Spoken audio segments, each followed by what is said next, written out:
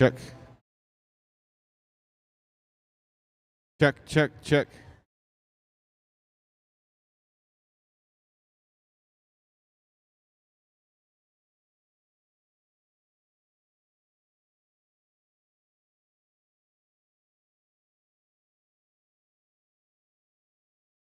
Scott, check 1 point. Scott.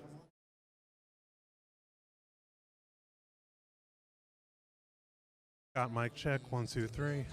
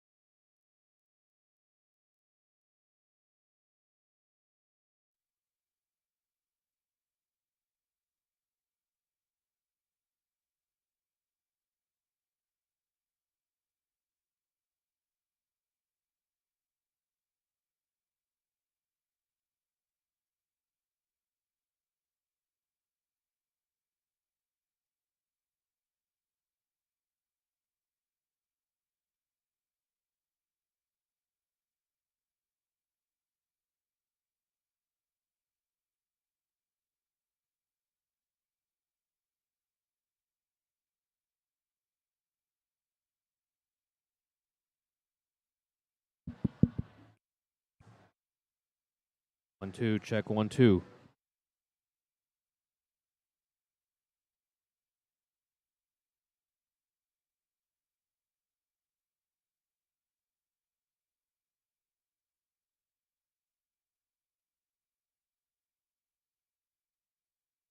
Check 1 2, check 1 2, check 1 2.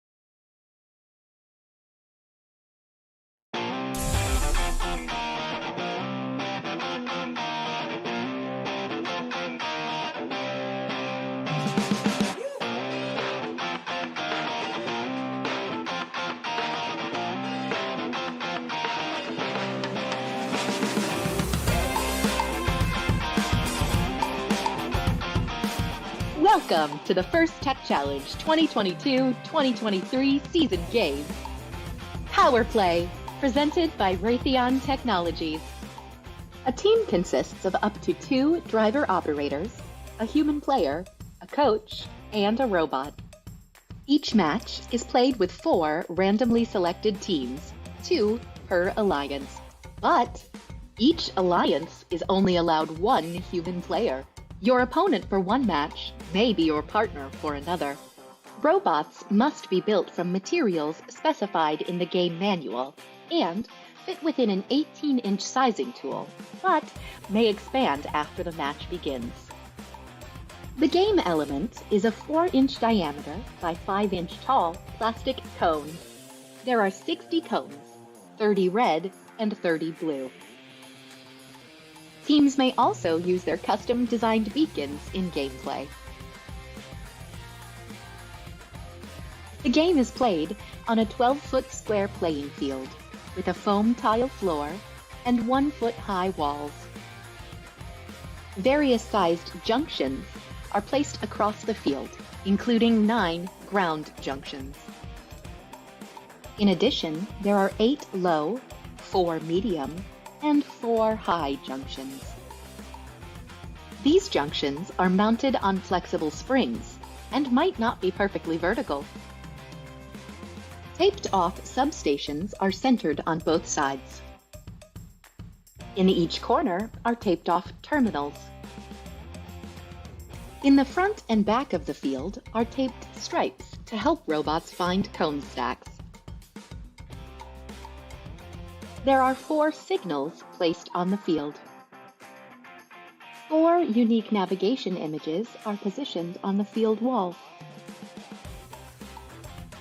And outside of the field are the red and blue alliance stations.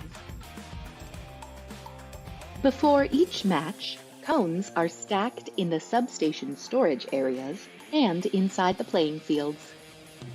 Custom beacons are also placed in the substation storage areas. Teams place their robots on the field, touching the wall between the substations and terminals. Each team may preload 1 cone into their robot.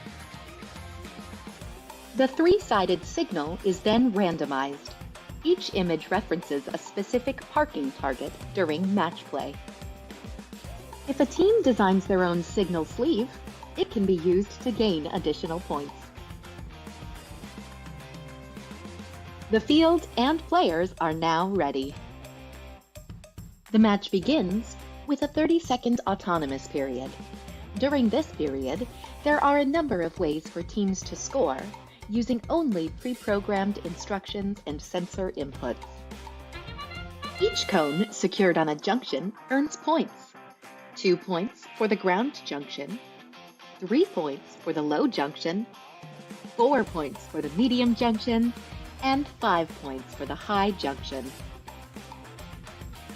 A robot parked in their Alliance substation or terminal earns 2 points. If a robot's sensors correctly read the randomized signal, it can park in the corresponding signal zone to earn 10 points. However, parking in the proper signal zone shown by a custom signal sleeve will earn 20 points. Following the autonomous period is the 2-minute driver-controlled period. During this period, human players may introduce new cones into the substations. Each cone that is placed in its matching color terminal earns 1 point. Securing cones in junctions earns the same points as during the autonomous period. 2 points for the ground junction, 3 points for the low, 4 points for medium, and 5 points for the high junction. The last 30 seconds of the driver-controlled period is the end game. Robots may continue scoring cones, but there are also ways to earn bonus points. Alliances earn points for owning a junction. This can be accomplished in 2 ways. An alliance owns the junction if their colored cone is scored on top. This earns an additional 3 points. The junction can also be owned by capping it with a beacon. This earns 10 additional points and prevents the opposing alliance from recapturing that junction. An alliance earns 20 points by completing a circuit. This is done by owning a continuous path of junctions from one terminal to the other. And if a robot is parked in either of their alliance terminals, it earns 2 points. All cones scored during the autonomous period count again if they remain in place at the end of the match. There are many ways to score in Power Play, but there are also rules that, if not followed, will deduct points from your alliance. For example, robots may not descore opposing alliance cones or beacons. A robot may not block or interfere with an opposing alliance attempting to score. A robot must be completely outside of a substation in order to score a cone or a beacon. Robots may control or possess only 1 cone and 1 beacon at a time. Scoring elements may not be launched, and robots may not deliberately remove game elements from the playing field. This has been a brief summary of this season's game, Power Play, presented by Raytheon Technologies. For complete rules, please read both game manuals and check the Q&A forum. And always remember the most important rule in First Tech Challenge: gracious professionalism. Good luck, teams, and have a great season!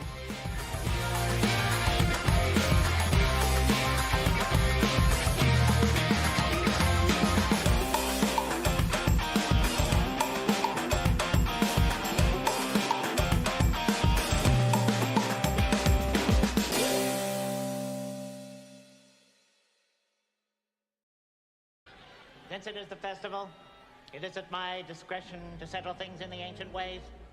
Therefore, Bellar, you will narfle the gaita! Good morning, Coneheads! Welcome to all the Florida FTC teams here today. This season's game, as you know at this point, I hope you know, it's called Power Play, right? So I'm not going to go through all of the standard script because I think you probably have heard it at least 5 or 6 times at your events. But I do want to start with a very important rule change that happened. Can everybody raise their hand if you looked at the forum? The important rule change. You guys know about the rule? Oh, look, all the referees did. That's good. So I don't know if you've noticed on the field the different cones that are on the field. So there was a mistake originally made, apparently, that the I forgot what they're called, but this signal cones, your signal sleeve, the cones were supposed to be much bigger. So sorry, programmers. I got first, I realize you're not going to be able to make a sleeve this quick. So first has agreed that we can use different colored cones. You'll have to do some quick programming to look for a color to know where you need to park in autonomous. Okay? You guys okay with that? I did my best. I apologize.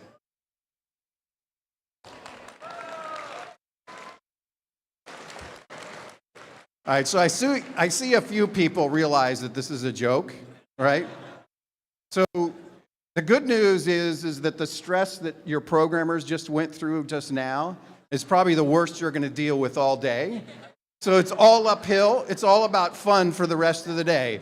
Can I see the programmers that freaked out? Raise your hands. Yeah, that's what I thought. All right, so I thought I would make today's opening ceremony all about the numbers.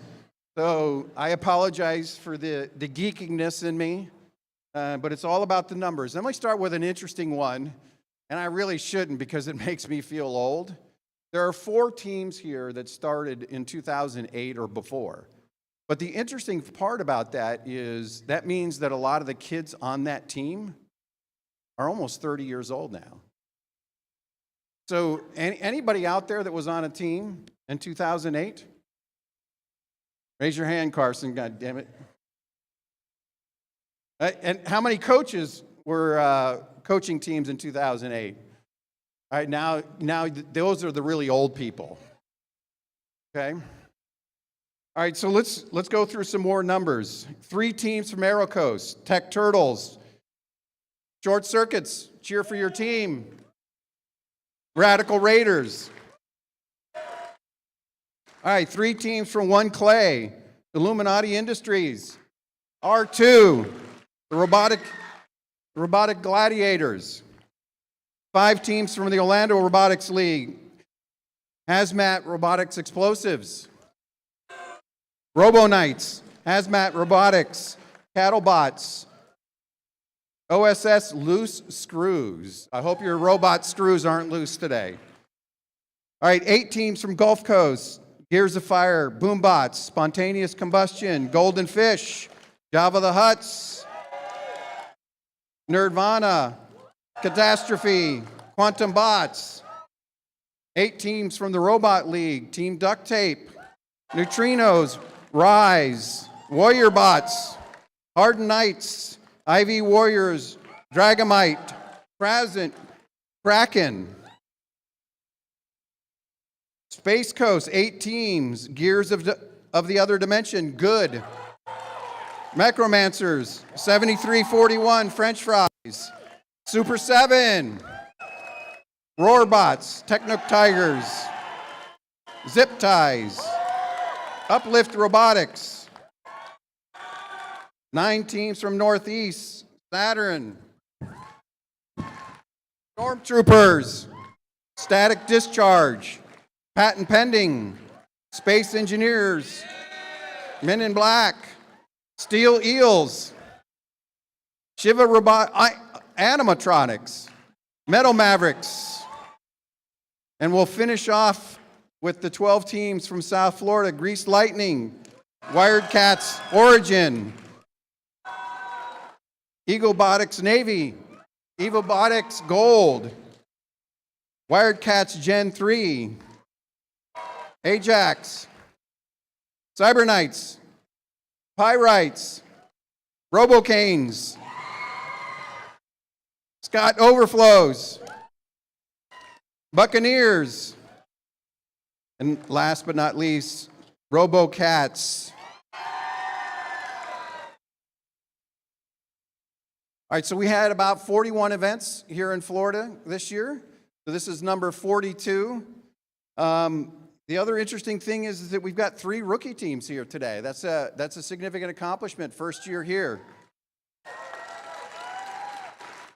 You know, 41 events, if I had time, I probably could have figured out how many matches we ran, but I estimated, my guess is it's probably somewhere between 800 and 950 matches run across all the events here in Florida this year.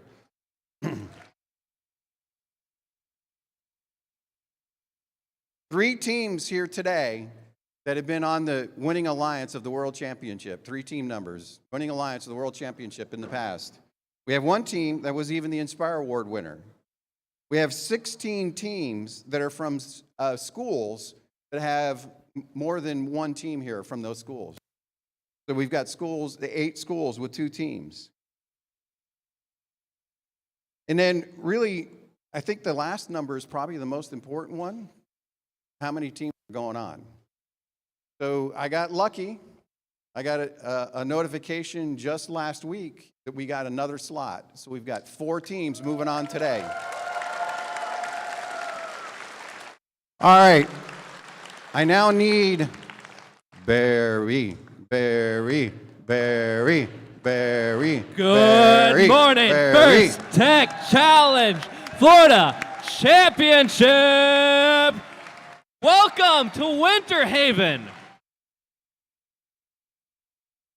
All right, Hans is talking about the people that have been coaching for a long time. I started as a college coach on an FTC team. And I was coaching team FTC 8, just 8.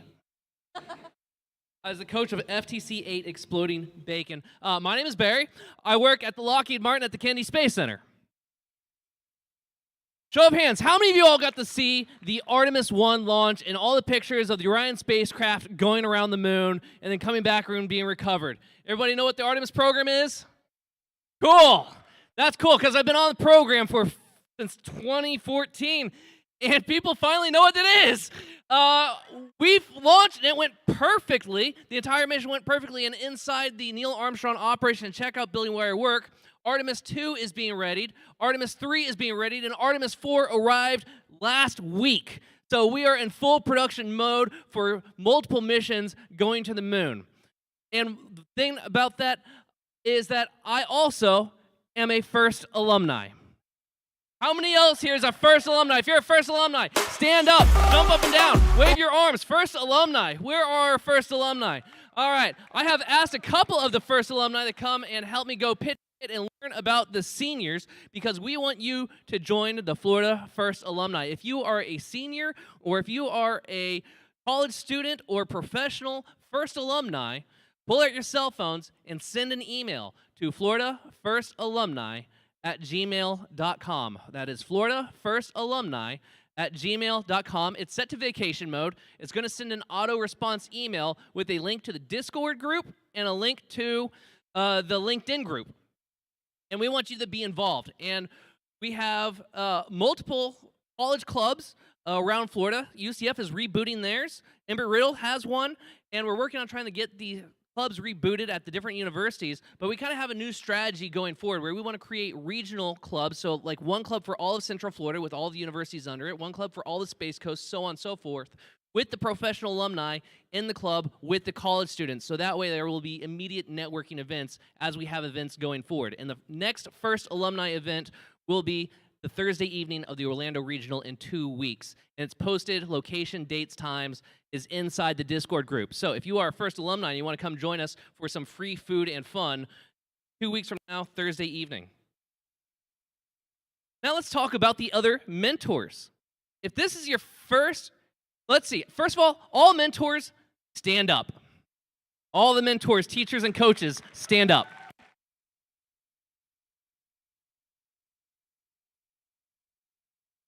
Awesome. Okay, Simon didn't say sit down. If this is your first year coaching, have a seat. If this is your first year coaching, have a seat. If this is your second year coaching, have a seat. Third year. Fourth year. Everyone give a round of applause for everyone 5 years or more coaching. And by the way, I'm not just talking about First Tech Challenge. I also mean First Robotics Competition, First Lego League. If you forgot to count that and you sat down, feel free to stand back up. All right, let's go less than 7 years. Have a seat. 8, 9, 10-year coaches. 10-year coaches. 11. Oh, we got some. 12. How far, Whew. We got anyone standing left? Still got one standing. Still got Poe Dickerson up there. 12. Here we go. Got some. Okay, 13. 14. Any left? Dan Kenzer. Dan, how many? 17 years. Any others? What else? How many, Terry? 18 years for Terry Willingham. How many? How many? Terry. All right. Thank you, Terry Willingham. Thank you, Dan Kenzer. Thank you, Poe Dickerson. There's more? Oh, how many? 15 years coaching. You all are the backbone of FIRST, whether it be any of the programs, FIRST LEGO League, FIRST Tech Challenge, FIRST Robotics Competition, and FIRST LEGO League, I believe it's called Discover now. You all, the teachers, coaches, mentors, backbone of FIRST, none of us would be here without you. Round of applause one more time for all of the coaches.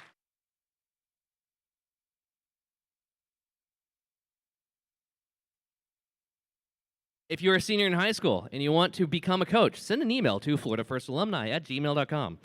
Now to talk about the volunteers. But before we do, we have a guest speaker. Raytheon is the presenting sponsor of the FIRST Tech Challenge in this year's game, Power Play. So we have a representative from Raytheon, Susan, to come speak. Good Susanna. morning, everybody. You probably have already met me. I have been quite loud. My daughter will tell you in my outfit, but most of you have heard me in the pit. So on behalf of Raytheon, I want to welcome everybody. We have Collins is one of our business partners within Raytheon now, and then Raytheon Missiles and Defense and Raytheon Information Systems. So we have been a sponsor for FIRST for many, many years. We have many volunteers that have come through as mentors, as well as volunteers for their leagues and their regional and their state and the world competitions. So we want to welcome everybody on behalf of Raytheon. We are excited that you are here. We are excited for the future of it. I have been doing this since 2006. And I am very happy to be here supporting you. We actually have hired some of the people that are now my coworkers, which were team members when they started, so I feel somewhat old sometimes at work. Some people start work and call me Mrs. Lewalski, and I think, who calls me Mrs. Lewalski? Robotics, or my kids' friends. But anyways, we would like to welcome you on behalf of Raytheon. Have fun. This is an awesome group. Well, fantastic. If you don't do well today, in your opinion, you've already done great to be here at States. This is one of the hardest places to play. Congratulations to everybody. Check. Thank you, Susanna. Everyone, round of applause for Raytheon and Susanna helping us with Q lead today. All right. The other group of people we want to thank are all of the volunteers. Thank you, volunteers. I'll tell you all what, if you all do a great job today, next year we will double your salary.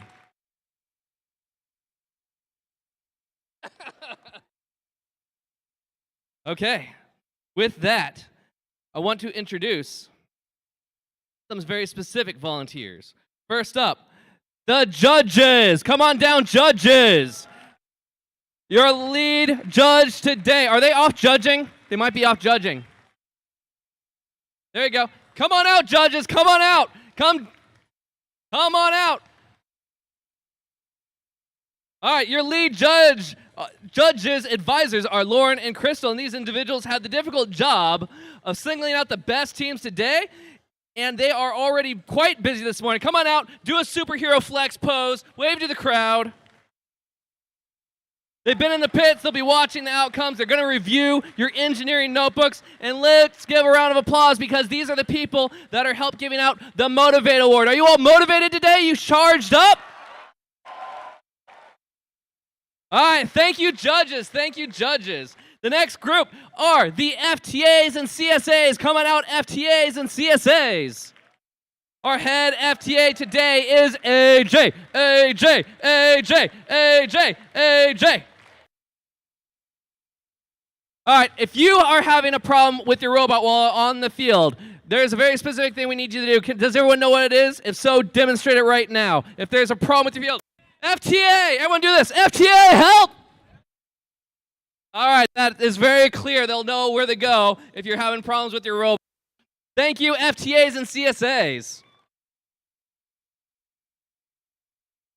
All right, the last group is the group that will make sure everyone's playing by the rules, the referees.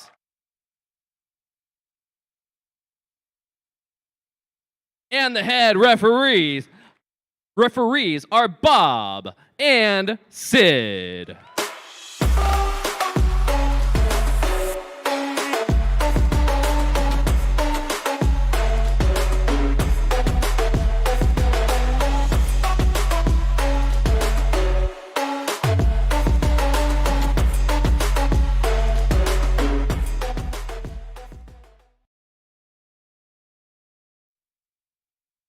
And we do have a representative from First Headquarters today, Elizabeth. Is Elizabeth over there in the judges with you all? Is that a no? She off judging? Okay, Elizabeth. But we have somebody from First Headquarters today as a judge. Her name is Elizabeth. Everyone's yell, thank you, Elizabeth, for being here.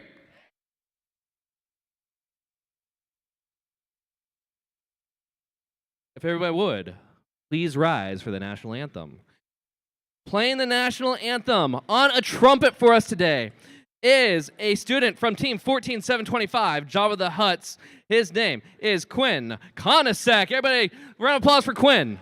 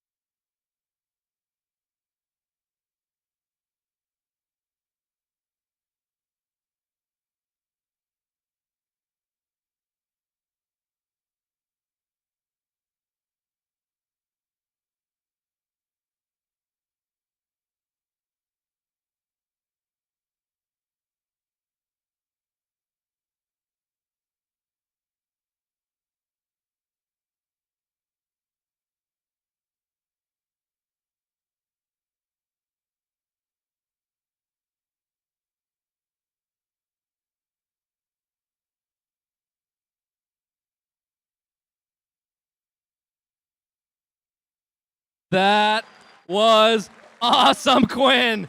Thank you so much for being here. That's awesome. All right, before we get started, let's talk a little bit about our divisions. We have the Lawrence division. Is that right? Okay, I'm facing the right way. And the Scott division. Our divisions are named after two astronauts that call Florida home, Wendy Lawrence and Winston Scott. We'll have division finalists at the end of the day, and they'll meet to play for the championship of Florida. We will be webcasting today on the RoboVision On Demand YouTube channel. So if you go to YouTube, go to RoboVision OD, and we have a webcast for each division. I'll be serving as the Master of Ceremonies, and there'll be two other voices you'll be hearing today. Over on the Scott division, I believe, we have a boss. Oh, is that Lawrence? Get it backwards. And we also have Andrew Rudy Rudolph. Okay, with that, let's power up. Let's get going. Start your robots.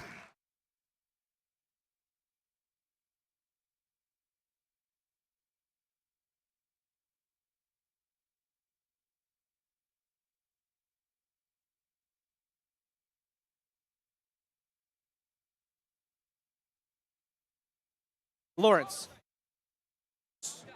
This is Lawrence, that's Scott. Okay. I have.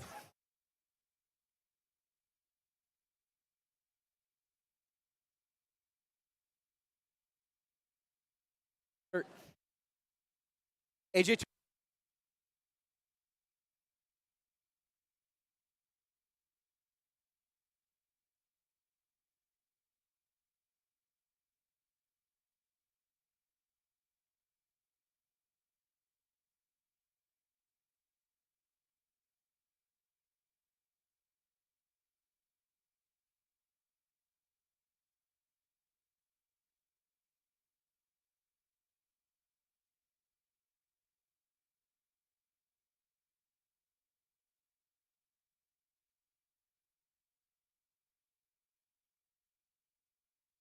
Introducing the teams on Lawrence match number 1. On the Red Alliance, we have team 17156 from St. Andrew School in Boca Raton, Scots Overflow. And from Longwood, Florida, at Lyman High School, team 4228, Gears of Other Dimensions. On the Blue Alliance, from Sanford, Florida, a community school sponsored by ASCE in Sim Central, Florida, team 16290, the Zip Ties. And from St. Petersburg, from Dixie Holland School, team 15006, Nerdvana.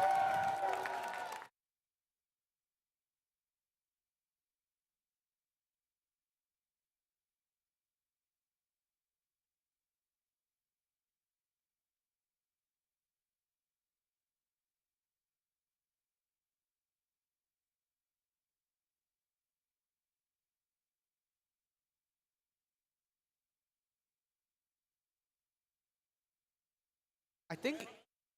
Am I doing the 3? I'm doing it? I thought Barry was doing it. Yeah. Okay. Okay, I can do it. All right.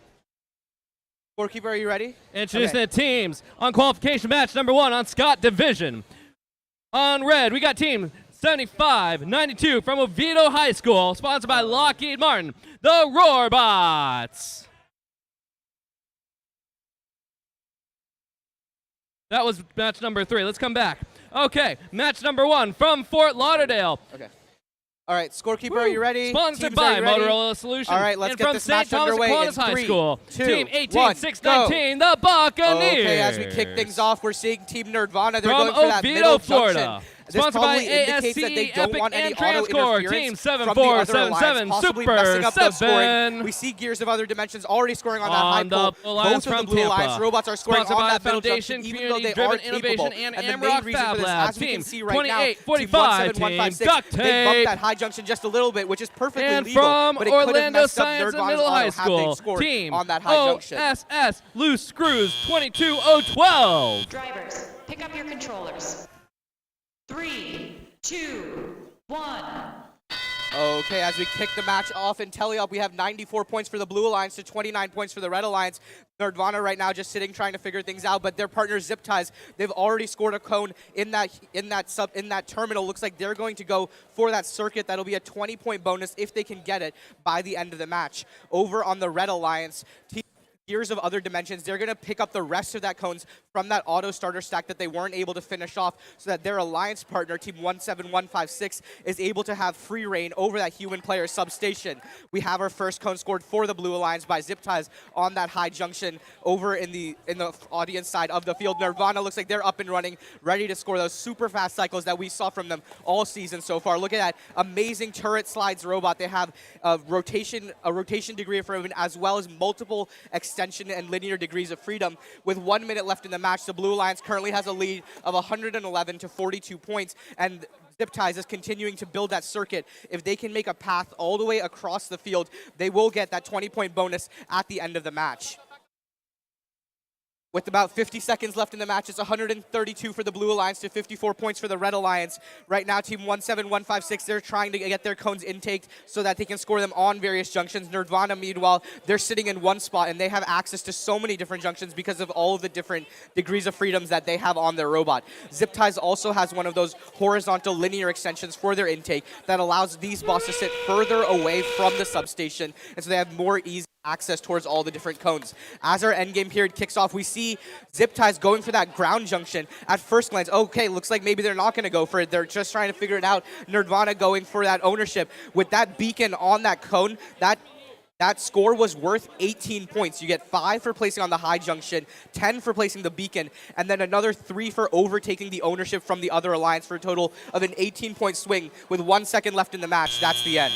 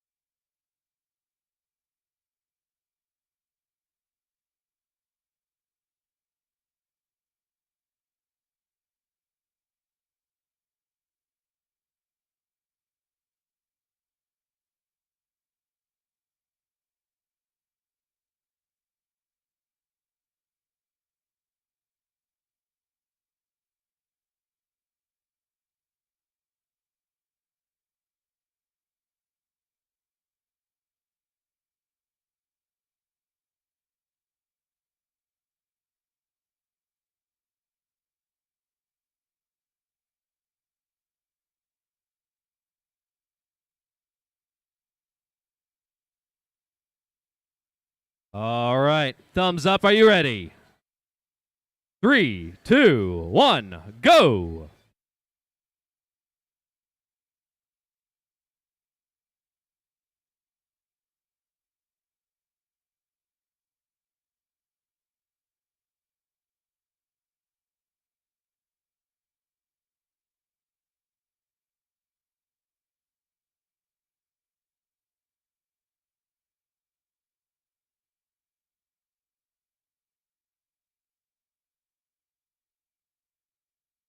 Introducing the team for qualification match number 2.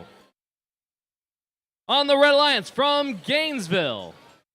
Sponsored by the DoD STEM Grant and J.C. Pratt & Whitney. Team 18317, the Steel Eels.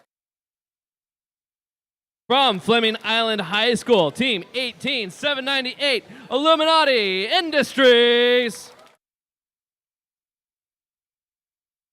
From Valrico, Florida, a neighborhood group, Team 6433, the Neutrinos.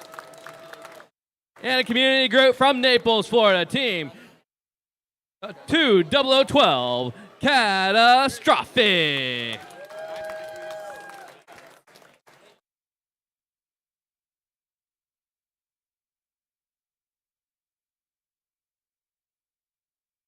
Ready? Ready? Okay. Okay. Yeah. Thumbs up, are we ready? T minus 3, 2, 1, go. Okay, as we kick things off on this match, we see Catastrophe. They're going over that center line. Now they're going for that low junction. Steel Eels, they decide to go for that mid junction. And over here, Team 8798, they're going for that high junction. Okay, looks like they're just doing a spinning for a little bit. But maybe they're trying to figure things out. And over on the front side of the Red Alliance, we see Team Steel Eels. They've already collected 3 different cones. They're trying to place them. Looks like they're just a little bit off. Hopefully they can get that fixed for this match or the future matches. Catastrophe, in the meantime, they've parked. And with 1 second left, that's the end of auto. Drivers, pick up your controllers. 3, 2, 1. Okay, as we kick off our teleop period, it's anybody's match right now, 66-33 in favor of the Blue Alliance. But remember, this match, there are so many points to be had in the endgame period that you really can't tell who's going to win until the end of the match. That circuit is a 20-point bonus for whichever team gets it. And remember, in this game, both alliances can score that circuit for a bonus of 20 points, although it is quite rare. We see Team Steel Eels 18317 going for that low junction. They have a really fast active intake that spins to collect the cones instead of a typical claw, and then they just use a claw for the deposit, making it really, really quick to deposit. Over on the Blue Alliance, we see Team Catastrophe. They have a turreting mechanism, another rotational degree of freedom, so they just have more versatility around the field. And looks like they actually have 2 collection mechanisms, 2 collection and deposit mechanisms. As we wait for the scores for that qualification match, we'll go ahead and introduce the next and then team. another for the low junction. On the Red Alliance from Tampa, from King Senior High School, Team 12600, the Hadron Knights. 69, really anybody's game. Catastrophe going, maybe they're trying to make that From circuit or Pompano just placing Beach, on Florida. the ground junction. We'll see From what they Coral go for. Okay, Springs they Charter place in that School, terminal. Team That's going to be 13, worth 1 point right now. But if the they do get Cyber that circuit, Knights. that will be a 20-point bonus. Team 8798 looking to place on that high junction. That'll be the first. Oh, they just miss it. All right. But with 36 seconds Let's try left in that the match, again. hopefully they can From get another Fort one in. Lauderdale, Florida, So sponsored far, by Steel Eagles Motorola has been killing Solutions it. and They've St. scored on at Thomas least Aquinas 5 or High 6 School, of Team 5 or 6 junctions around the 14433, field. the And as the endgame period Pirates. begins, we'll see teams start to place those beacons on top or next to their cones and score them. Team All right, this one's from Pompano Beach, deciding the whether they want to Cyber collect that Knights beacon on the right Blue now, or just go Alliance. drive around the field. The Blue Catastrophe, Alliance they're gonna partners wait are a little from bit longer, Jacksonville, 14 seconds Florida. left in the match. Team It's 70-95. The Blue Alliance is going to need a huge the bonus right now Storm in order to come back and win this Troopers. match. With 7 seconds left, Sponsored it's by 73-95. Bay Meadows Moving and The Steel Storage in Eels looking San to place their Jose beacon. If they can Preparatory get this, that's School. 14 points, and they do. With 1 second, that's the end of the match.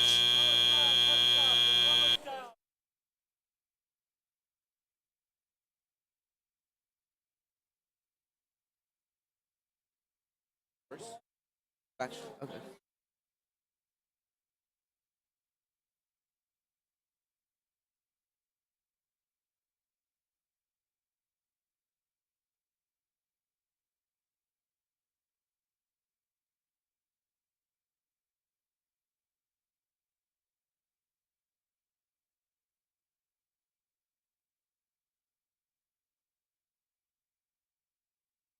Introducing the teams for qualification match number 3. From Lakeland, Florida, Lake Christian School, Team 7719, Team Rise. From Jacksonville, Florida, sponsored by Renaissance Jacks and All Done Appliances LLC. From Mandarin High School, did I get it right? Mandarin High School? Mandarin High School. Woo! Team 9944, Team Saturn. On the Blue Alliance from Niceville, Florida.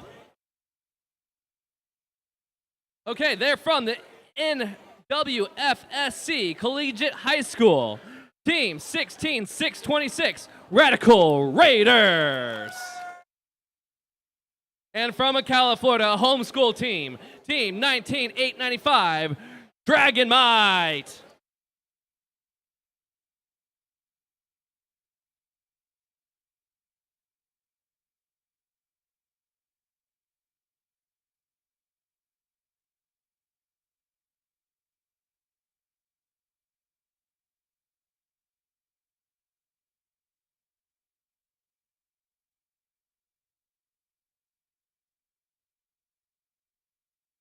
Team, thumbs up, are you ready?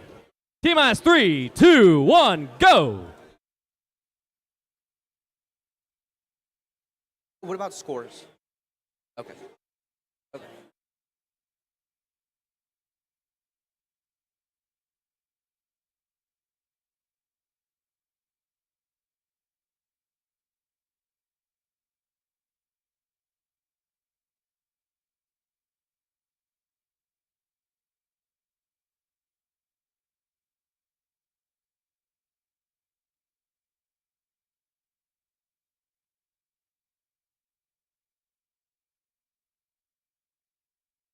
Thumbs up, are we ready? T-minus 3, 2, 1, go! All right, we see a lot of motion out of the Red Alliance. Rise already scoring a cone with only 4 seconds into the autonomous period. Looks like Radical Raiders, maybe they had some delay built into their autonomous so they don't interfere with other robots. We'll just have to see how that turns out for them later into the match. They try to score that blue cone onto the high junction. They don't get it yet, but looks like Team Rise 7719 is really killing it over there. About to, oh, they just missed it, but they've already placed 2 cones on the high junction. That'll be worth 23 points total. Remember, 5 now for each cone, 5 in the teleop period, and 3 for ownership. Drivers, pick up your controllers. 3, 2, 1.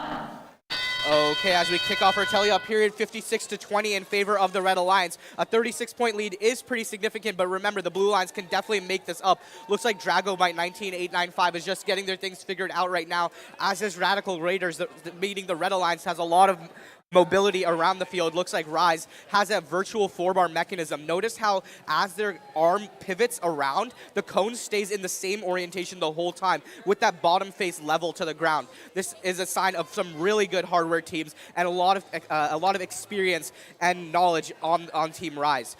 Team 9944 Saturn is able to score another cone on that high junction. This puts this 81 points in favor of the Red Alliance with about a minute 15 left in the match. We'll see if the Blue Alliance can get it together. Radical Raiders, they've gotten their robot back up and running. They place a cone on that high junction worth 8 points because this does claim the ownership. And with a minute left in the match, it's 93-36 in favor of the Blue Alliance, in favor of the Red Alliance, sorry. Rise has cleared out that autonomous starter stack, but there is another autonomous starter stack over on the other side of the field. We'll see if Rise works their way towards it or if they just stick towards that human player substation that they're so comfortable with. Looks like so far they're just going to stick with that, but they may change their strategy as the match goes. This team is just so versatile and adapts to anything. Radical Raiders making their way over to that Blue Alliance human player substation. Meanwhile, Team Saturn 9944 placing another cone on that mid. No, looks like they're going to go for that high junction. They get it.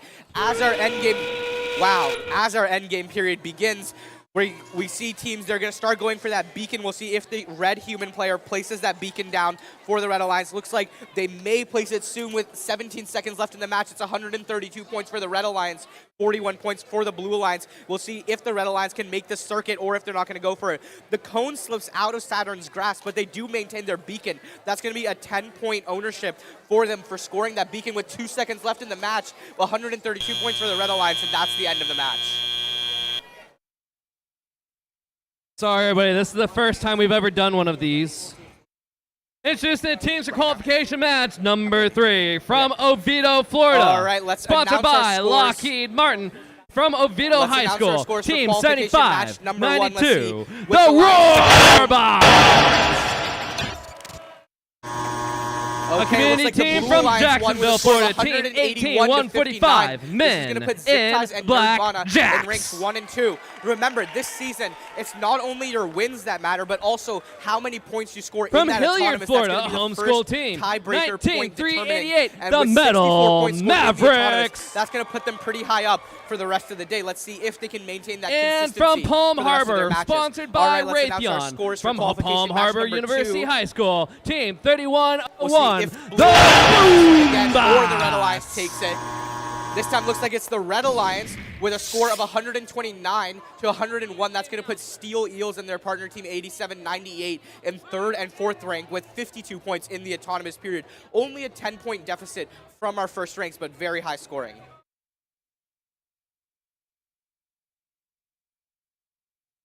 Thumbs up, are you ready?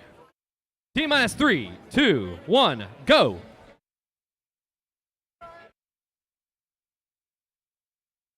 Okay, let's introduce our teams for qualification match number 4 over on the Red Alliance. I'm here. Okay. Save your voice. Gotta save our game announcers' voices because they're going back and forth. Qualification match number 4 from Lecanto, Florida. Sponsored by Seven Rivers Presbyterian Church and Seven Rivers Christian School. Team 9175, the Warrior Bots. From Pompano Beach, Florida. Sponsored by Coral Springs Charter School. Team 10830, Ajax. On the Blue Alliance.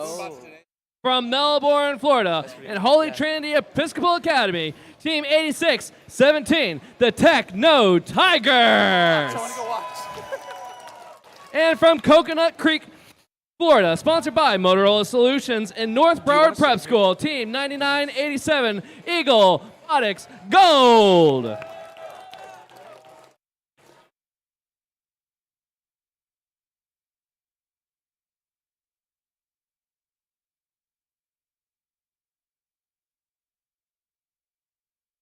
Thumbs up, are we ready? Thumbs up, are we ready? T minus 3, 2, 1, go! All right, as we get started, we see motion from 3 out of 4 robots on the field. That's about what we would expect from the Florida State Championship. A lot of very high-ranked, high-capability teams. Team 10830, that's Ajax. They're going for that autonomous starter stack. Careful to not tip it over, but still picking up cones off of it and scoring. They get 1 cone on the low junction. Let's see if they go for more. The robot's slightly off-center, but let's see if they can fix it. Meanwhile, on the Blue Alliance, Techno Tigers able to get their preload on that high junction. That's going to be 13 points overall, which is going to really help their scores. Drivers, controllers. 3, 2. Okay, as we get our match started, we didn't see too much motion from Team 9987, that's Eagle Robotics Gold in the autonomous period, but they're really ready to kick things off in our teleop. The Blue Alliance just blazingly fast so far. Team 8617, Techno Tigers doing cone after cone, Eagle Robotics Gold working well with them. Meanwhile, Ajax over here, they're trying to intake off that autonomous cone starter stack, but they decide they're actually going to go for that human player substation. Their alliance partner, Team 9175 Warrior Bots, figuring things out. Looks like they're up and running. Let's make some noise for them. Over on the Blue Alliance with about 1:30 left. It's 58-59, such a close match for each alliance. We see Techno Tigers, they have a very different intake than we've seen from most teams, whereas most teams use a sort of claw mechanism to grab around the cone. Techno Tigers actually has 2 rollers that spin in opposite directions and use rubber bands for grip and compliance to just pick those cones right up. This is a strategy we've seen from many teams this season and in other past games that's been super successful. So Techno Tigers has really done their research and knows what works. Meanwhile, with 56 seconds left in the match, we see the Blue Alliance going for those ground junctions. Just in At team's first qualification glance, match you might be number wondering why 4 score on the ground from junction during a match when Oviedo, the high Florida. junction is worth 5 points. But the Sponsored truth by is, the Seminole ground County junction is Public worth Schools 2 and the points, University but of you get Central that Florida. 3-point ownership bonus It's team on those junction, and speaking of 516, already getting one cone on. Let's see if he can get it down. Yes, they do. That junction aligner working with and against them. Sometimes we'll see how they manage it throughout the rest of the day. Meanwhile, Techno Tigers just putting cone after cone, using that active intake. We've seen a couple of those designs around today, but this is one of the more unique ones with the roller spinning in the other direction than most do typically.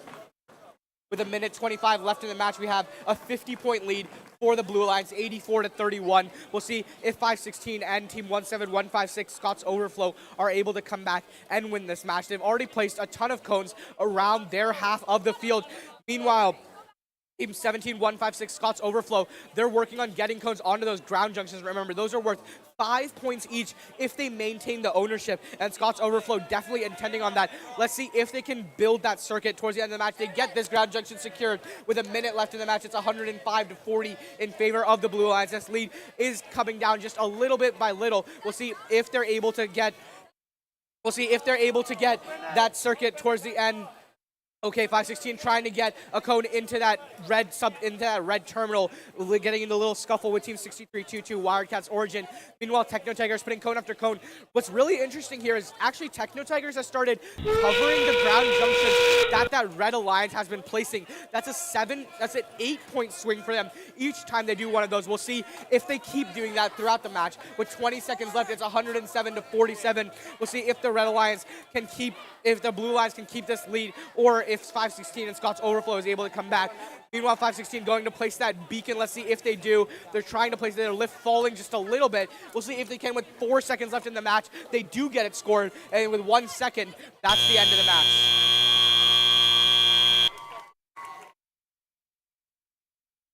For you. I'll just sit him over here next.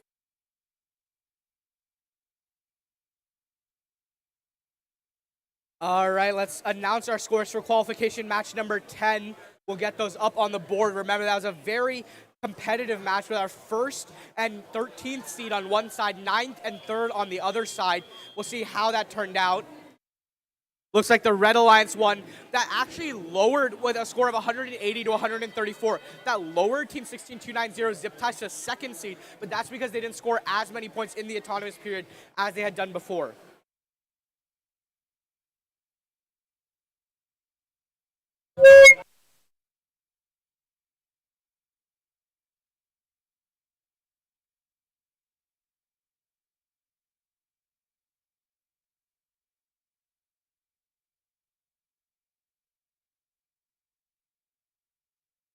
Introducing the teams in the next round. On the Red Alliance, we got 18-385 Shiva Automatrons. Automatrons? Automatrons. Roll out. Their alliance partner, Team 31-23 Spontaneous Combustion. On the Blue Alliance team, 20-22 the Robocats. And Team 18-317 the Steel Eels.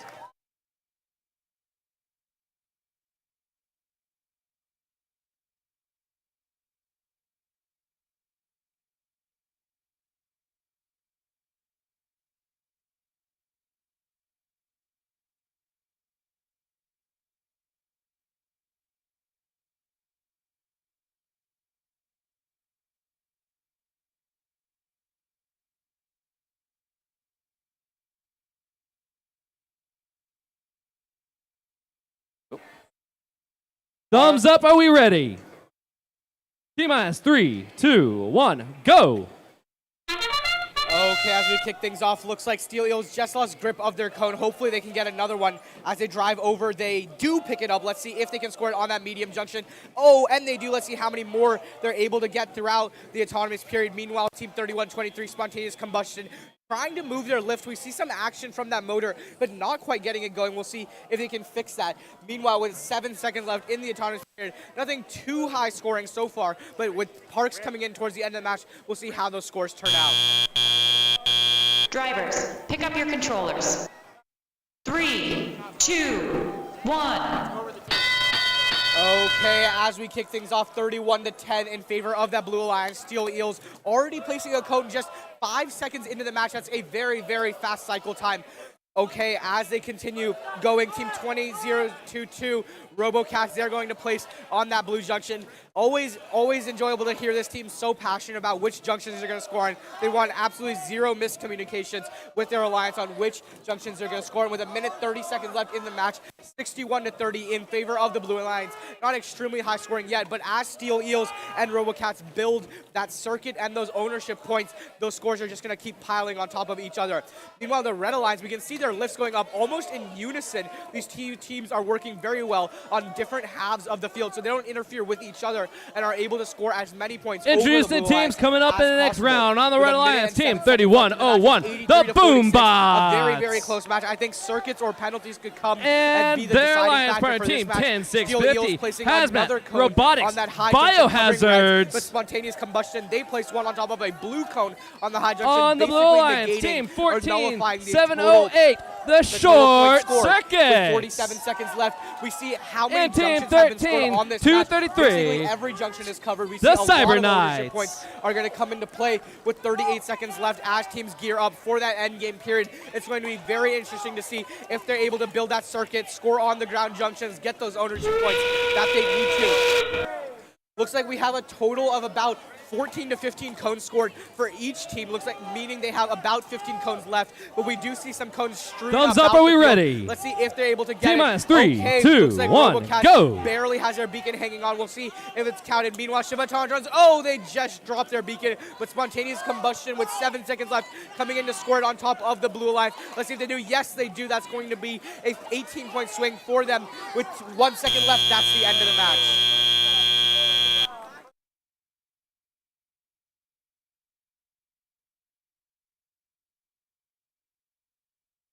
All right, let's announce our scores for qualification match number 11.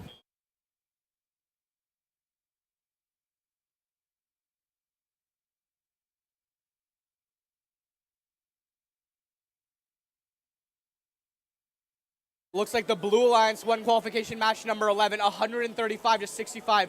Again, we see even though the teams won the match, the ranking actually, one's decreased, another one's increased, and that's because they scored less or more points than they do on average in that autonomous period.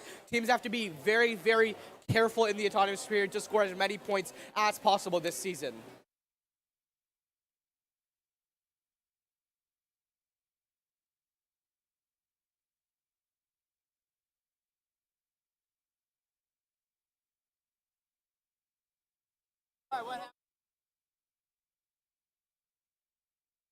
Okay, let's meet our teams for qualification match number 13.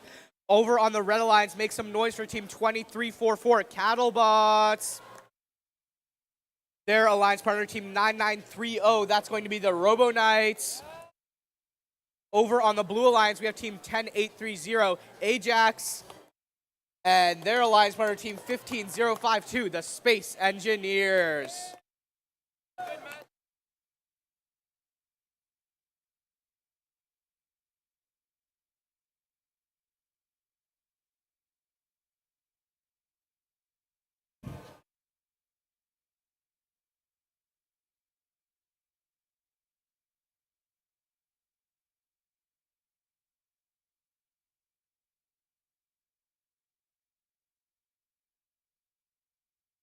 All right, let's announce our scores for qualification match number 12. We'll get those up on the board very shortly.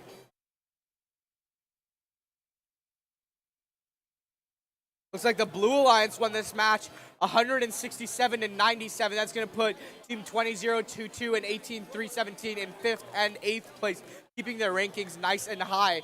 Remember, at the end of the qualification matches, we're going to have our alliance selection period and playoffs. All right, quick, did we introduce already? We've already introduced. Thumbs up, are we ready? T-minus 3, 2, 1, go. Okay, as we get things kicked off, we see Ajax going for that quick low junction score. That's going to be worth 3 points right now, 3 points later, and another 3 points for ownership, so a total of 9. Meanwhile, team 9930, that's the Robo Knights. They're going for that high junction. That's 13 points, as we've talked about, as does their alliance partner, the Cattlebots. That's going to be a very high-scoring autonomous period. We'll see if these teams are done or if they're going to try to get some more cones squeezed in before they go for that park.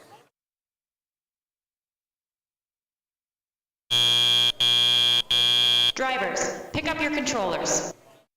3, Introducing the teams 2, coming up in the next match on the Red Alliance. We've Alright, got as the we pick up our Metal tally up here, this is one of the Mavericks. closer matches we've seen coming out of Autonomous than we have had Their recently. alliance partner, 66 the for the Red Tech Alliance to 44 for the Turtles. Blue Alliance. See if I can- A there we go. 22-point deficit is hard to do very, without a very headset. razor thin in a On the game Blue like this Alliance, year's Power the Play, where that Ivy circuit is going to be a 20-point Warriors. bonus at the end of the match. Team And 15-052 the Space Macro Engineers, they're going to get those Mancers. cones. They have a very, very interesting lift system. Looks like they're using a threaded rod probably inside of the channel, and then they're able to use a motor at the top of their lift to raise and lower it. A very, very fast and accurate system, I'm sure, as those lead screws tend to be. With a minute and 15 seconds left in the match, the Red Alliance has increased their lead by about 40 points, 111 to 67. We see the Red Alliance team 993 or Robo Knights placing on that high junction. Meanwhile, their alliance partner Cattlebots going all around the field. Some miscommunication from the Red Alliance, but they're able to figure it out. These teams have practiced a ton. With just under a minute left in the match, Ajax is now going to start going for those ground junctions. Very interesting ownership strategy from them. We've seen teams already cover ground junctions today with only 13 qualification matches in, so I cannot wait to see what strategy we see during the Alliance and during the elimination matches. Space Engineers trying to get that cone on that high junction, getting a little wrapped around their wires, but hopefully they are able to figure it out. Meanwhile, Ajax going for that. Oh, looks like Team 2344, the Cattlebots knocks over that autonomous starter stack. And as the endgame period begins, even though the Blue Alliance has that circuit, the Red Alliance is still winning this match 145 to 114. This is going to be extremely, extremely close. Let's see if that Red Alliance can secure their circuit or if the Blue Alliance secures their circuit. This is going to be an extremely close match. With 10 seconds left, it's 114 to 153. Oh, Space Engineers beacon just drops into their robot. We'll see what they do with 2 seconds left in the match. They're going to go for that part, and that's the end of the match.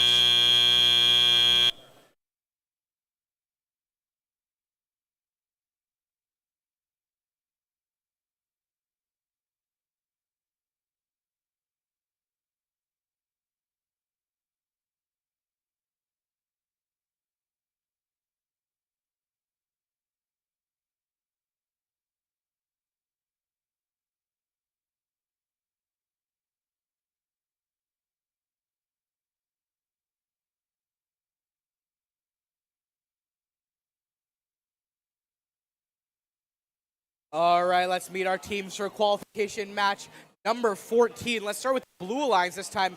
Right now, we have our third-ranked team, Team 11172. That's Static Discharge. Their alliance partner, Team 7341, ranked number 20 currently. That's Team French Fries.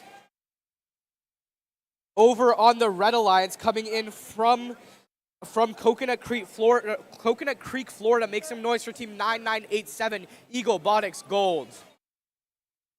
Their alliance partner, Team 9277 from Orlando, Florida, that's Hazmat Robotics Explosives. Okay, and before we randomize and start this match, let's get our scores for qualification match number 13. Get those up on the board right now. It is extremely close, so I cannot wait to see which alliance took this one home. Looks like the Red Alliance won with a score of 188 to 90. Looks like the Blue Alliance wasn't able to get that circuit off right at the end of the match. That lost them 20 points, but very, very well done by that Red Alliance team, 9930 and 2344, Cattlebots and Robo Knights.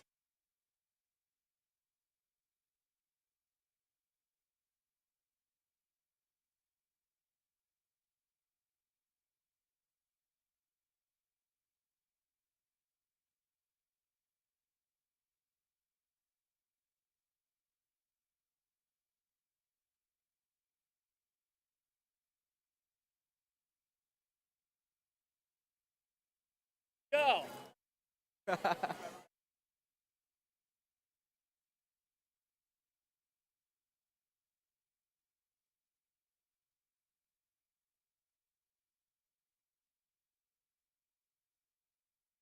Second round was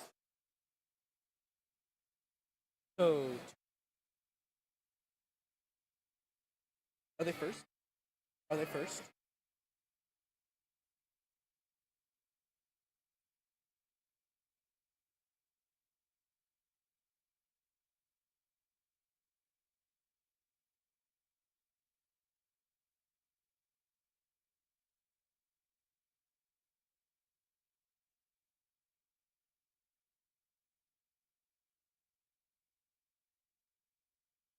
What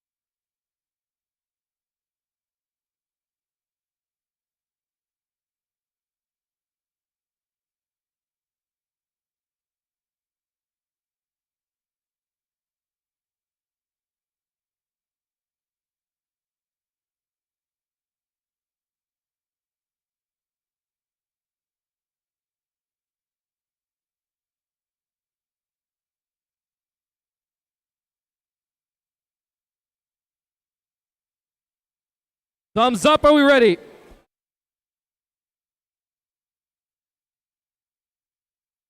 Thumbs up, are we ready? T-minus 3, 2, 1, go. Okay, we see Static Discharge with that very quick motion. That's why they're that rank 3 seed right now after playing 1 or 2 matches. They go for another cone. Let's see if they can get this one off. And they do. That's some cheers from the crowd for them. Meanwhile, on the Red Alliance, Hazmat Explosives, they go for another cone on that high junction. But just like their last match, they didn't place it. Maybe their programming team is just trying to figure things out right now. Let's see if they get that park. With 3 seconds left in the autonomous period, Static Discharge able to get 2 cones on that high junction and that park. Drivers, pick up your controllers. 3, 2, 1. Okay, as we start off our driver-controlled period, we have a 52-point lead for the Blue Alliance. Static Discharge and French Fries doing some really good work in that autonomous period to score a ton of points. Meanwhile, Eaglebotics Gold and Hazmat Robotics Explosives, they've already placed a couple cones on that high junction. Looks like Eaglebotics Gold going for that ground junction. We'll see which one they decide to place it on, traversing around the field. My prediction is they'll go for that one nearest that blue human player substation to make sure the teams have a little bit less maneuverability around that field. This is a really good strategy because they want to win the match, limit their opponent's scoring, and this is one of the best ways to do it. With a minute 22 left in the match, it's 105 to 48 in favor of that Blue Alliance. French Fries and Static Discharge just stacking up point after point. That's why these teams are so highly ranked. Meanwhile, over on the Red Alliance, Hazmat Robotics Explosives, they've already placed 4 or 5 cones on that high junction. Let's see how many more they can place during this match. And it seems like French Fries, they're polishing off that autonomous starter stack on their side of the field. I wonder what they'll do after. Introducing the teams in the next match. On the Red Alliance, we have team 66. 21, 4, 77, the Kraken! Let's see which one gets to it first. The refs say it's all good. Their Red Alliance partner, team 10, 5, 83, Robotic Gladiators. For that endgame period, we'll see if the Blue Alliance goes to build the Blue Alliance right team now, 7-4, 7-7 Super, but not 7. Quite there. They need to get at least one more cone over on and team 92-14 are squared. Half of the field, and then they need a cone in that terminal. Remember, the circuit goes from terminal to terminal. You need to connect and make a path, an unhindered path across the field. With 17 seconds left in the match, French Fries and Static Discharge going to place their beacons. Let's see if they can get it. Hazmat Robotics Explosive misses a cone right at the end, and looks like Static Discharge trying to place that cone with 6 seconds left, 161. We could see a new high score if they're able to get this circuit off. Static Discharge going to place it with 1 second left. That's the end of the match. Oh, and they just missed it.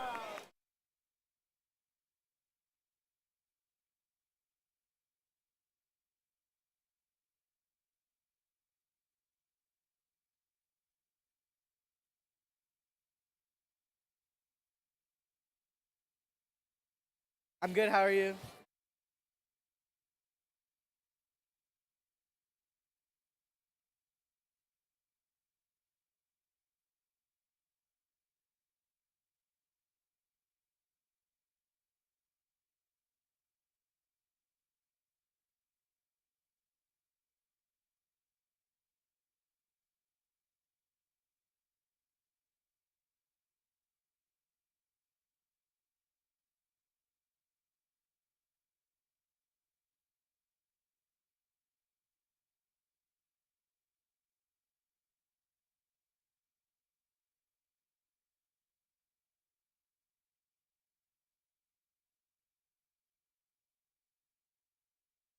Thumbs up, are we ready? T-minus 3, 2, 1, go.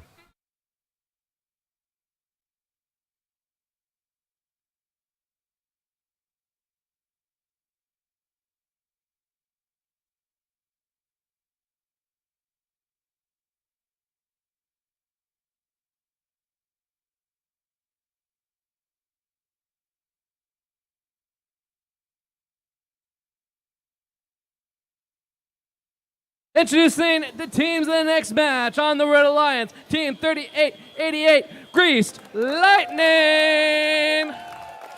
And Team 16290, the Zip Ties. On the Blue Alliance, Team 7719, Team Rise. And Team 8798, Illuminati Industries. Thumbs up, are we ready? We randomized already?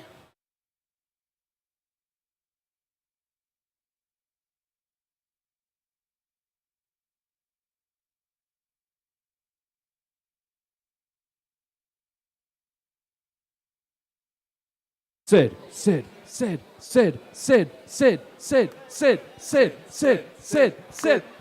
Thumbs up, are we ready? T-minus 3, 2, 1, go. All right, as we kick things off, we have Zip Ties and Rise going for that same junction. Looks like Rise is able to come out on top, but Zip Ties, oh, they just missed that grab. We'll see. Okay, Rise able to get another cone. Let's see. Oh, it just falls short of falling onto that junction. A battle at that center line for that autonomous high junction is something we're going to see throughout the day. I'm glad we're seeing it now, getting it out of the way. Teams can figure out how to deal with it. Looks like we're not seeing too much motion from Zip Ties or Illuminati Industries, but I'm sure as soon as the end game telegraph starts, they will be zipping around. Drivers, pick up your controllers. 3, 2, 1. Okay, as we kick off our driver-controlled period, we have 43 points for the Blue Alliance, just 62 points for the Red Alliance. A very, very close match. We'll see what Rise has to say about it. I'm honestly not really sure whether to call it the Blue Alliance or the Green Alliance. Illuminati Industries and Rise have really coordinated their color schemes so well this season. Very nice to see these two robots just zipping around the field. Zip Ties currently has a cone stuck in their robot. Let's see if they're able to get it out. I'm sure a team as experienced as this will know what to do, and we'll see if they can get it out. Meanwhile, their partner Greased Lightning, they're not giving up. They're doing cone after cone on those junctions, and they're doing so well. Oh, they just missed that placement. But with a minute 23 left, it's actually tied. That just shows you how competitive this match is with teams like Illuminati Industries and Rise on one alliance and Greased Lightning and Zip Ties on the other alliance. Remember, currently Zip Ties is our number 2 seed. We'll see if they win this match, they can maintain a high ranking. If not, we'll have to see what they fall to. But the Blue Alliance is not going to give up easily. Right now, the Red Alliance still does have an advantage, even though it's only Greased Lightning scoring points. Really shows you how well practice this team is able to score cones on any junction around the field. Looks like they're trying to build that circuit. We'll see if they're able to get it. And Zip Ties having some motion. Oh, they just knock over that starter stack. That cone sitting just perfectly inside their robot. I'm sure they're not happy about that, but a team of engineers as experienced as them will be able to figure something out. As we're almost approaching our endgame period, the match is still so close. 87 to 88, 94 to 98. The Blue Alliance finally taking that lead, but with 30 seconds left, it is anybody's game. We'll see. Zip Ties, they can still collect a beacon, even though they have a cone in their robot. We'll see if they're able to get that beacon, or if they're just gonna have to sit there on the field. Meanwhile, their alliance partner Greased Lightning trying to collect that beacon. They knocked over their beacon, but the Blue Alliance, Illuminati Industries not moving right now. It looks like they got the junction stuck in between those arms. They have to be really careful about that when building their robot. With 4 seconds left in the match, it's 109 to 86, and that's going to be the end of the match.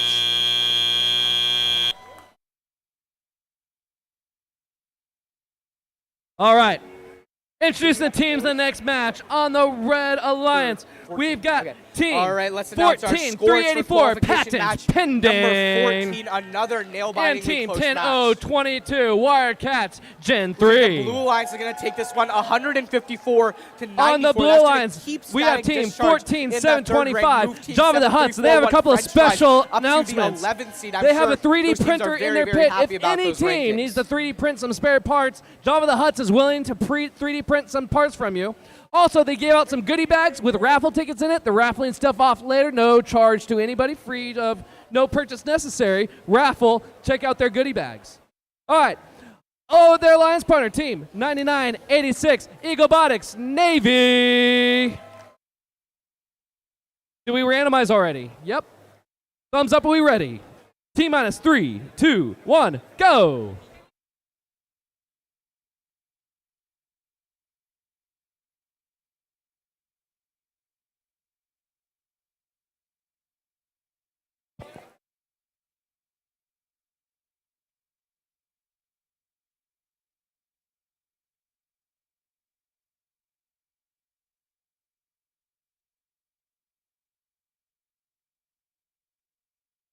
Introducing teams in the next match. We got team 6433, the Neutrinos. Their alliance partner 9175, the Warrior Bots. On the blue alliance 16626, Radical Raiders. And team 17156, Scott's Overflow.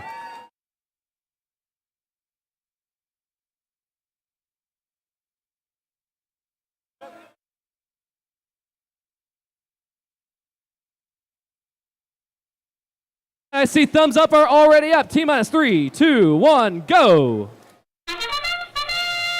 Okay, we see some motion from Scott's Overflow, but looks like Neutrinos, oh, they just missed that junction. They were trying to be that first team to score in the autonomous period, and now Team Radical Raiders going for that high junction. Let's see, oh, they just are short of it. Meanwhile, Neutrinos trying to pick up another one, but they're still off. We'll see if any of these robots are able to score in the autonomous period.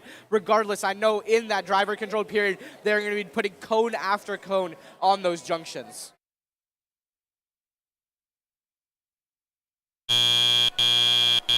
Drivers, pick up your controllers. 3, 2, 1. Okay, as we kick things off, it's 20-40 in favor of the Red Alliance. We'll see what Radical Raiders and Scott's Overflow are able to do about this if they're able to overcome that 20-point deficit. I'm sure they're going to try their absolute best. Meanwhile, Warrior Bots 9175 going to place that cone on either the ground junction or that terminal. Looks like they're going to try building that circuit as indicated by placing a cone in that terminal so early in the match. And this is a really good strategy from them. Instead of working in that human player substation with their alliance partner Neutrinos, they're going to let Neutrinos have their space while they come over and pick up cones off of that autonomous starter stack. They have to be really careful not to tip it over. And it looks like they have been practicing this a lot.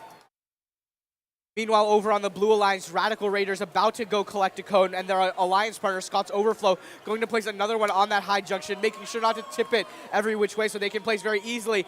And they may have some part of their robot hitting the bottom of that junction, causing it to move, but they're able to figure it out. And with 1 minute left in the match, it's 77-60 in favor of that Red Alliance. Looks like the Blue Alliance has lowered that deficit just a bit. We'll see if they can keep it up throughout the match.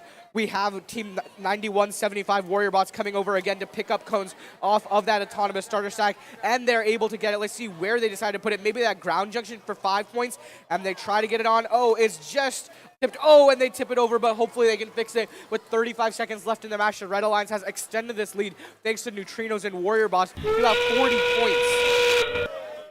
As we kick off our endgame period, Warrior Bots going for that last cone on that autonomous starter stack, trying to place it. Maybe they'll go for another low junction placement or somewhere more useful around the field with 17 seconds left. Neutrinos trying to place that beacon. They have to be really careful not to lose it, as that is worth 15 points right now with 10 seconds left in the match. It's a comfortable lead for the Red Alliance, but we'll see what happens as we close things out. With just about 3 seconds left in the match, Neutrino putting another cone on, and 1 second, that's the end of the match.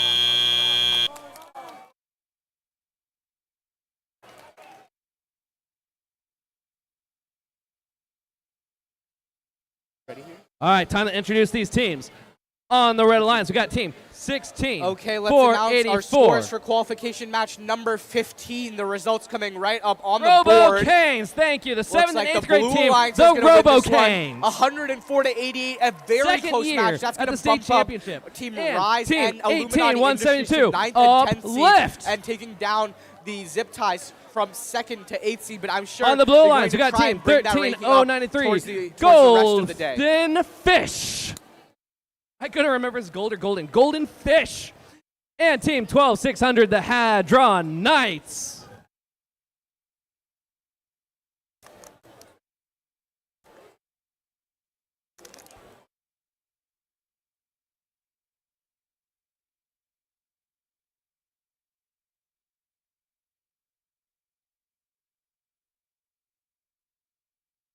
Thumbs up, are we ready? T minus 3, 2, 1, go!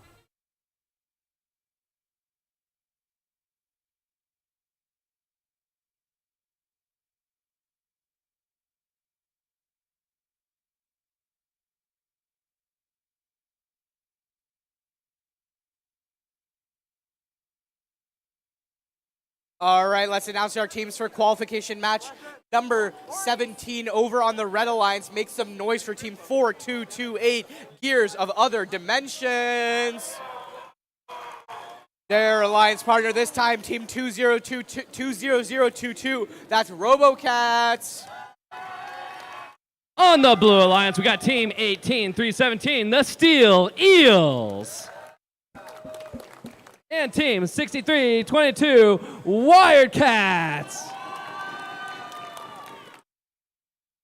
Thumbs up, are we ready? T minus 3, 2, 1, go! Okay, as we kick things off, we see that motion from all 4 robots, something we would expect of a match composed of such highly ranked teams. If you guys don't know, let me drop some numbers for you. Over on the Blue Alliance, we have the 3rd and 5th ranked teams with Steel Eels and Wired Cats Origin. And over on the Red Alliance, we have some very, very high ranked teams with the RoboCats and their alliance partner, Gears of Other Dimensions. With 6 seconds left in the autonomous period, looks like Steel Eels are having some trouble picking up cones. But Drivers, pick up your controllers. 3, 2, 1.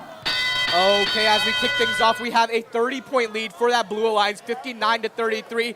It looks like Wildcats Origin having some trouble getting started, but their alliance partner, Steel Eels, has got it handled for them. Using that active intake and then claw deposit, they're able to score cones very, very quickly. Just look how well constructed this robot is. All that pocketing going on with the drivetrain, the very smooth slides, deposit, intake, just everything. Overall, a very well-designed robot and good driving from this team.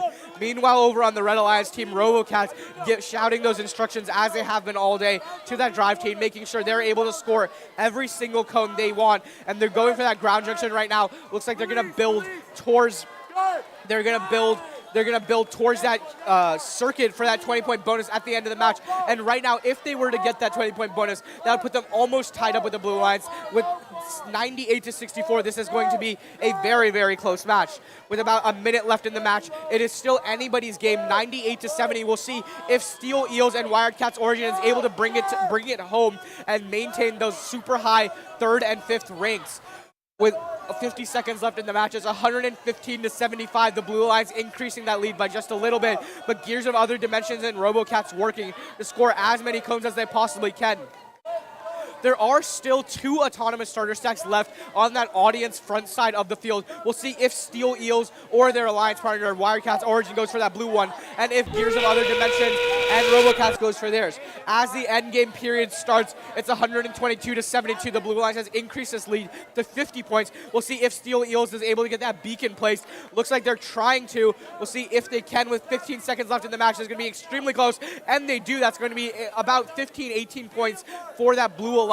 And with 8 seconds left in the match, Steel Eels trying to place just one more cone and then maybe park for those extra 2 points. With 2 seconds left in the match, let's see if they can get it, and they do.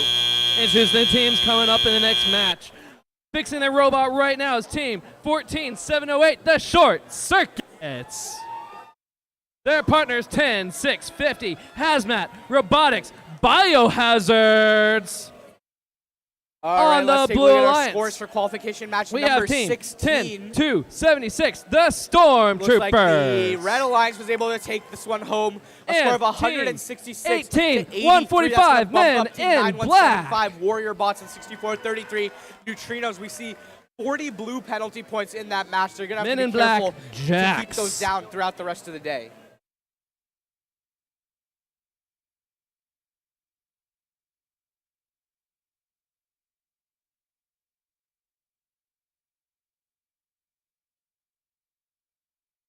Thumbs up, are we ready? Thumbs up, are we ready?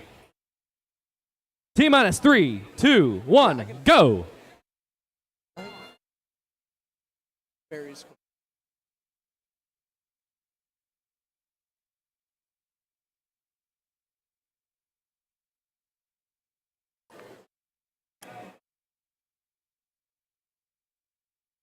Introducing the teams coming up on the next match on the Red Alliance.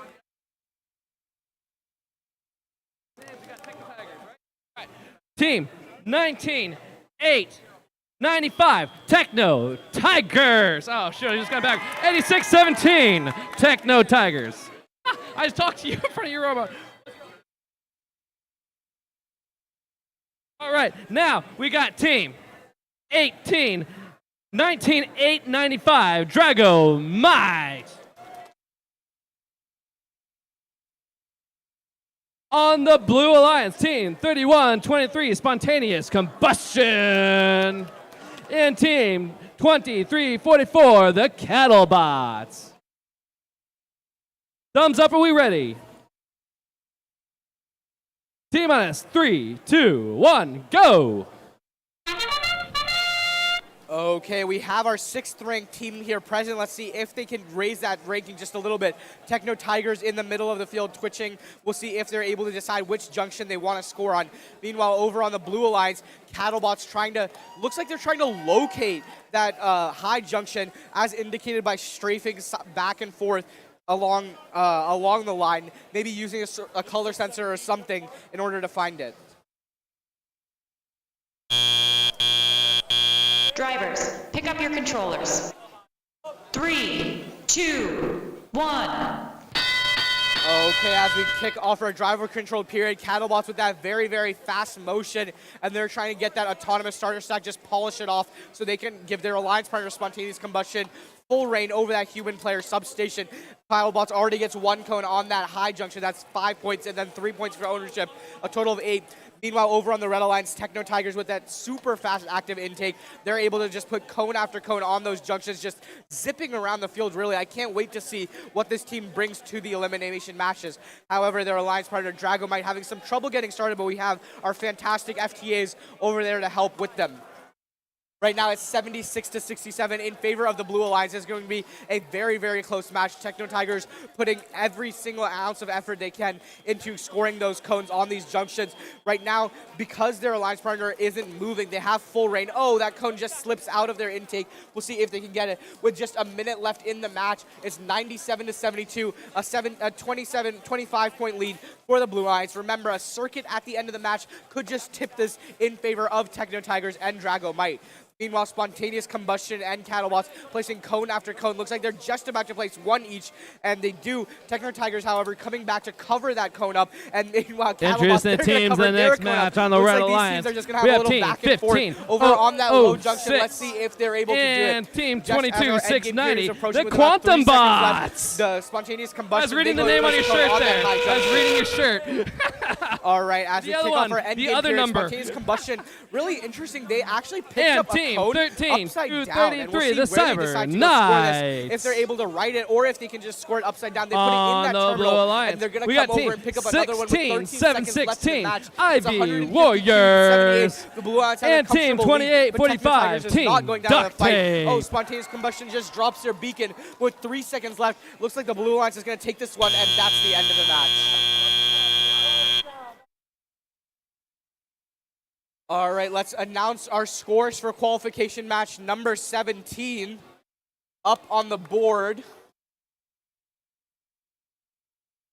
We have the Blue Alliance winning 156-77. That's going to raise the Steel Eels up to 4th place and keep their alliance partner Wildcats Origin in that 3rd spot. The Red Alliance had 77 points, bumping down Gears of Other Dimensions and their alliance partner team 20022 into 20th and 10th, but I'm sure those teams are going to work on raising that ranking throughout the day.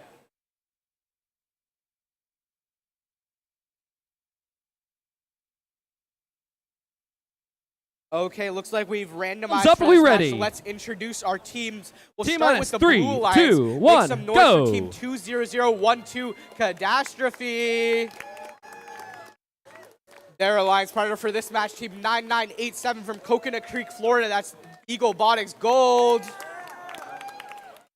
Over on the Red Alliance, we have team 9277 Hazmat Robotics Explosives. And their alliance partner, team 15052, the Space Engineers.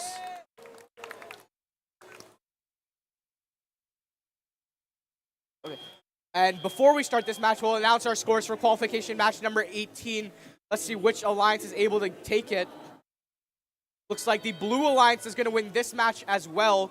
A score of 180 to 81. That's going to bump up 23-4-4 and Spontaneous Combustion up to 7th and 9th seeds. Barry, you want to call it? Ready? Yeah. Yeah. Thumbs up, are we ready? Do we randomize? We're good? T-minus 3, 2, 1, go. Okay, as we kick this match off, we see Catastrophe using that lower junction scoring mechanism part of their robot. I still just can't get over how cool it is that they have two completely independent scoring mechanisms that both work extremely, extremely well. Meanwhile, with Hazmat Robotics Explosives, this time they did let go of the cone, just not over onto that junction as they were hoping to.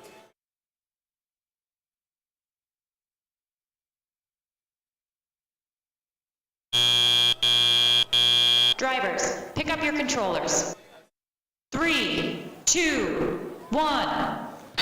Okay, as we our driver-controlled period, we see a 45-point lead for that Red Alliance. That's Hazmat Robotics Explosives and the Space Engineers. Oh, we see that high junction swinging around wildly. Remember, that's perfectly allowed by Catastrophe, just part of the match play with those springs at the bottom of those junctions. Catastrophe trying to place a cone on that low junction with their low scoring mechanism on the robot, and they continue to use that. Probably going to go and try again since that cone fell off. With a minute 33 left in the match, the Red Alliance has about a 67-point lead. Let's see if they're able to keep this up. I'm going to have to take a closer look at this Space Engineer scoring mechanism. Very, very interesting claw. They just come right on top of the cone. Looks like they may have some sort of cam mechanism or something that expands to grab the inside of the cone. Very innovative, and I'm sure they have some great documentation about it in their engineering portfolio. With a minute and 9 seconds left in this match, it's 105 to 26, about an 80-point lead for that Red Alliance. Hazmat Robotics Explosives placing so quickly on that low junction. I think one thing that's really important about this team that contributes to their high scoring efficiency is the fact that they have a wrist on their claw, meaning they can pivot their claw up and down, which gives them so much versatility. And we can see them doing that right here. Maybe it's just showing off a little bit, but going for that autonomous starter stack, they try to place another cone. We'll see, are they building that circuit? Looks like they are. The cone just rolls out, but they're able to push it back in. As our endgame period approaches, it is 127 to 28, a 100-point lead for that Red Alliance. We'll see if they can build this or if that Blue Alliance is going to start cutting down on that deficit. Introducing the teams in the next match. With 24 seconds left. On the Red Alliance, we got Team 10, 179, the Techno Turtles. And with 13 seconds left, and Team 14, 431, Team We'll see if they get those final codes that they need to get that junction ownership and parts. On the Blue Alliance, Team 3101. Their beacon, and they almost have it with 1 second left. That's the end of the match. Everybody gets one. That was my one for the day. All right, in case you didn't hear me, we got Team 10179, Techno Turtles, and Team 14431, the Pyrites. On the Blue Alliance, we got Team 3101, the Boombots. And Team 7477, Super 7. Randomized, if we haven't. Have we randomized?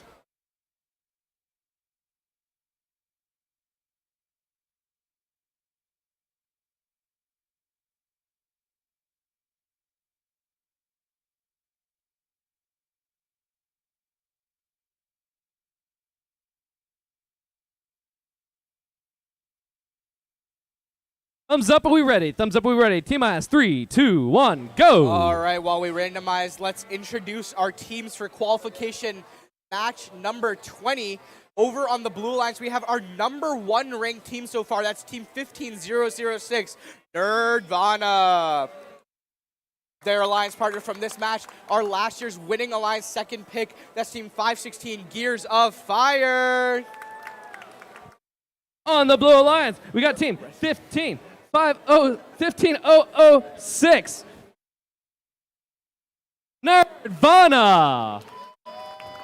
And 516, Gears of Fire.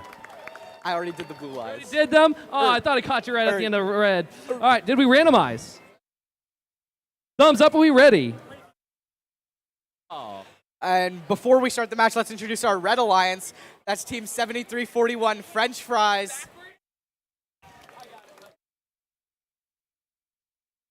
All right, from the Space Coast, team, yes, I'll take it.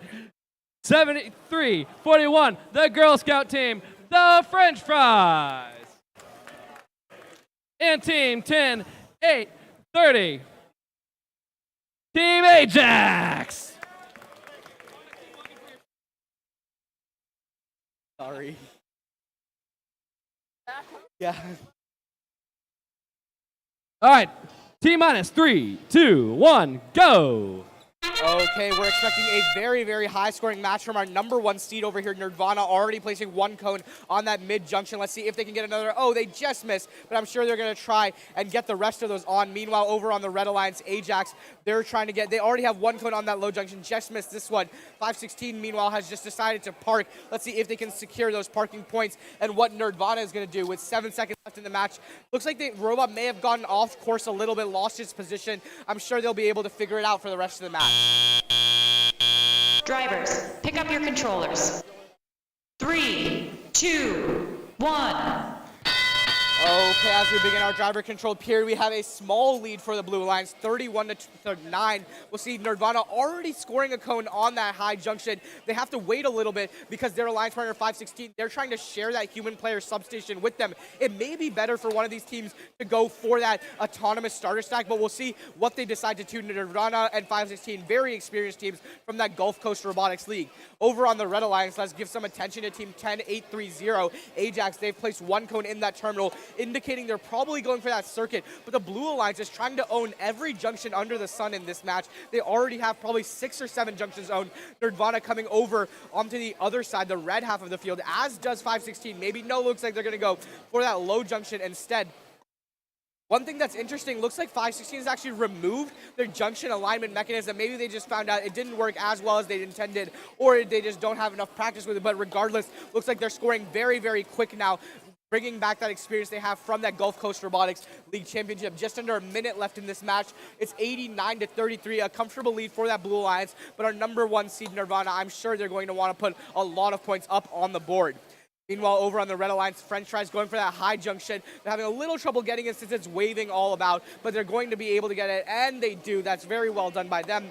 Over on the Blue Alliance, 516 does get that medium junction. We can see a very interesting strategy from the Alliances. The cones tend to actually alternate between these junctions. Over on this mid-junction, we see red, blue, and about to be red. We see those alliances do not want each other to get those ownership points at the end of the match. And speaking of the end, we approach the end game period with 16 seconds left in the match, 137-63. We'll see if the Blue Alliance is able to get these beacons down. 516 going for a beacon. Nerdvana already has 1 beacon on. That's going to be 15 total points for them. Let's see. Oh, 516 is going to place a beacon on the ground junction. Do they get it? Yes, they do. That's very interesting, and that's the end of the match.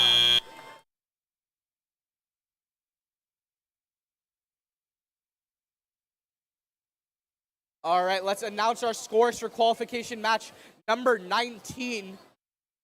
Over on the screen, we can see that the Red Alliance is going to take this one with a score of 156-64. That's going to bump up 9277 Hazmat Robotics Explosives and the Space Engineers 15052 to 20th and 19th. Very interesting. The 4 teams in this match are ranked 18, 19, 20, and 21st.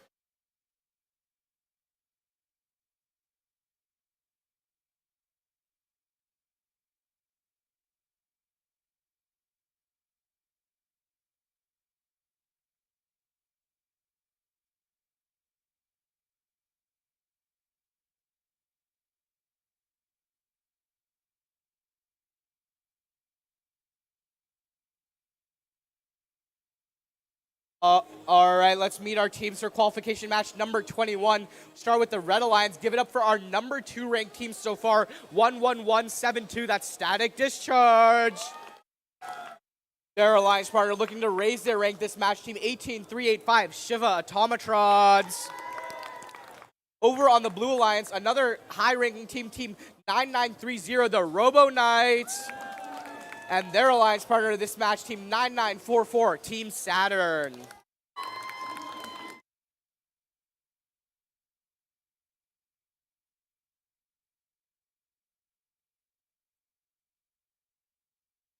Okay, all right, we're ready to get this match started. Barry, do you want to call it? If I can know the names off the top of my head, let's see. The teams are named. We just have to count down. Oh, we already did that. Yeah. Thumbs up, are we ready? T-minus 3, 2, 1, go. Okay, as we expect from our number 2 ranked team, Static Discharge, they're already placing a cone on that high junction. Looks like their robot just tipped back and forth a little bit. We'll see if they were able to maintain that localization. Unfortunately, it looks like they weren't, but hopefully they can get it figured out and still score cones for the rest of the match. With 13 seconds left in the autonomous period, 9944 Saturn going for that park, as does their partner 9930 Robo Knights. And over on the Red Alliance, Shiva Automatrons looks like they've parked. We'll see what the refs say about that position. Drivers, pick up your controllers.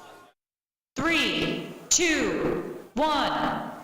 Okay, as we start off our qualification match number 21, we have a 40-point lead for the Blue Alliance. Remember, this is a very high-ranked match. Number 5 seed on the Blue Alliance, number 2 seed on the Red Alliance. These teams are really going to want to win this match.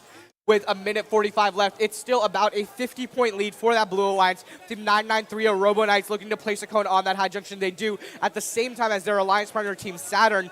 And meanwhile, the Shiva Automatrons, they're going for that autonomous cone starter stack, staying out of the way of their alliance partner Static Discharge. And we see these teams just being so fast around the field. It's really interesting. We have all 4 robots scoring on junctions all around the field, and yet they decide to score on all completely different junctions, just showing you how many different game strategies there are in this year's game power play. Team 11172 Static Discharge, they're placing another cone on that high junction. And so far what they've done really well is place a cone on a different junction every single time, getting that ownership bonus. But now they've decided we've done that enough. We're going to go and do our cycling strategy where we just place on that high junction every single time. And our alliance partner Shiva Automatrons will be able to get that autonomous cone starter stack and place all around the field. With about 45 seconds left, the Red Alliance has narrowed this lead just a little bit, but it's 150 to 85. We're really going to see how this comes down. Saturn has done extremely well getting all those cones onto that high junction near them over on the blue side of the field. That's already 16 cones the scorekeepers are saying. That is going to be 80 points for them. Remember, 5 points per cone, 16 cones. That's 80 points total for them just from cones alone. With 20 seconds left in our match, we see teams going for the beacons. Static Discharge getting their beacon. The best thing to do would be to place it on top of a junction that the Blue Alliance currently owns, giving them that 6-point swing, and they do exactly that. An indication of how good their driver strategy is. With 6 seconds left in the match, it's 153 to 124. This is going to be an extremely close match, and that's the end of the match.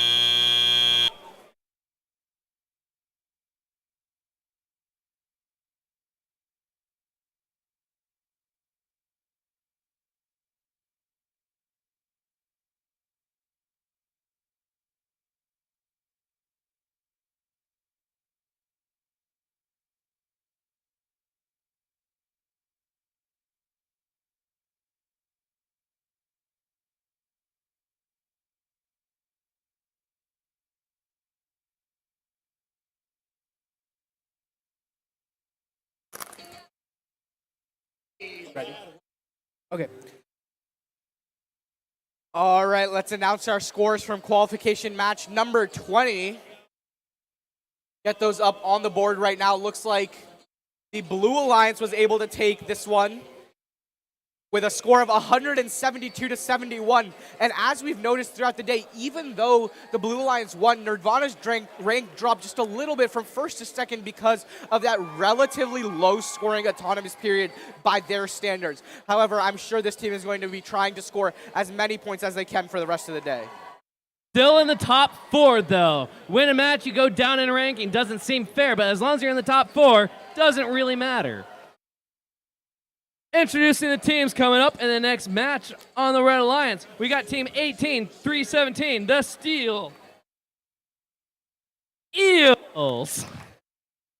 I was trying to go around you. You're trying to go around me, and I got this caught. That's embarrassing.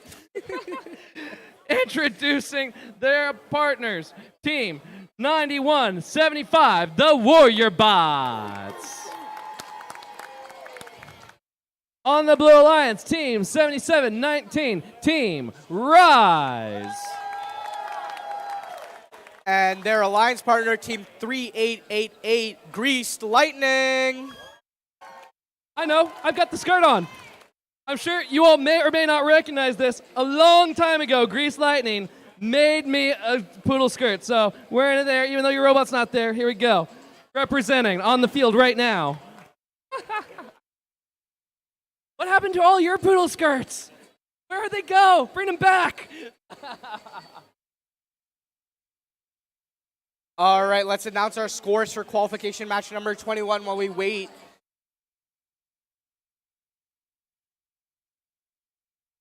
Looks like the Blue Alliance is going to win this match with a score of 172 to 165. Such a close match that bumps up Team 9930 and 9944 to third and eighth. That's Saturn and that's Team Saturn. And over on the Red Alliance, Team Static Discharge 11172 dropped to sixth rank.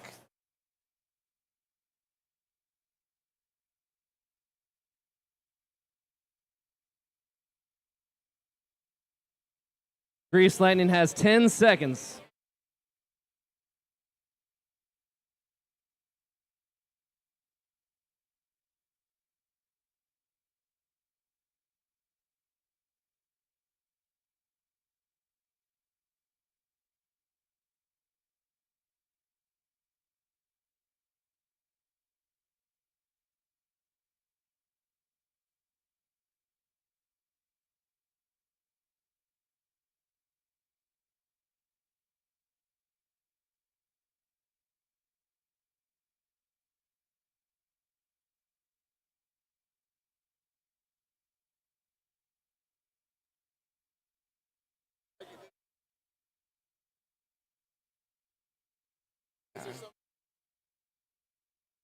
It adds up.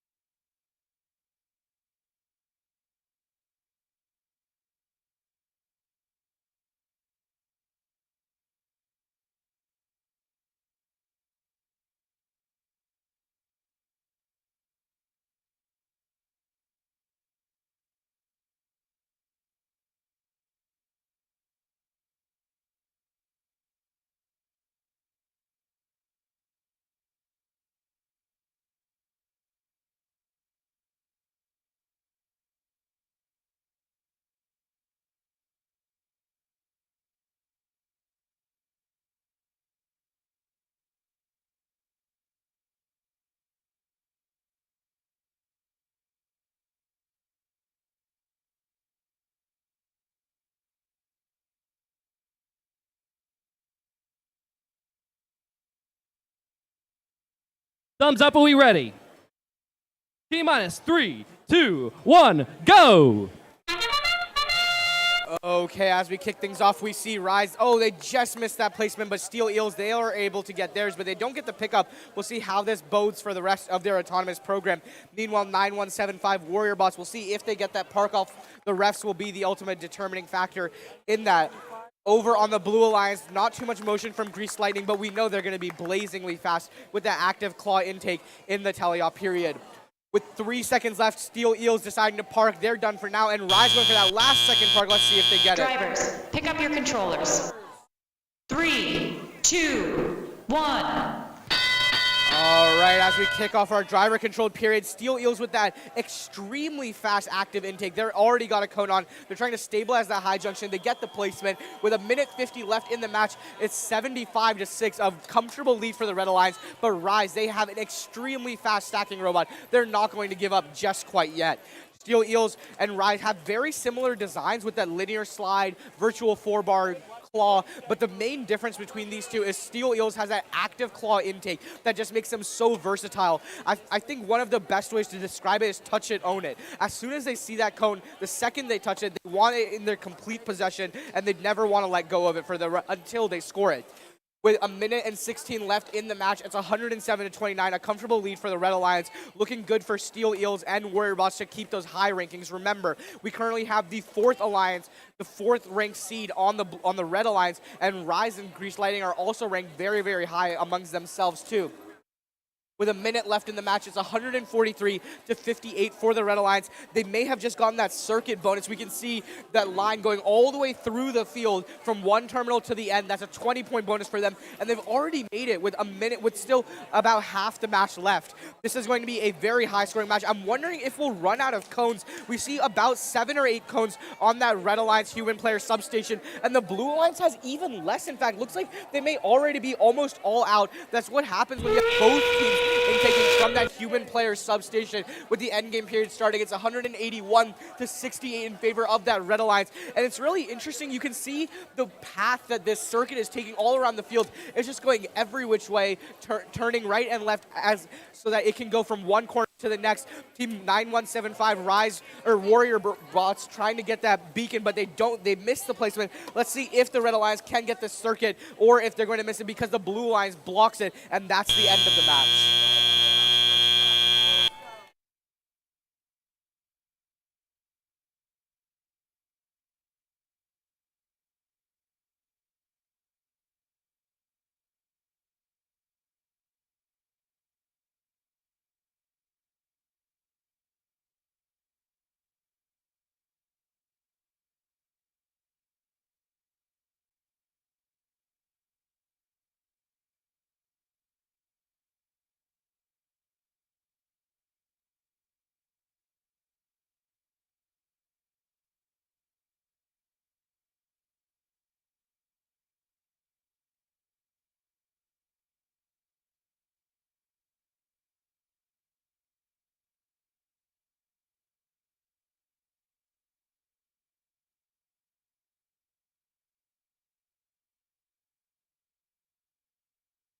What about this one?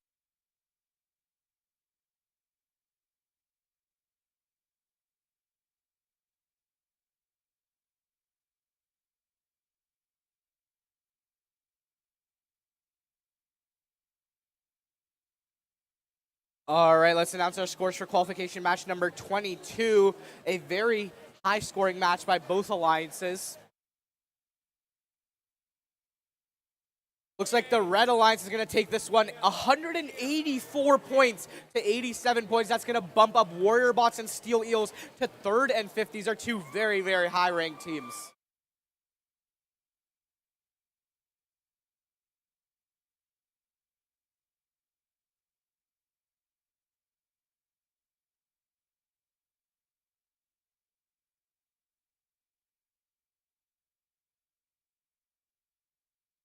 Okay, looks like we're randomizing, so let's introduce our teams for qualification match number 23. Over on the Red Alliance, we have team 63-22. That's Wired Cats Origin. Their alliance partner for this match, team 16-626, the Radical Raiders. Over on the Blue Alliance, make some noise for our 6th ranked team, team 16-290, Zip Ties. And their alliance partner this match, team 31-23, Spontaneous Combustion. Okay, looks like we're ready. Teams ready, refs ready, scorekeeper ready in 3, 2, 1, go. Okay, as we kick things off, last time Zip Ties played, we saw a cone get stuck in their robot during the autonomous period. Let's see if they fix it or what they're going to do right now, making some motion for the FTA. But the Red Alliance, Radical Raiders, they're about to place. Oh, they just missed that cone, as does their alliance partner, Wired Cats Origin. But looks like Team 31-23, Spontaneous Combustion, able to get that park off. We'll see what the refs say at the end of the autonomous period.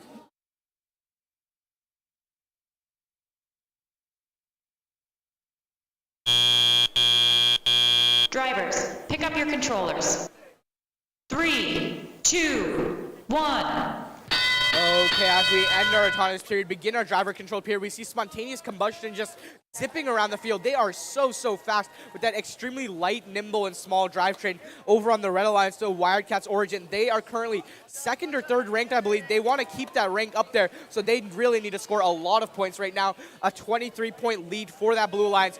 Radical Raiders placing that cone on the ground junction in front of the Blue Alliance substation. Perfectly legal, a great strategy by that Red Alliance, making sure that spontaneous combustion doesn't have as much free reign, and they have to be just a little bit more careful.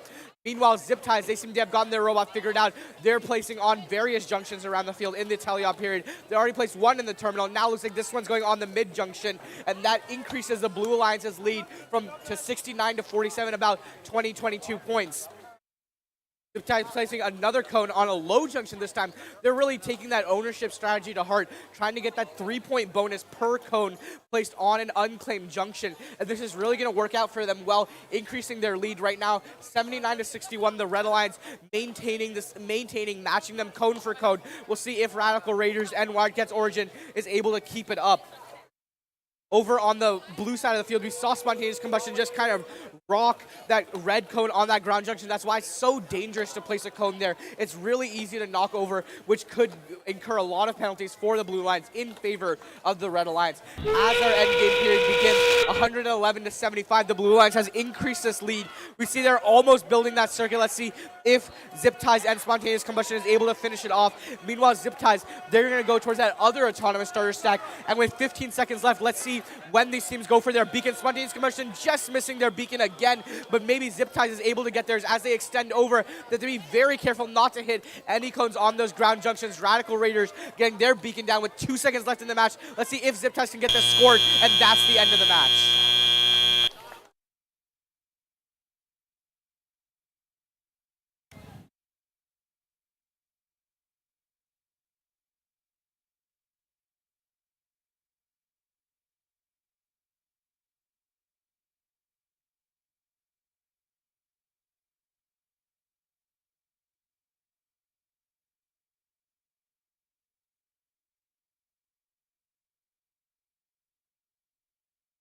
Introducing the teams coming up on the next match. On the Red Alliance, we've got Team 15052, the Space Engineers. And Team 4228, Gears of Other Dimensions. On the Blue Alliance, Team 6433, the Neutrinos. And Team 9277, Hazmat Robotics Explosives. We've already randomized, but we need some more referees, I believe. Unless you want to do like the whole thing yourself. Penalty, penalty. Everybody gets a penalty.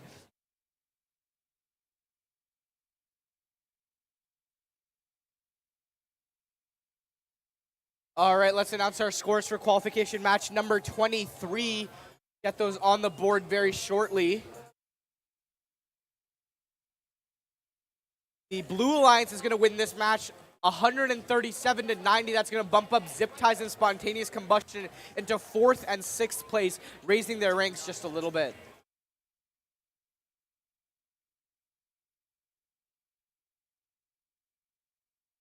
Thumbs up, are we ready? One moment.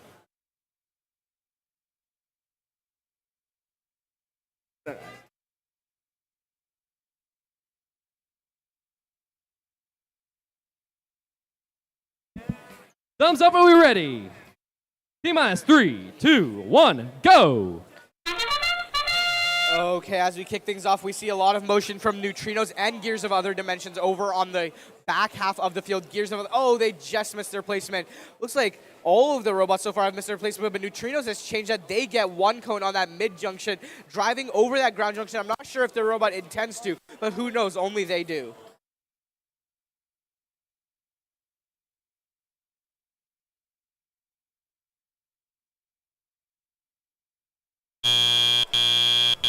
Drivers, pick up your controllers. 3, 2, 1. All right, as we kick off our driver-controlled period, it is a small lead for that Red Alliance, 40-31, just a 9-point lead for Gears of Other Dimensions and Space Engineers, but I'm sure they're going to want to extend that. The Blue Alliance, though, Hazmat Robotics Explosives, they don't want to let them extend it so easily, using that very fast and compact wrist mechanism to flip that cone on top of that medium junction. It's 52-70. The Red Alliance extending their lead just a little bit, and now we see Space Engineers coming towards the back half of the field to try and pick up cones from that autonomous starter stack. A very interesting strategy by them. Not quite sure why they didn't finish off that stack over there, but I'm sure drivers as good as them know exactly what they're doing with that game strategy.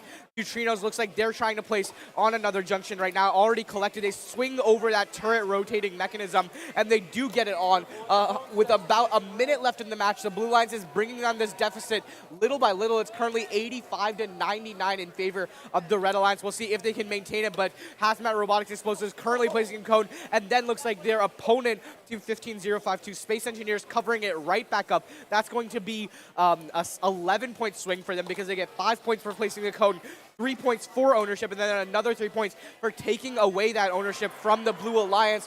With 40 seconds left in the match, it's 96-117 in favor of the Red Alliance. We'll see if either of these teams are able to secure a circuit. We see Hazmat Robotics Explosives placing a cone in that blue terminal, but remember, they have to place it in both of them in order for it to count for that circuit and make a connecting path all the way across the field. We see Hazmat Robotics Explosives driving around a cone. We'll see if these teams can get their beacons placed right now. With 15 seconds left in the match, the Blue Alliance actually has come back with a 1-point lead, 122-121. This is going to be an incredibly close match. Neutrinos dropping their beacon, but Hazmat Robotics Explosives placing it with 3 seconds left in the match. Gears of Other Dimensions has put down the controllers, and that's the end of the match.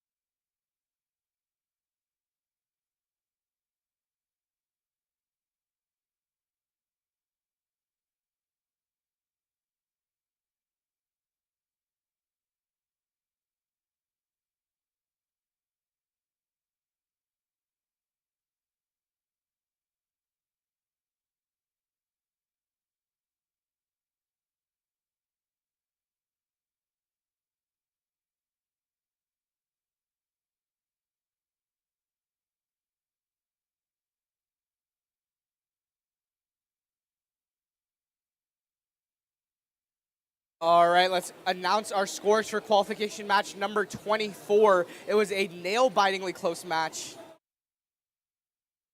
Looks like the Blue Alliance came back and won this match 127-122, just a 5-point difference between these two alliances.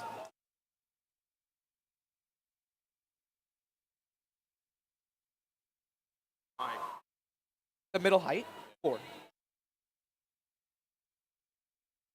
It's 1, 2, 3, 4, 5.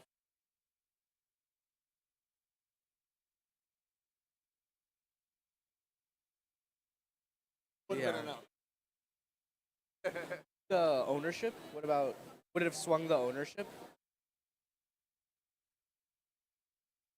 Then it would have been 7 points. It would have won. Yeah. Crazy stuff.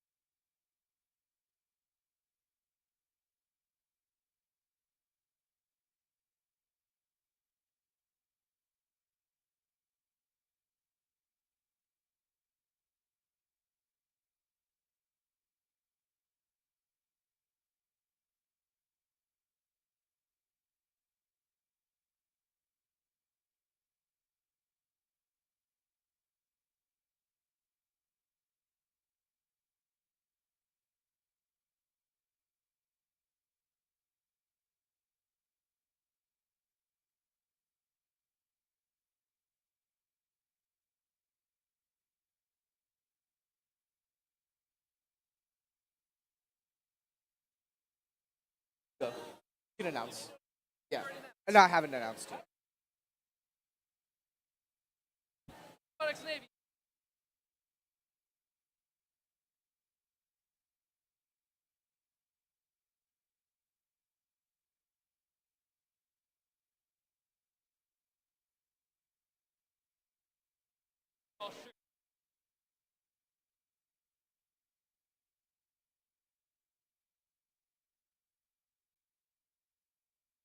Introducing the teams coming up in the next match.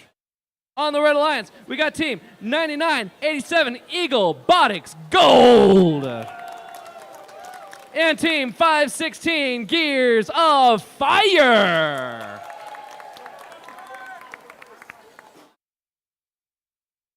On the Blue Alliance, team 2344 the Cattlebots. And team 15006 Nerd Vana. Yeah, 18.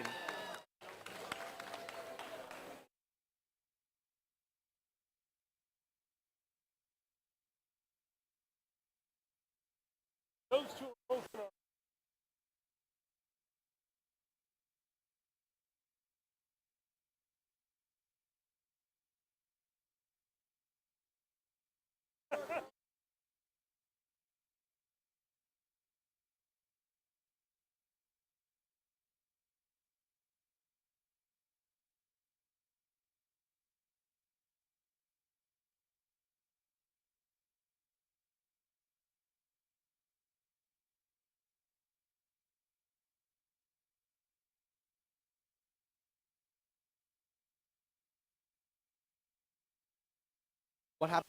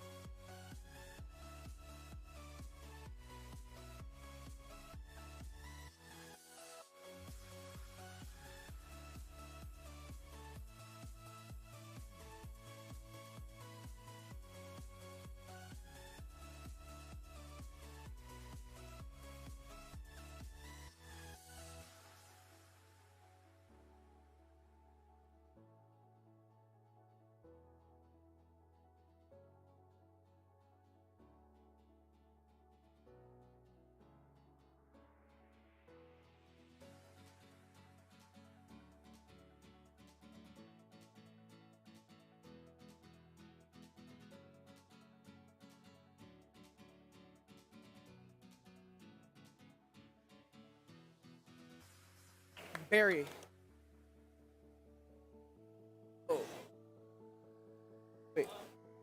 Guys, we have to restart the match, right?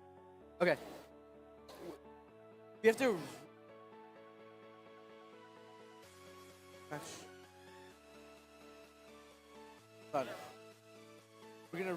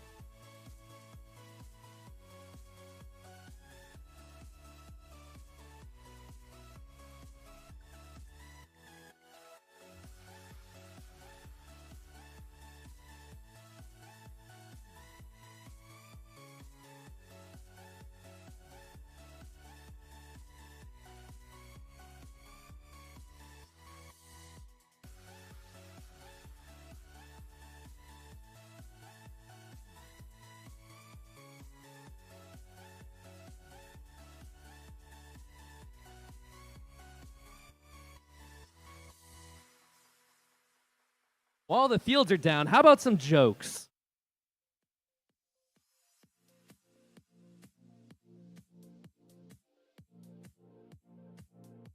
A lot of people have trouble sleeping. I can do it with my eyes closed.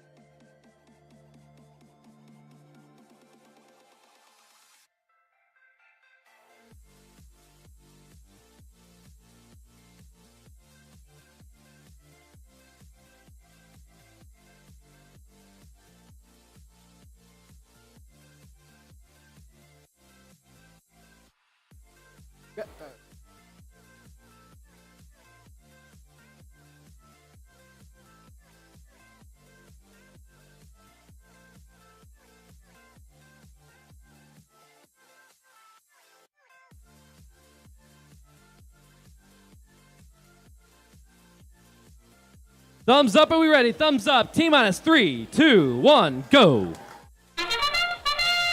All right, as we kick things off for this match, we see Team 516 Gears of Fire trying to get that park. And now Team 2344 Cattlebots going for that high junction. We'll see if they can get it. They were able to get it all of their matches so far, and they do again. Let's see how, if they're able to get that park. And over on the Red Alliance, 9987, Eaglebotics Gold, able to get that park in the terminal.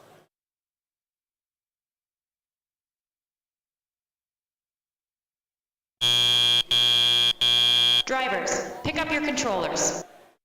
3, 2, 1. All right, as we kick things off, we have Cattlebots in the lead 33-2. They're representing both them and their alliance partner Nerdvana right now. They already have a cone placed on that high junction so quick. Meanwhile, Gears of Fire, they have a cone placed on their high junction. This is going to be a very, very close match. We'll see if that Red Alliance is able to build that circuit or if Cattlebots will work on defending it, making sure they can't get it. The Blue Alliance currently has a lead of 45-30. It keeps narrowing and narrowing as you have two robots on the Red Alliance working very well in unison to score cones all around the field. And meanwhile, only Cattlebots over on the Blue Alliance, but they are able to hold their own right now, scoring cone after cone on junction, trying to get those ownership points, making sure to not waste a single placement this match. With a minute 17 left, it's 61-52, still in favor of the Blue Alliance. This is just going to be such a close match. We'll see if Eagle Body's Gold, they knock over their stack. We'll see how that plays out for them for the rest of the match, but they go to place on that low junction. Meanwhile, 516 Gears of Fire, they seem to have really found their stride this match, placing cone after cone on junctions. They placed on high, medium, low, ground, just everything right now. 72-70 with 53 seconds left in the match. The Blue Alliance is in the lead, but who knows for how much longer this is just going to be so close.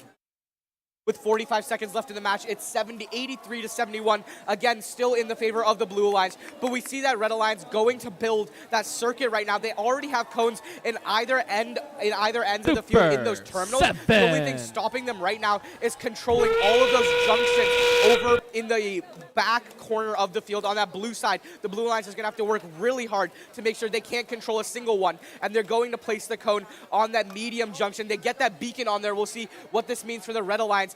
90-79. This is an extremely close match with 12 seconds left, 100-76. We'll see if the Blue Alliance is able to come back. 516 Gears of Fire gets that beacon on. They go for that park, trying to maximize every single last point they can get with 2 seconds left in the match, and that's going to be the end.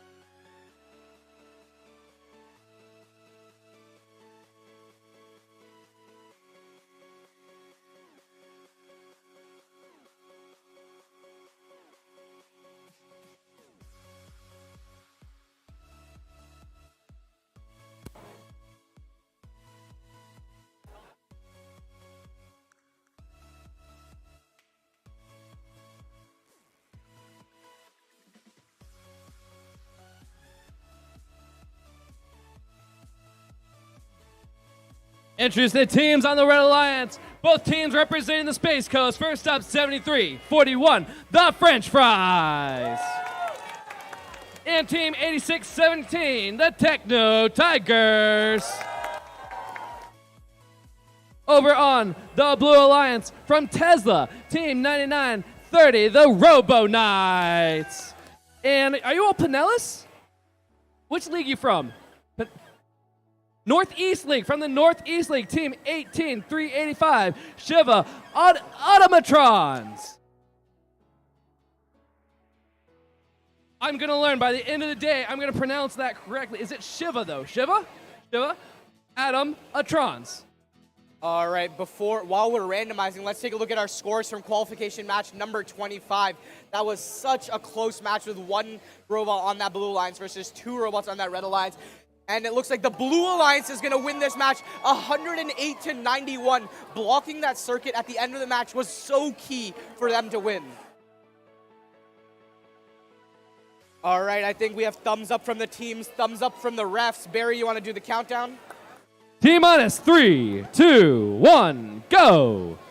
Okay, as we get things kicked off, Team 86-17, Techno Tigers doing that twitching motion that they do. But they do end up usually getting that junction placed. Let's see if they can do the same thing this time.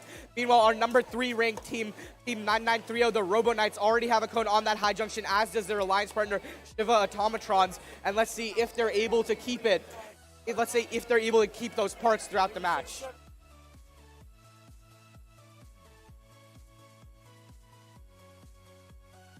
All right, as we end our autonomous Drivers, period. pick up your controllers. 3, 2, 1. Okay, we have a lead of 30 points for the Blue Alliance, 63-33. This is a very decently high-scoring autonomous period. The Blue Alliance working really hard to maintain that 30 ranking, and that very also high ranking from Team 18385 Shiva Automatrons. All right, looks like Team 18385 is going to build that circuit as indicated by that cone in that blue terminal. Remember, they need to connect both terminals, so they need one cone on the other side too, but I'm sure a drive team as good as Team 18385 knows the rules. They're going to get that cone in that other terminal if they need it towards the end of the match. Meanwhile, their alliance partner 9930 Robo Knights just putting cone after cone on that high junction, really increasing their score. Right now, they're leading 100-70, a clean 30-point lead for that blue alliance. But the red alliance with their Techno Tigers and French Fries are not giving up just quite yet. They've managed to narrow it down just by 1 point. But with a minute left in this match, we'll see what endgame strategies come from each of these teams. This is going to be a very, very close match. With 55 seconds left in the match, it's 127-91 points in favor of that blue alliance. We see a lot of alternating stacks on these junctions, especially that high junction in the middle of the field, red, blue, red, blue, red, blue, indicating that these teams do not want the other alliance to have that ownership bonus of 3 points. Just excellent game strategy from all of these teams. We see a ground placed over on the back center half of the field by Techno Tigers. That's going to be 5 points for them. And as our endgame period starts, the Blue Alliance has increased their lead to about 57 points, 159 to 102. We'll see if Robo Knights and Shiva Automatrons are able to keep this lead for themselves. Shiva Automatrons goes for that junction, or for that beacon. They do get it on the junction, taking away ownership from that Red Alliance. Now let's see if they'll try to seal the deal with this terminal. And with 5 seconds left, let's see if they're able to make the circuit. And with 1 second left in the match, that's the end. Oh, and it just bounces out.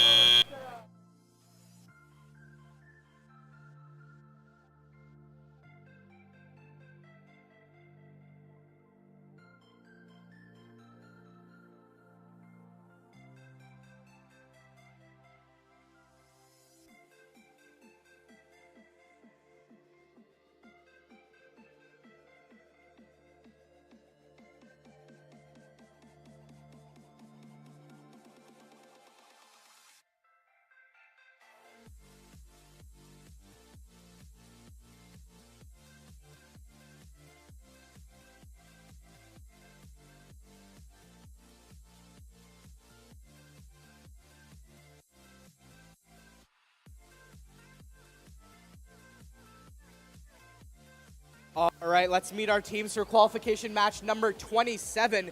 Over on the Red Alliance, we have team 8798. That's Illuminati Industries. Their alliance partner for this match, team 20022 RoboCats.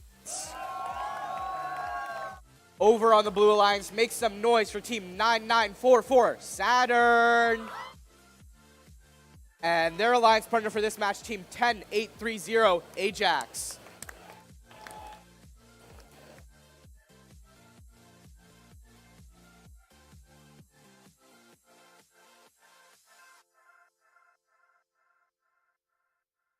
All right. Looks like refs are ready for the match. Teams, are you ready? Scorekeeper ready. Let's start this match in 3, 2, 1, go. All right, as we get things kicked off, we see a lot of fast motion from 9944 Saturn over there. They're going to try and place on that high junction. Meanwhile, their partner, Ajax, has already placed on that low junction. That's going to be 9 points total for them. Actually, 3 now, 3 in teleop, and then another 3 in the endgame period. Meanwhile, team 22, RoboCats has got that cone on that high junction. This is going to be a very high-scoring autonomous from all of our teams so far.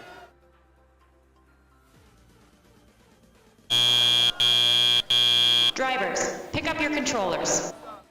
3, 2, 1. All right, as we begin our match, we see the Blue Alliance leading by about 20 points, 18 to be exact, 51-33. We'll see if the Red Alliance can come back and win this match. Remember, an 18-point deficit can be flipped so easily by getting that circuit towards the end of the match, and it looks like RoboCats is already working on building towards that, placing their first cone in that terminal. They then go to place a cone on that high, getting another 5 points for it. Meanwhile, their alliance partner, Illuminati Industries, they try to place a cone on that low junction. Unable to get it just quite yet, but I'm sure they will work towards it throughout the match. Meanwhile, the Red Alliance has cut down that deficit 20 points to about 12, 57 to 45 with a minute 20 left in this match. The Blue Alliance is really going to have to score a lot of points in order to keep up and win this match. Illuminati Industries going for another cone. Looks like they've placed on 2 low junctions already. Let's see if they can get this mid junction, or are they only going to go for low and ground junctions as they speed over to the blue half of the field. They're going to cover that blue. Oh, they just miss it. It may help for them to put down their claw, like lower their whole arm, but I'm sure they know what they're doing with. It's such an experienced drive team. With about under a minute left in the match, it's 98 to 60. The Blue Alliance has again increased this lead, and I think that's definitely due to Team Saturn 9944 placing cone after cone on that high junction. Remember, every single one of those is worth 5 points, so they're doing a really, really good job. They already have 9 cones scored on there. That's 45 points just due to the high junctions. And as we start our endgame period, it's 115 to 61. The Blue Alliance has a comfortable lead. But remember, the endgame period with these circuits can really just turn around the game score in an instant. All right, with 18 seconds left in the match, the Blue Line still comfortably leading. Saturn going to place their beacon. Let's see if they can get on top of this red junction. Oh, they just miss it. Maybe they just need to take a little bit more time to be careful about placing those. With 7 seconds left in the match, the Blue Alliance is looking to take this one home. And with 2 seconds left, we'll see if these robots go for those parts, and that's the end of the match. All right, let's announce our scores for qualification match number 26. Have them coming up on the board right now. Looks like it's going to be a win for the Blue Alliance. Let's see what the score is. 177 to 107. Looks like we've crowned a new #1 seed team, Team 9930. They have been doing absolutely fantastic throughout the day. That's the Robo Knights. And their alliance partner, Shiva Automatrons, are currently in 22. This alliance has really done a fantastic job of scoring a ton of points.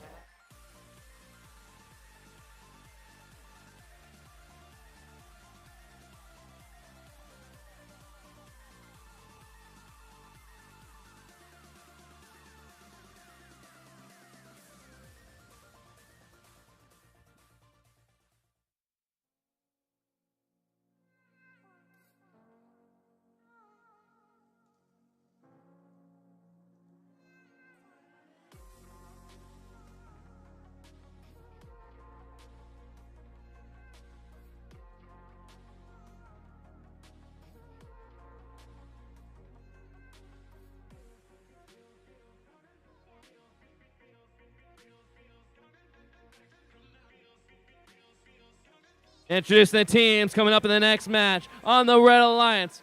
We've got Team 20012 Catastrophe. And their alliance partner, 19895 Dragomite. On the Blue Alliance, we have 17156 Scott's Overflow. And Team 11172 Static Discharge.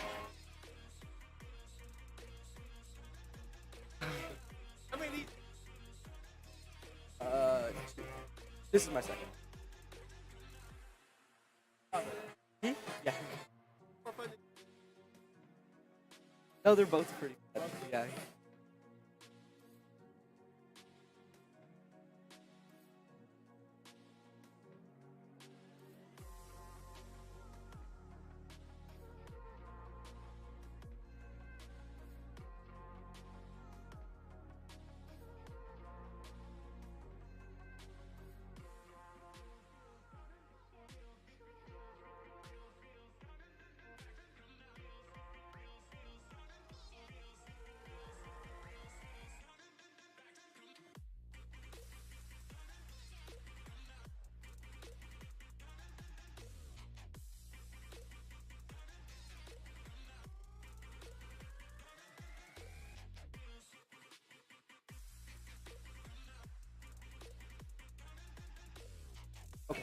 What about scores?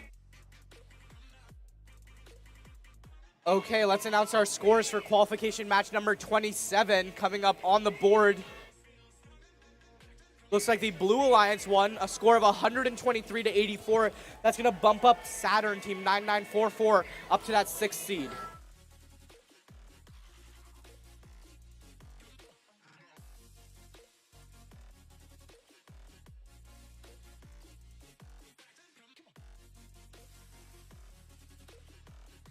All right, we have randomized. Thumbs up, are we ready? Thumbs up, are we ready?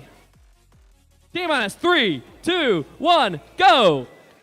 Okay, we see Static Discharge doing as they've done this whole day, speeding towards that high junction, getting that cone on there very quickly so that they have time for a couple more. Let's see if they can get this one on, and they do. That's fantastic work from that programming and hardware team in order to make that happen.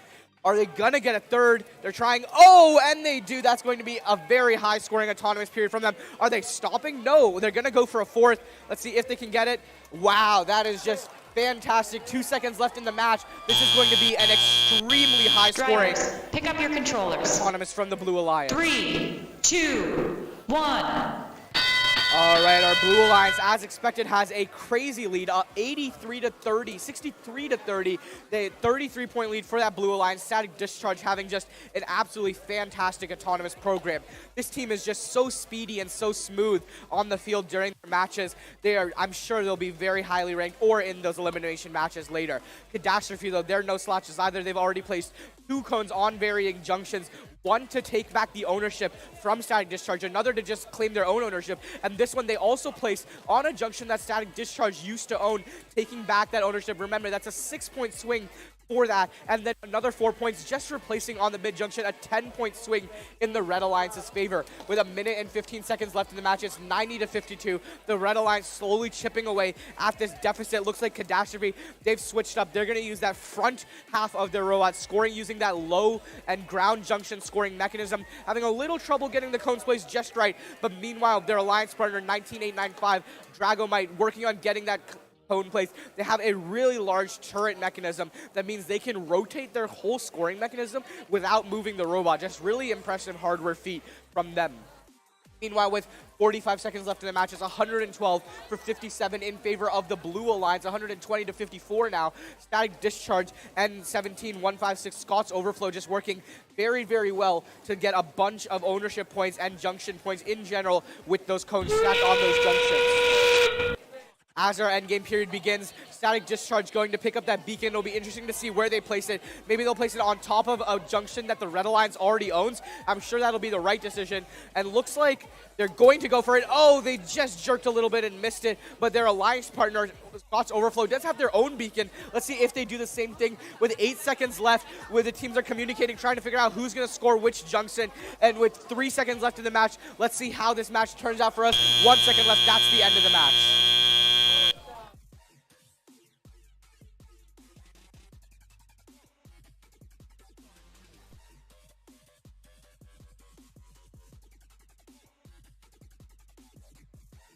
All right, let's meet our teams for qualification match number 29 over on the Red Alliance. Make some noise for team 6433, the Neutrinos. Their alliance partner for this match, team 7719, Rise Robotics. All right. I was just having a conversation with the seniors over here on 3123 Spontaneous Combustion. And Carly is going to Florida Poly University. I believe you guys are sponsored by Florida Poly University Purple Fire Club. Yeah? When you guys come talk to Carly to recruit her, okay? All right. Next up, we got team 9277 Hazmat Robotics Explosives. Thumbs up. Have we randomized?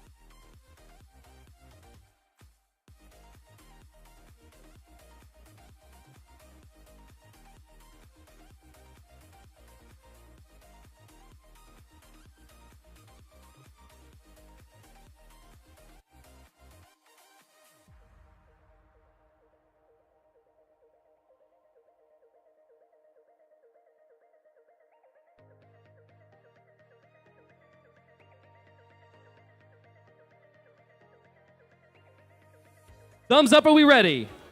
T minus 3, 2, 1, go! All right, as we kick things off, Spontaneous Combustion going for that high junction, they get it. Meanwhile, Neutrinos going for that medium junction, they get it. Team Rise 7719 having a little bit trouble finding that high junction this match, but I'm sure they'll be able to get it in the driver-controlled period. Almost had a collision over there with Hazmat Robotics Explosive and Spontaneous Combustion. You could say they would have gone boom, but thankfully they didn't have anything go wrong. With 3 seconds left in the autonomous period, it looks like it's going to be very high scoring for that Blue Alliance. Drivers, pick up your controllers. 3, 2, 1. All right, as we kick things off, it's 53-60. The Red Alliance actually came back and has the lead in this match so far. Spontaneous Combustion, wow, just look how fast and stable that linear slide system is. I'm sure it took a lot of hardware and software work to get it working so well. Meanwhile, their alliance partner, Team 9277 Hazmat Robotics Explosives, doing as they've done all day, using that wrist mechanism to very quickly and effortlessly put cones on those junctions, ground, medium, high, whatever have you. Over on the Red Alliance, Team Rise 7719, they've already placed a couple cones around the field. It's 83-99. I think this is going to be another very close match. We have some of the top teams in the Lawrence division competing right now, as you can see from how these robots are just zipping around the field.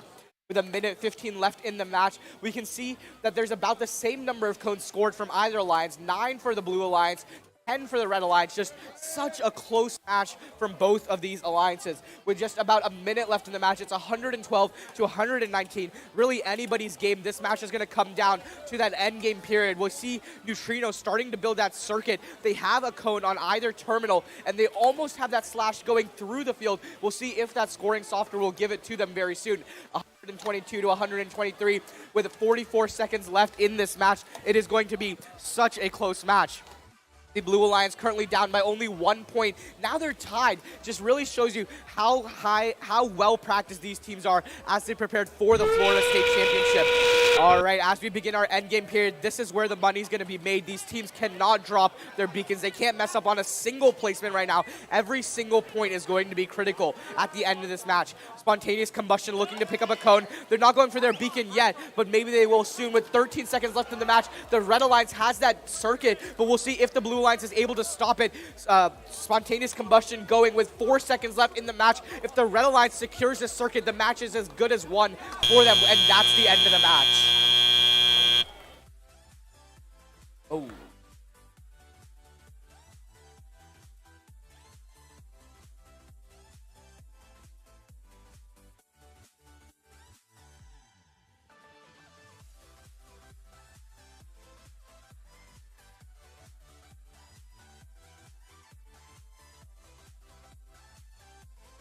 Introduce the teams coming up in the next match on the Red Alliance. We've got team 15052 Space Engineers. Also on the Red Alliance, team 15006 Nerdvana. On the Blue Alliance, we got team 9175 the Warrior Bots. And team 6322 the Wirecats.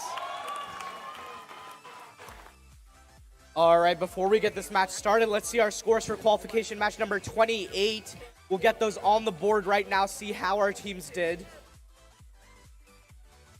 Looks like the Blue Alliance won, score of 134-84. That's going to put Static Discharge up in 6th place, just climbing towards that captain seed.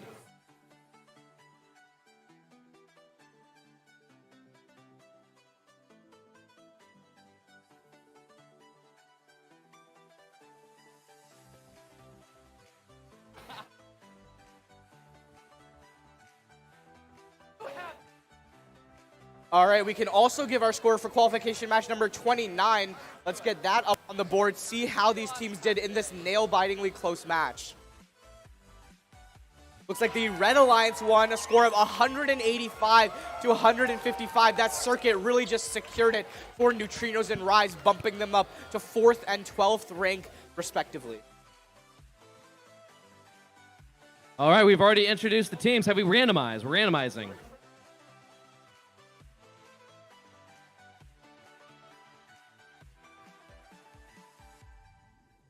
Team T-minus 3, 2, 1, go. All right, we didn't see too much action from Nerdvana last match. Let's see if they've got their robot fixed. It at least is moving and on the field. That's definitely a pro. And they do get one cone scored on that mid-junction. Let's see if they can get the rest. That's another. Hopefully they can get 5 by the end of this autonomous period if everything works out for them. 15 seconds left in the match. They're just doing cone after cone. This is what we expect from a team that is so highly ranked in the Lawrence division. As we end our autonomous period, this is a very high-scoring autonomous from both 15052 Drivers, and pick up your controllers. 15006. 3, 2, 1. All right, as we begin our driver-controlled period, 86-20 in favor of the Red Alliance. That's a 66-point that I'm sure Nerdvana and Space Engineers are only going to want to improve throughout the match. Nerdvana already placing one cone. That wrist and linear extension and turret slides, just the whole robot overall, so fluid, so well practiced and built, just absolutely fantastic. We can see that turret doing a full 270-degree rotation, actually maybe even 300 degrees before scoring. Right now with a minute 30 left in the match, it's 108-29 in favor of the Red Alliance. Let's see if Nerdvana and Space Engineers can take this match home, and if they do, how many points they do score. We don't see any circuit strategies yet from the Red Alliance, but actually the Blue Alliance has placed cones in either terminal, meaning they're going for that circuit. Let's see if Warrior Bots can get this secured. If the Warrior Bots and Team Wildcats Origin can get this secured for the rest of the match. With just about a minute left in the match, the Red Alliance has increased their lead to 100 points. That's 137-41. Nerdvana and their alliance partner, Space Engineers, just doing absolutely fantastic. Space Engineers, as they've done this whole day, just cracking away at that autonomous starter stack, taking cone after cone, putting it all around the field. And one thing they've done really, really well is not place multiple cones on junctions unless they're the high junction or taking away ownership. These teams are trying to optimize every single last point. And as we approach the end game period, they're going to try to score more and more points. 171-51 in favor of the Red Alliance. Let's see if they're able to get this circuit and if they're able to run out of cones. Space Engineers just happen to knock out a cone from that low junction, but I'm sure they'll rectify later in the match. They get that beacon picked up. Nerdvana going to pick up their beacon as well. This will be 30 points total scored by these two teams if they're able to pick them up. Nerdvana only picking up the beacon. I'm sure they have some reason for that strategy. With 4 seconds left in the match, let's see if they can break that 200-point barrier as they go to park.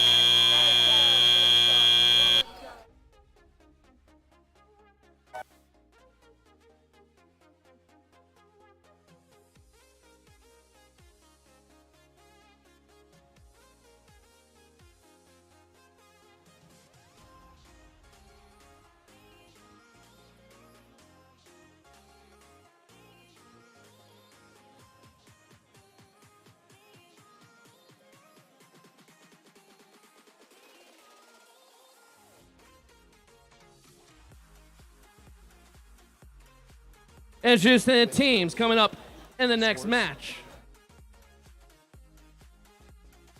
Team 2344. What do you call a cow laying on the ground?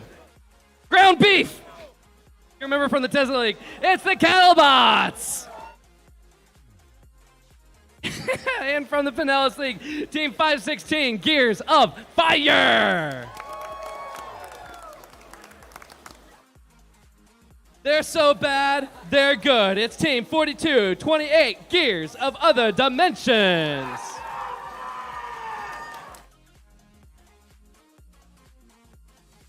Team 18385, Shiva Automatrons. I did it!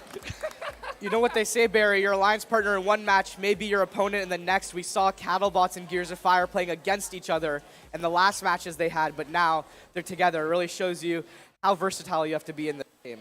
Excellent, excellent. Are we randomized? Already randomized. Thumbs up, are we ready? T-minus 3, 2, 1, go. Okay, as we kick things off, Gears of Fire going into that terminal to get that parking points over there. Meanwhile, over on the Blue Alliance, Team 4228, Gears of Other Dimensions getting their cone. Maybe Cattlebots and Gears of Other Dimensions have some timing going on. Both are able to get their cones scored on that junction, but Cattlebots is going to get a few more points out of that exchange as they get that ownership bonus. with 3 seconds left in the autonomous period. This is going to be a very high-scoring autonomous for both alliances. Drivers, pick up your controllers. 3, 2, 1. All right, as we start our match off, Cattlebot's getting ready to move, as is their partner Gears of Fire. They're already going to pick up a cone, maybe see which junction they scored on. Looks like they're going to go for that high junction. Are they able to get it? Yes, they do. Their partner Cattlebot's already getting a cone on that medium junction over there, going for that ownership bonus. 66-30. It's a lead for that Blue Alliance, but I'm sure none of these teams on the Red Alliance want them to maintain that. They're going to try and come back from this match. Meanwhile, over in the back half of the field, Team 18385 Shiva Automatrons are able to get another cone onto that low junction. This is really helping their ownership score. We can see the Blue Alliance already owns 5 junctions, whereas the Red Alliance only owns 4. That's a 3-point bonus for the Blue Alliance as they have more ownership of junctions. But Cattlebots, with their excellent driver strategy, they're going to go and cover those junctions that the Blue Alliance owns. But the Blue Alliance does the same to them. Just a lot of back and forth in this match between these teams that are so experienced. And being at the Florida State Championship, these teams are really used to high-level gameplay and what it takes to be #1 after a bunch of qualification matches. With under a minute left, it's 119-79. The Blue Alliance has increased their lead by about 40 points. We'll see if they can keep it. Looks like they're going for that circuit. They have cones in opposing terminals. They have a path about to be made across the field. We'll see if they can just connect the dots, get it all the way over. The scoring software is really good at telling us when they have it made. So we'll be able to see it immediately as we start the end game period. 114-90, 120-90. Just a lot of back and forth between these two alliances. We'll see if the Red Alliance can get their beacons on, secure those 10 points, cover the Blue Alliance's circuit, and make sure that they can come back and win the match. Right now, Team 2344, that's the Cattlebots, get a beacon on. It looks like the Blue Alliance Gears of Other Dimensions already have a beacon, so 516 can't score on that one. But Team Shiva Automatrons, they get a beacon on. 2 seconds left in the match. Almost everyone has a beacon except 516, and that's going to be the end of the match.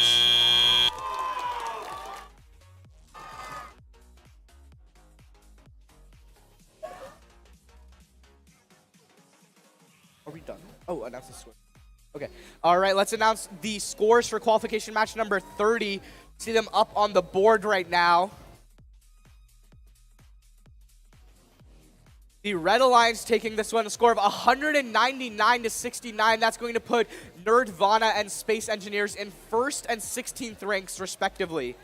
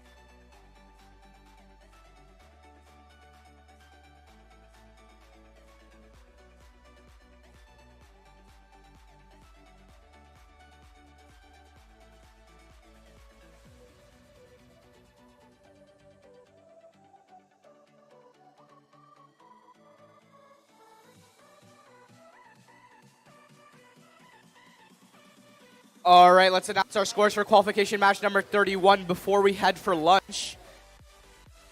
Looks like the Blue Alliance won this match 189-101. That's a fantastic way to end off our Lawrence Division matches before lunch. At the break.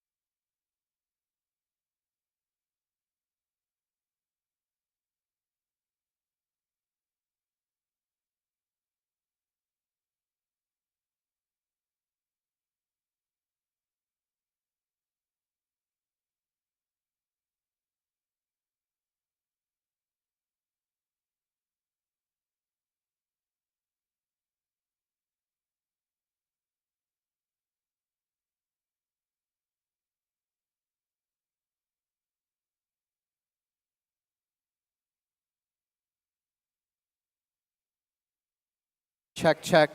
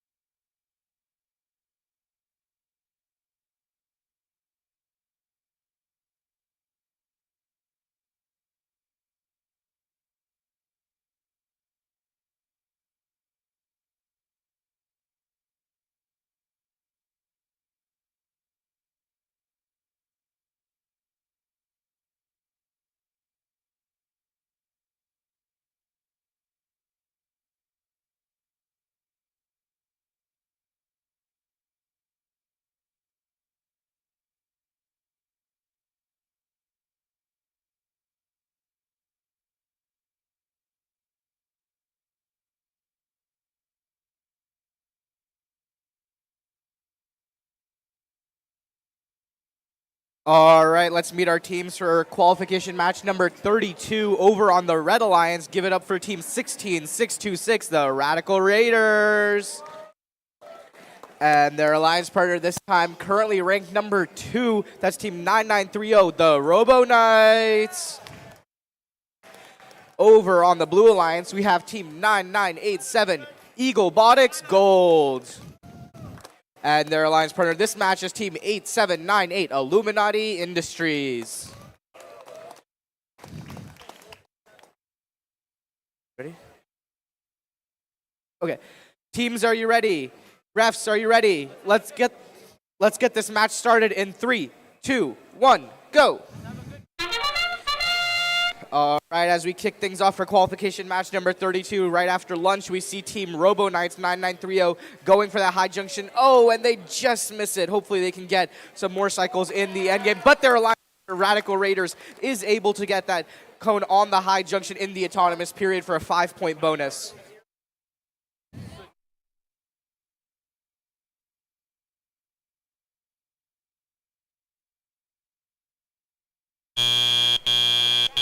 Drivers, pick up your controllers. 3, 2, 1. All right, as we kick off our driver-controlled period, we have a 33-point lead for that Red Alliance, 53-20. Robo Knights and Radical Raiders looking to score a lot of points. Remember, these are the final. We are just wrapping up our qualification match period, so these teams really need to get those last points in right now so they can rank as high as they possibly can. Radical Raiders going for that ground junction to make placing a much tougher for Eagle Botics Gold and Illuminati Industries. We'll see how that works out for them. And in the meantime, they've now gone for a medium junction, claiming that ownership, while their alliance partner Robo Knights just places cone after cone on that high junction for 5 points each. With a minute 20 left in the match, the Red Alliance has grown their lead to 70 points, 100-32. They are doing very, very well. It looks like that ground junction that the Red Alliance placed was knocked over by a team on the Blue Alliance. We'll see what the refs say for penalties over there, if there are any. And now the Radical Raiders going for another cone on that high junction. They're just trying to get it off. Looks like they have some interference between a part of their claw and the junction, but they're able to figure it out with all that driver practice that they have. Robo Knights coming down for another cone to intake, collect, and then score on that medium junction. You can see that turret mechanism they have, able to just rotate their arm 180 degrees. Makes their cycling so fast because they don't have to rotate the robot a lot, but instead can just drive straight back and forth, making them a lot more maneuverable around the field.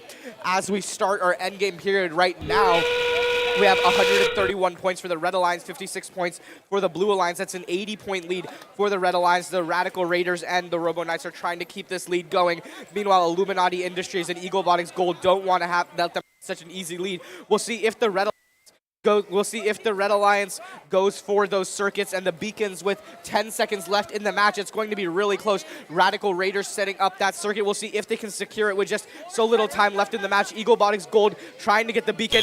Oh, and that's the end of the match.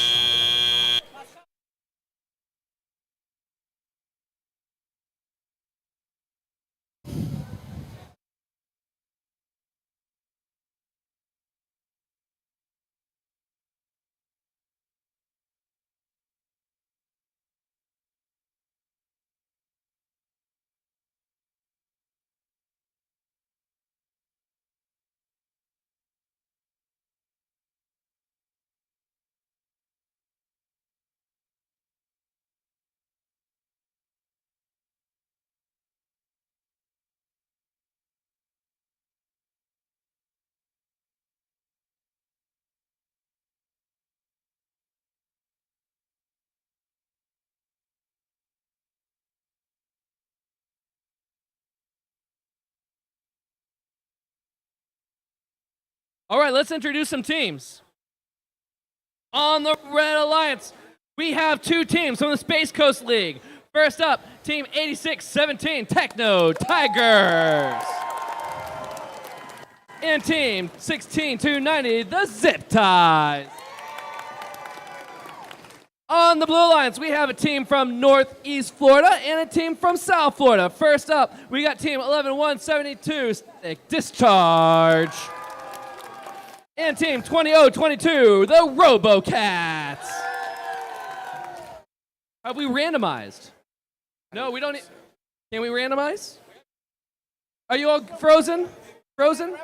Frozen? We have one. We got one. He can do it. You've got this. I believe in you. Rick.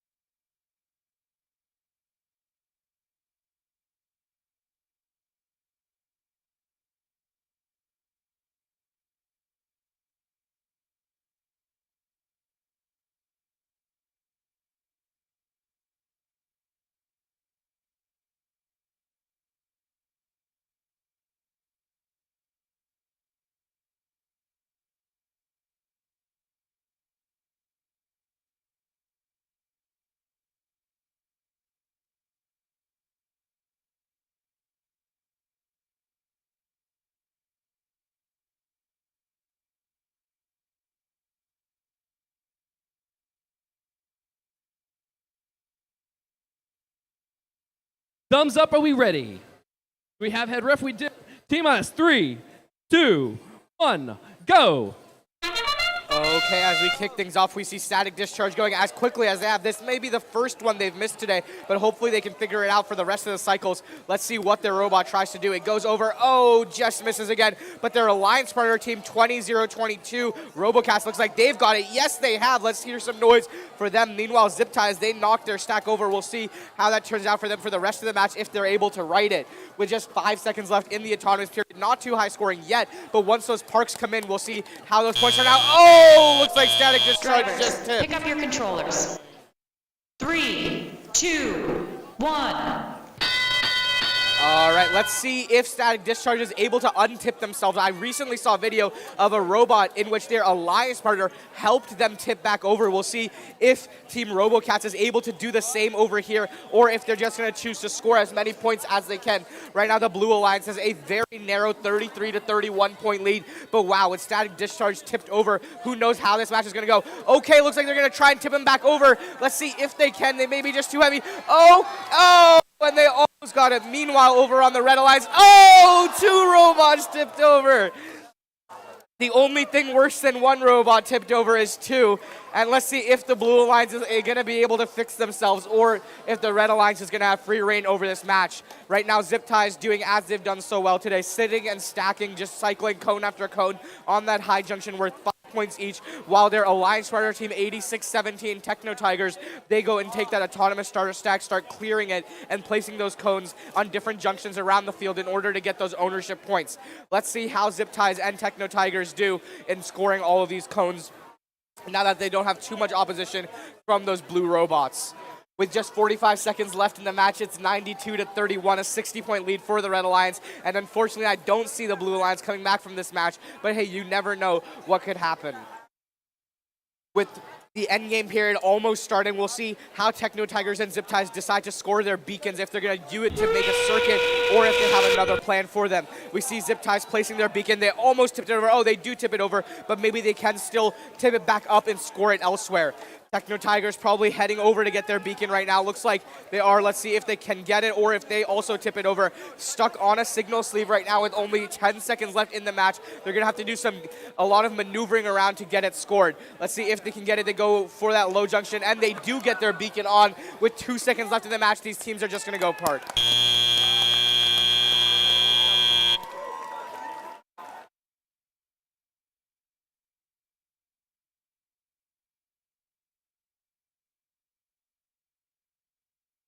All right, let's announce our scores for qualification match number 32.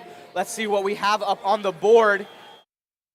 Looks like the Red Alliance is going to win this one, a score of 171-70. That keeps the Robo Knights in second rank. And remember, these teams don't have too many more matches to play, so Robo Knights likely has to just win 1 more match, and they can secure their ranking for the rest of the day.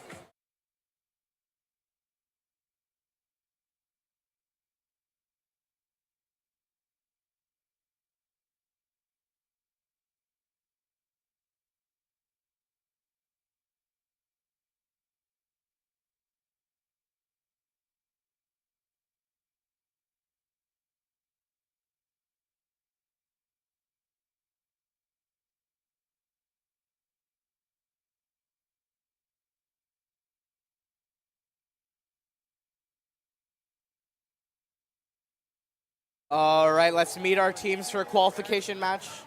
Oh, let's see our scores for qualification match number 33. We'll get those up on the board right now.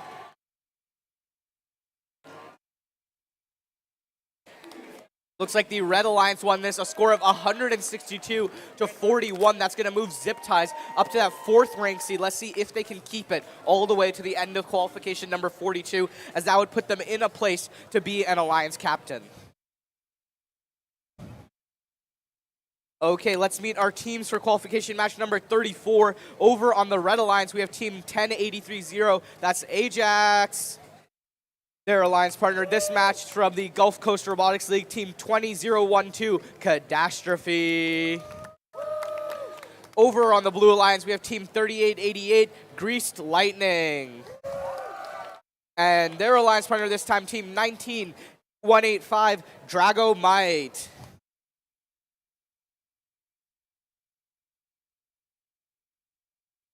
Eight, 9, 5.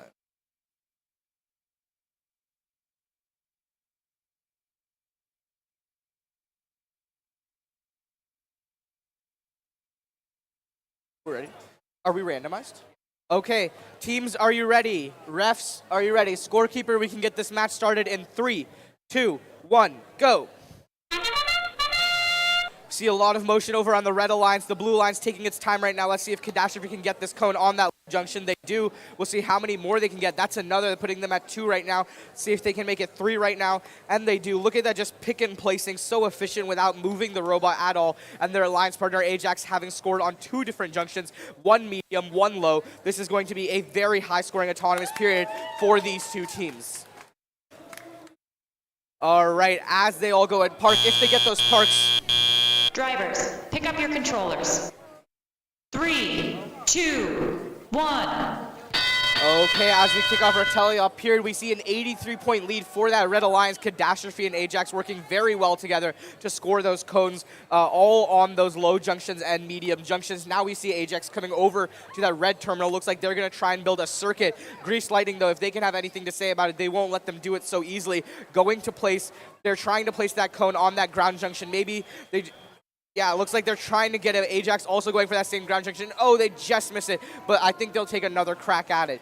In the meantime, Catastrophe using the other scoring mechanism on their robot to get to that high junction as efficiently as possible with that linear slide. They're able to get 2 already. Let's see how many more they can get in the match before they switch over to using that low ground junction and terminal scoring system on the other side of their robot.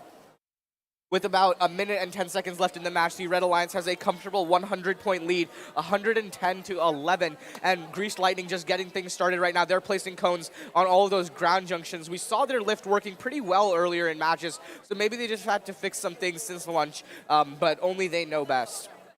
Ajax right now, we can see they actually put a cone on top of Greased Lightning's ground junction. That's a 8-point swing for them because they get 3 for the ownership. They took away 3 for the ownership, and it's 2 points just for placing a cone on that ground junction. Ajax now going to place another cone on a low junction. Meanwhile, Catastrophe going for that terminal. We can see they already have that circuit built. We'll just have to see how many junctions this Red Alliance will end up owning by the end of the match.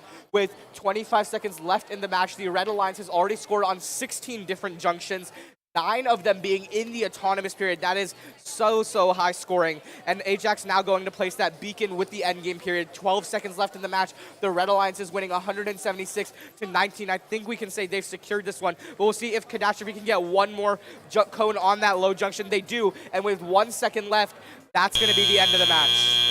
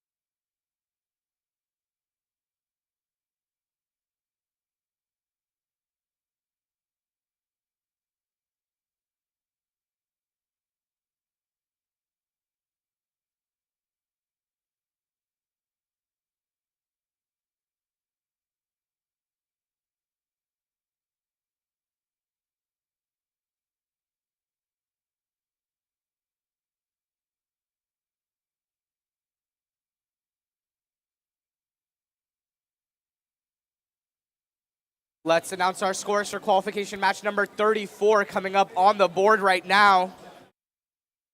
You can see the Red Alliance won that match 207-19. That's a new high score for the day, bumping up Catastrophe and their alliance partner Ajax up to ranks 15th and 18th respectively.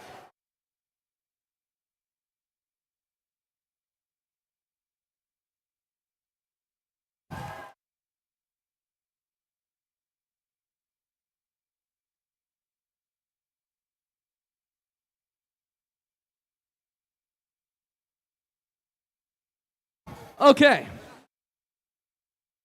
Got to introduce the teams. And before we do that, I want to remind everybody that we have a webcast, and I'm about to go tweet the link to the webcast. It's RoboVision On Demand, and the Twitter is @FLFTC. So if you have friends or family at home, send them the link so that they can come and watch these amazing matches. So let's go tweet something, and to do so, we're going to take a selfie. Everybody take a selfie with me. Scott's over. Oh, they're busy. That's okay. Let's go on this side. Selfie. Audience selfie. Okay.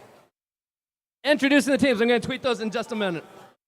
First up, from the Northeast Florida League, we got team 9944, Team Saturn. And their partners, team 17156, Scott's Overflow. On the Blue Alliance, we got team 7341, the French Fries. And team 18317, the Steel Eels.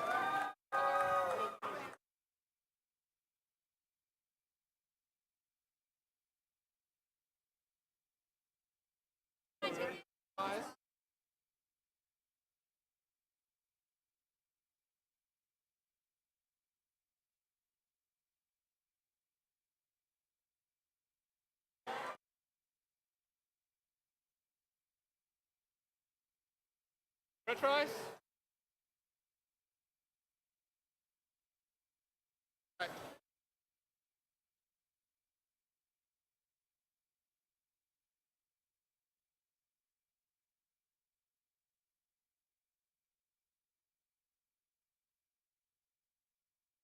All right, thumbs up. Are we ready? T-minus 3, 2, 1, go.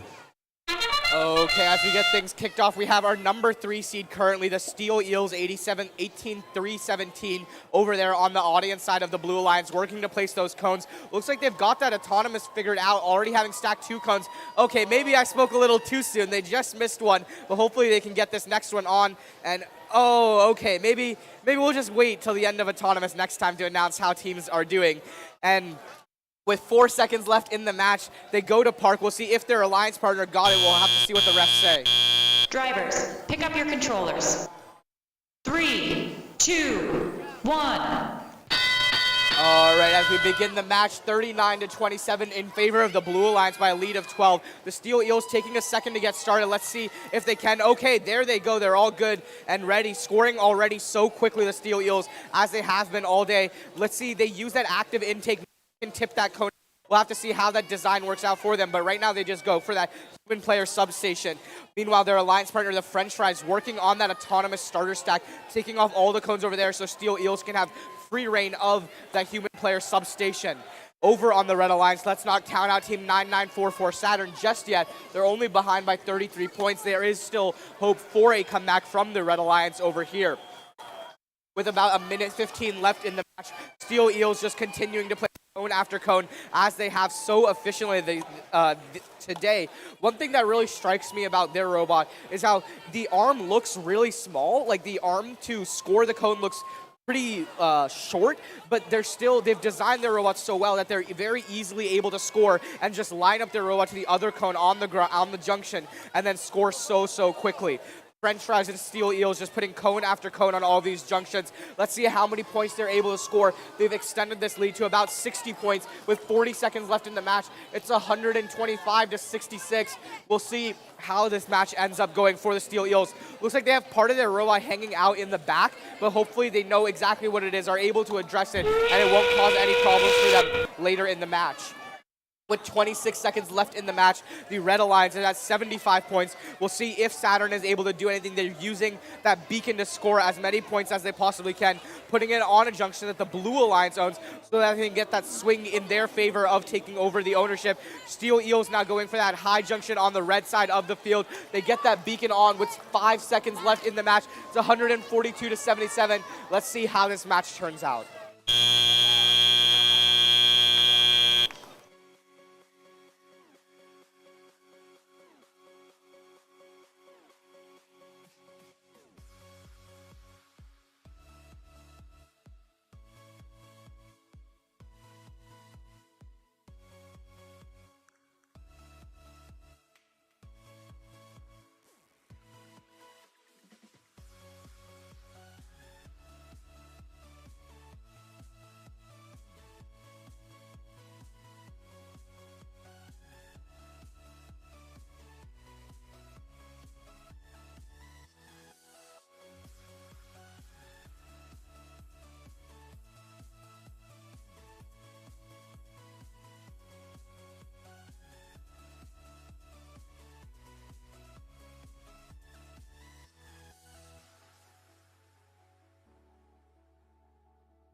It's just the teams coming up in the next match. First up, 77-19, Team Rise.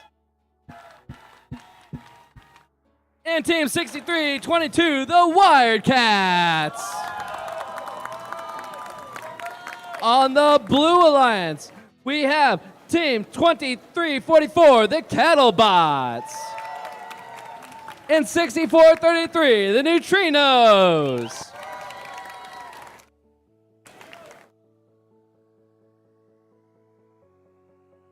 Why do cows have hooves instead of feet?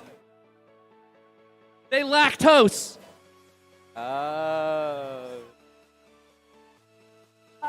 just told to get newer jokes. There's only so many cow jokes I can tell, okay? We ready? Thumbs up, are we ready? T-minus 3, 2, 1, go! All right, as we kick things off, if I remember correctly, every single robot in this match is in the top 10. So this match has huge implications for our rankings over in the Lawrence division. This being likely the last match these teams play, it is very important that they score as many points as possible. Right now, Cattlebots and Neutrinos trying to get those points for that Blue Alliance. Rise doing extremely well, already have 4 cones on that high junction, about to be 5 now. Really good job from them. Neutrinos, meanwhile, has 3 on that low junction. Let's see if they can get that park.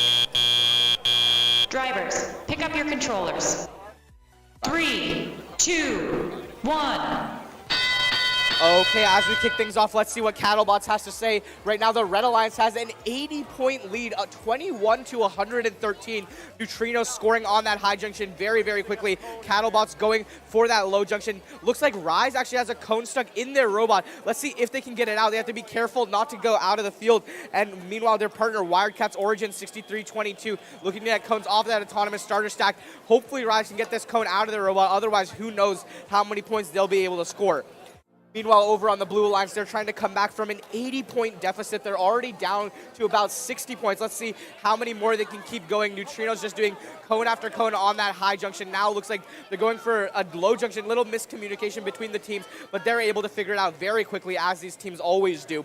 Meanwhile, Cattlebots almost done with that autonomous starter stack. Now they're pretty much done. They go to place that cone on that ground or low junction. We'll see. And Rise still unable to get that cone out of their robot, while the Blue Alliance is doing cone after cone on the high on all the junctions. 92 to 119, the Blue Alliance has decreased this deficit by as much as they can. Still 20 points to go. They have now crossed into triple digits, 102 to 129. The Team 6322 Wildcat Origin is not going down without a fight, however. 40 seconds left in the match, is 99 to 135. Let's see if this Blue Alliance goes for that circuit. That's pretty much the only shot of guaranteeing a win. They need those 20 bonus points right now.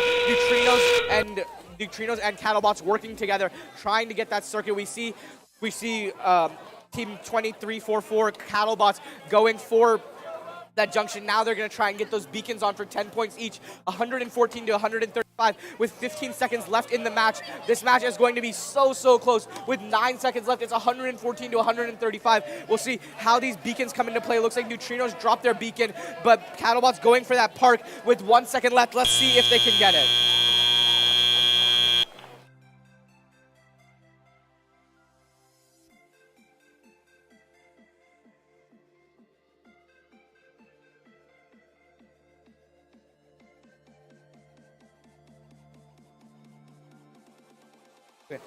All right, let's report our scores for qualification match number 35 coming up on the board right now.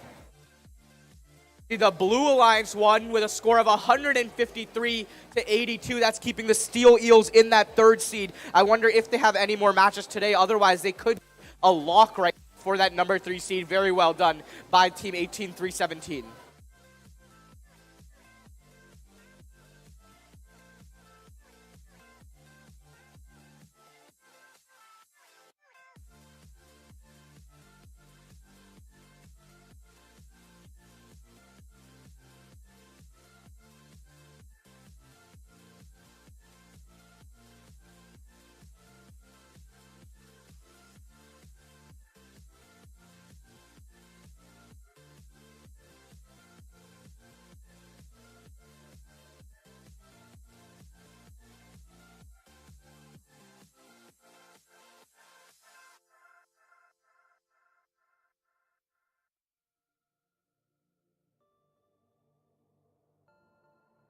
All right, let's introduce our teams for qualification match number 37. Over on the Red Alliance, give it up for Team 18385, Shiva Automatrons.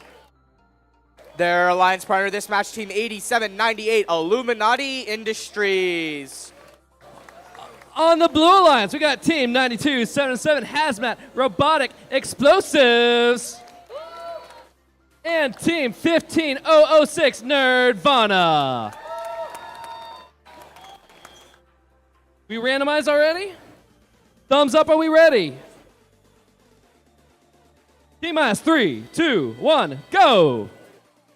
All right, as we get things kicked off, Nerdvana looking to place that cone on that medium junction. The robot just looking around. Let's see if they can collect the rest of those cones. They missed the collection. And remember, everybody, this is the last match for all of these teams. If Nerdvana wins this, it is very likely that they stay ranked in that number 1 spot. Let's see if they're able to get that park off. Meanwhile, their alliance partner, Hazmat Robotics Explosive, also having some trouble with the park. Right now, not too high scoring for this alliance as we've seen before, but who knows how it could turn out for the rest of the match.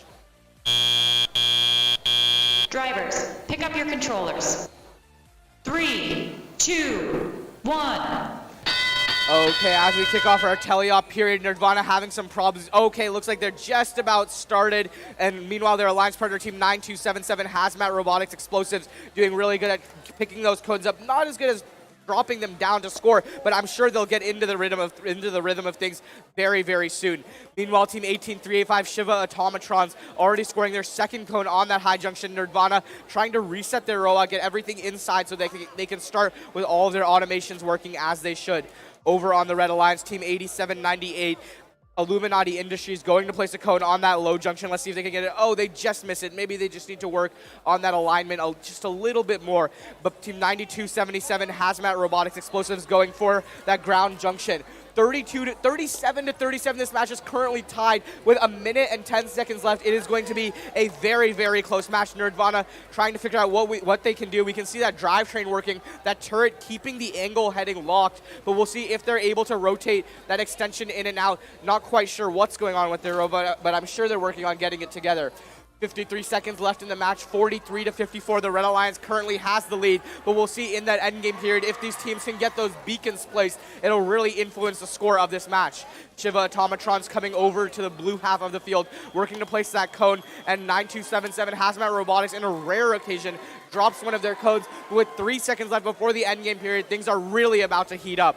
As the endgame period begins, Illuminati Industries able to drop a cone on that low junction. They go to pick up that beacon, as does Shiva Automatrons. Let's see if Nerdvana is able to score any points right now. Meanwhile, their alliance partner team 9277 Hazmat Robotics Explosive goes to pick up that beacon. Looks like they're having some trouble getting it. 52 to 86 with 10 seconds left in the match. It's going to be really tough for the Blue Alliance to come back now, but these are very, very skilled teams that should be able to do it if they try hard enough. With 3 seconds left in the match, that's going to wrap things up.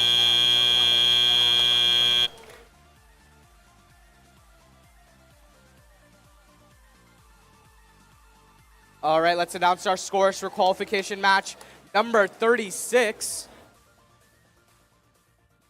We have the scores coming up right now. Looks like the Red Alliance is going to win this one. Score of 131 to 137 in favor of the Red Alliance. Those 30-point blue penalties really decided that match. That bumps up Wirecats Origin and Rise to 5th and 6th respectively, moving down Neutrinos to 7th seed.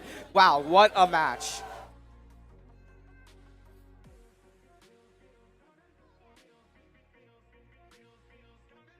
All right, let's meet our teams for qualification match number 38. Over on the Red Alliance, we have team 9175 Warrior Bots.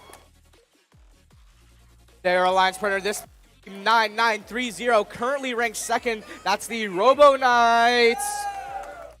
Over on the Blue Alliance, we have our current 4th seeded team, team 16290, the Zip Ties. And their alliance partner, this match, team 516 Gears of Fire.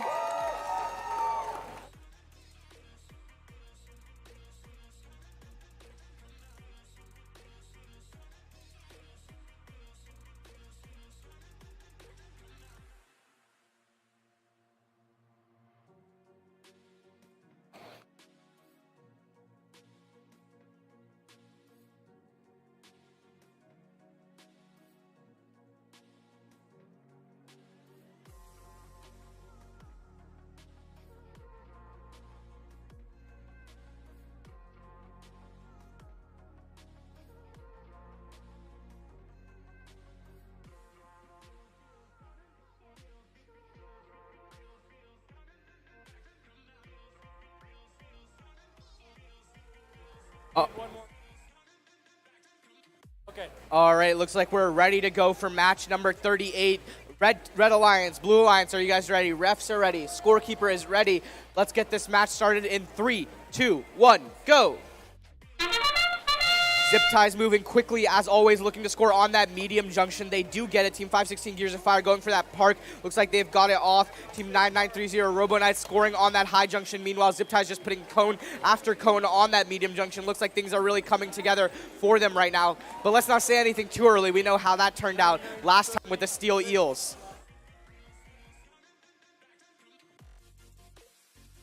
All right, with 2 seconds left in the autonomous period, 36 points for the Blue Alliance, 25 for the Red. Drivers, pick up your controllers. 3, 2, 1.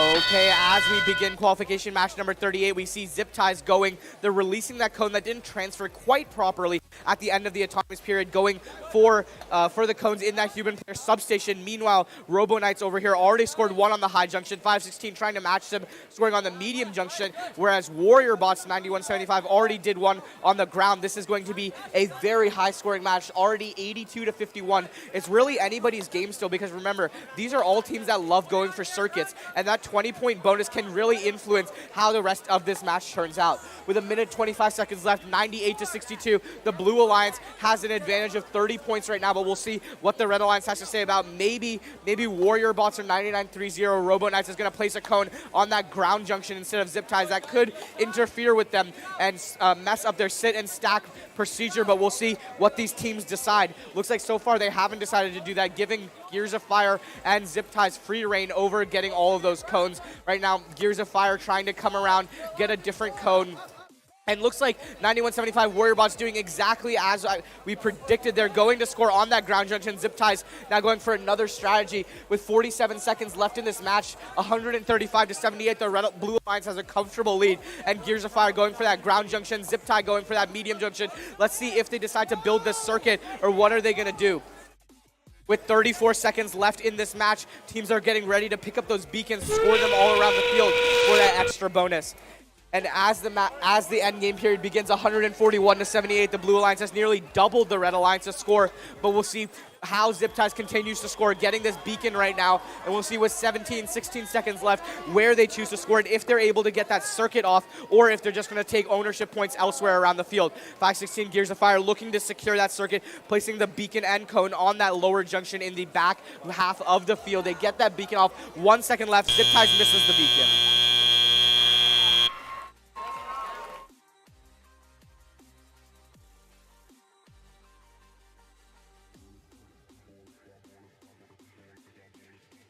All right, let's announce our scores for qualification match number 37 coming up on the board right now. Let's see who won that match.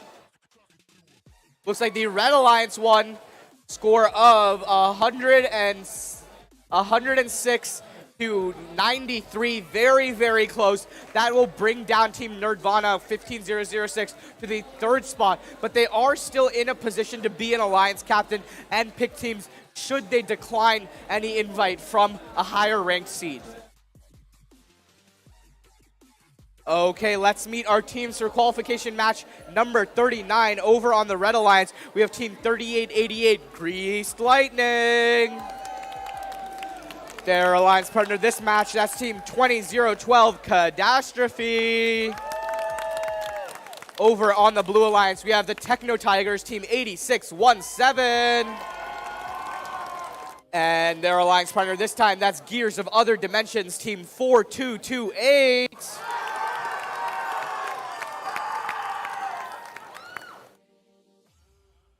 Randomization. Go two. Yeah. Go two. Go two. We introduced everyone. We have. What signals? Okay. Thumbs up, are we ready? T-minus 3, 2, 1, go! Okay, as we get things ticked off, we expect a very high-scoring autonomous from all of these robots. Let's see if Catastrophe is able to get it on. They do get that cone on. Looks like they're having some trouble collecting. They may have gotten bumped by Gears of Other Dimensions. Remember, that's perfectly legal, just part of the...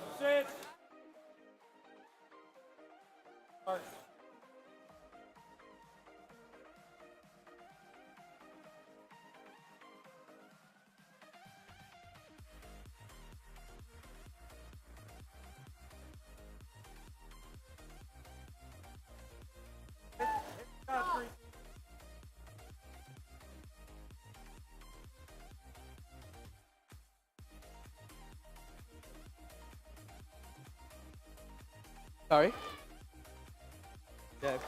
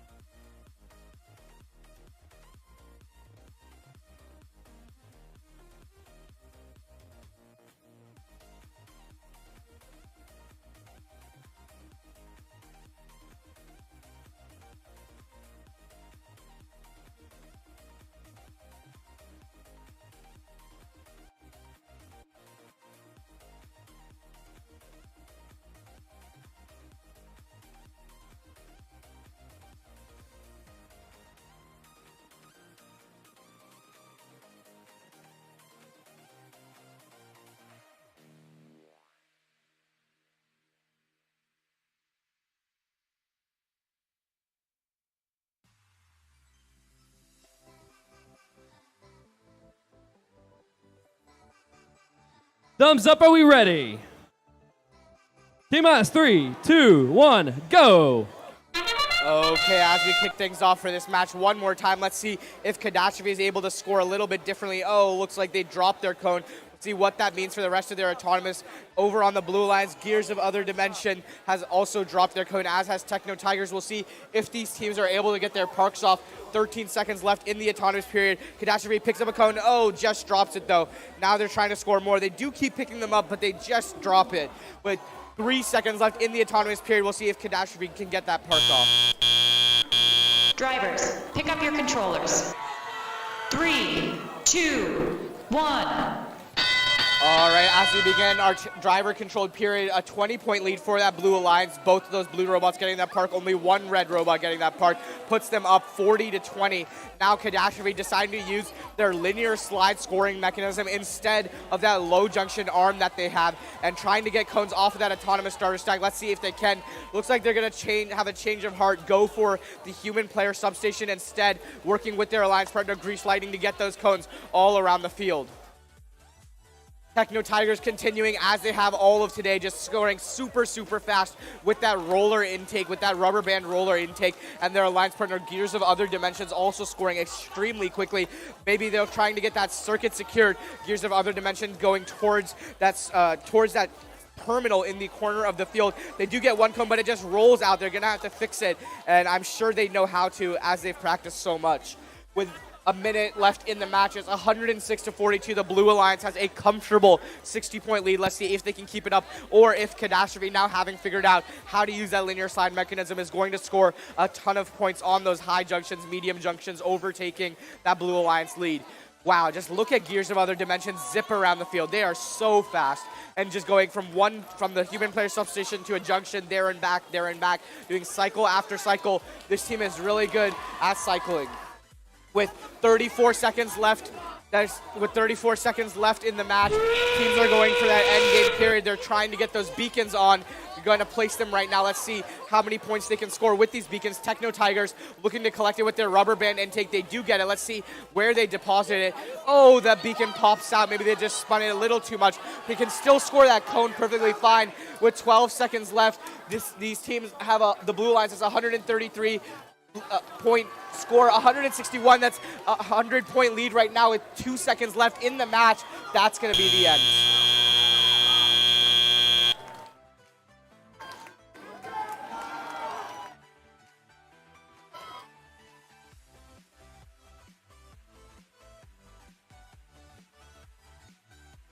All right, let's take a look at our scores for qualification match number 38. We can get those up on the board right now, and we'll see how these teams are doing.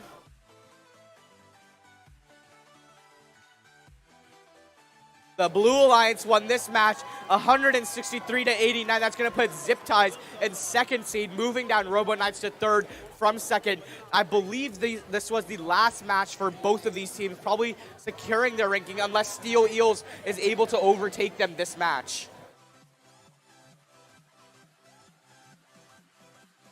So in that last match, you see the number 2 and number 3 team. The number 1 team of the division is in this match. Going to make it exciting. First up, Red Alliance. We got team 16, 626. This team, Radical Raiders. And their partner, 11172, Static Discharge. On the Blue Alliance. Static Discharge currently ranked number 8, a very high ranked team as well. Over here, team 10-8-30, Ajax. And currently ranked number 1, team 18-317, Steel Eels. Thumbs up, are we ready? Do we randomize? All right, T-minus 3, 2, 1, go. Okay, as we kick things off, we see Static Discharge placing on that high junction. The Steel Eels currently ranked #1, placing on that mid junction. They get another cone. Let's see if they score it. They do. I'm not going to say too much more about Steel Eels' auto, as it didn't work out too well last time. So let's see what the Red Alliance is up to. Radical Raiders having placed 1 on that high junction. The Static Discharge 11172 just missing one, but hopefully they can get this one on, and just a little bit short. Meanwhile, the Steel Eels partner 10830 Ajax getting cones on that Drivers, mid-junction. pick up your controllers. 3, 2, 1.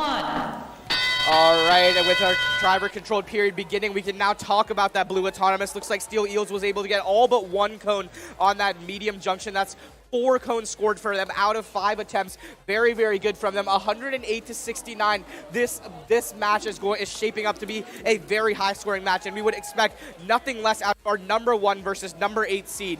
Looks like Steel Eels' alliance marker fell off for probably the 6th time today, but that's all right. They're still able to know which junctions to score on, which alliance they're on. They're all good. As we continue the match, 1:27 left, 145 in favor of the Blue Alliance to 81 over on the Red Alliance. The Steel Eels and Team 10830 are doing extremely well. Steel Eels just having a little tipping issues, but looks like they've been able to figure those out very quickly, and their alliance partner Ajax working to help them build that circuit, placing that cone in that terminal. Over on the Red Alliance, they're just about to cross that 100-point barrier. Team 11172 Static Discharge placing cones on that high junction, as they've done so quickly all day today, with 57 seconds left, 164 to 134. That Red Alliance circuit is really, really helping their score right now. 164 to 139, 47 seconds left in the match. It is just back and forth, back and forth. This match is really going to come right down to the wire. We'll see what Steel Eels has to say about all this scoring, and their alliance partner Ajax is going to make sure that the Red Alliance cannot get that circuit, blocking it off right now. We see 201 points, now 198 for the Blue Alliance. They have that circuit. As the endgame period begins, getting these beacons scored is going to be the most critical thing these teams can do right now. Steel Eels going to score that beacon. They're trying to place it on top of a junction over by the Red Alliance. They do. That'll really be critical in blocking that Red Alliance circuit. Just a display of really good driver strategy by the Steel Eels drive team and coach. Ajax placing their code right now with 8 seconds left, 228 to 135. This could be the highest scoring match we have today. As we end the match, this is going to be a fantastic score.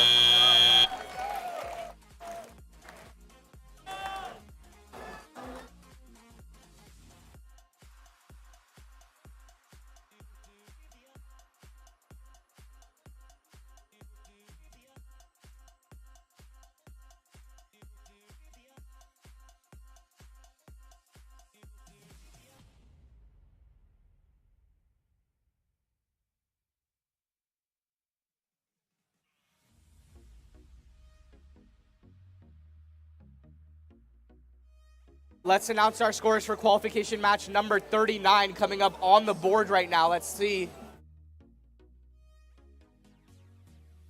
Looks like the Blue Alliance won this one, a score of 146 to 75. That's going to bump up 86-17 into that 7th slot, with their alliance partner Gears of Other Dimensions going up to the 12th seed.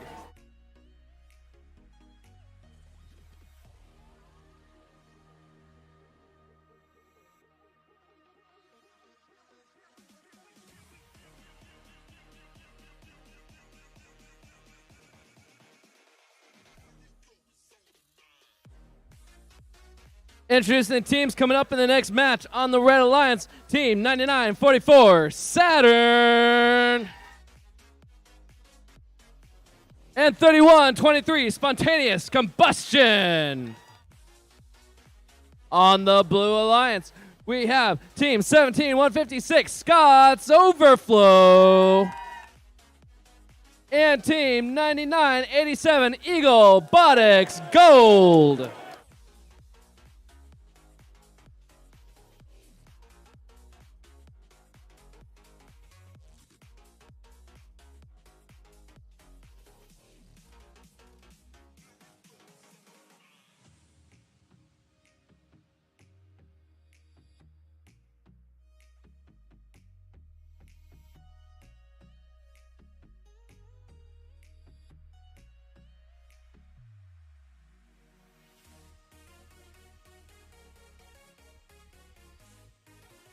Thumbs up, are we ready?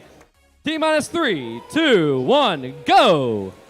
Okay, as we kick off our second to last qualification match, we can see Team 3123 Spontaneous Combustion just zooming over there, trying to get that cone on that high junction as quickly as possible, and then parking their alliance partner, Team 9944 Saturn, just missing that high junction placement, but they do also get that park. That's going to be about 45 points for that Red Alliance after the autonomous period. With 4 seconds left, the Blue Alliance just trying to figure things out. 17156 going for that last second park, unable to get it. Drivers, pick up your controllers. 3, 2, 1. Okay, as we begin our teleop period, we have a 53-point lead for that Red Alliance. We'll see how Spontaneous Combustion is able to pick up those cones so quickly with their linear slide system and then score them on all the junctions around the field. The first one they go for is that ground junction. Just missed the placement a little bit. We'll see if they can correct it. They just pick it right back up and they seed it properly. That'll be 5 points for them. Meanwhile, Saturn 9944 knocked over another cone, but I'm sure they'll be able to fix it. And if they can, their alliance partner, Spontaneous Combustion, will probably be able to help. Right now, Spontaneous Combustion going for that autonomous starter stack one more time. This team is so fast at driving, using that linear slide system to score junctions all around the field. I am honestly very impressed with this mechanism. With a minute and 13 seconds left, 85-12, Spontaneous Combustion and 9944 Saturn going for more points. They currently have an 85-20, 65-point lead, but Eaglebotics Gold is not giving up just yet. Meanwhile, Team 17156 trying to collect cones, but 3123 Spontaneous Combustion is just way too fast for anybody to keep up with, as is their alliance partner team 9944 Saturn. This is going to be an incredibly high-scoring match for the Red Alliance.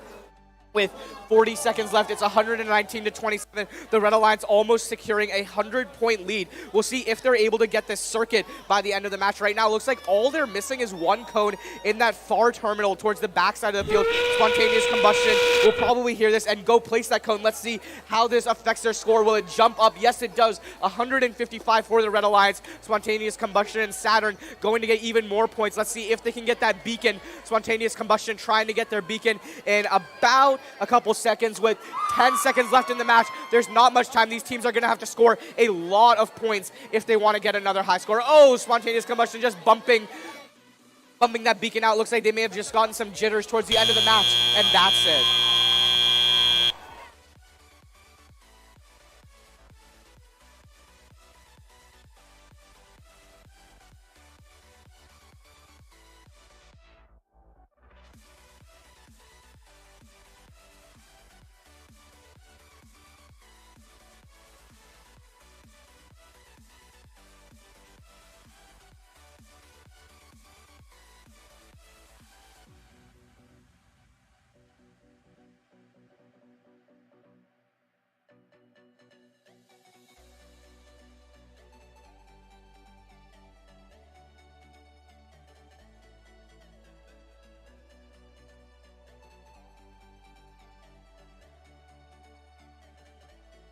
All right, let's announce our scores for qualification match number 40. We'll see if Steel Eels Team 18317 is able to stay in first place. The Blue Alliance does win. That puts a new high score for the day, 233 points, putting up Ajax to 12th place. Steel Eels remain in first, 233 to 154. What an excellent match by the Blue and Red Alliance.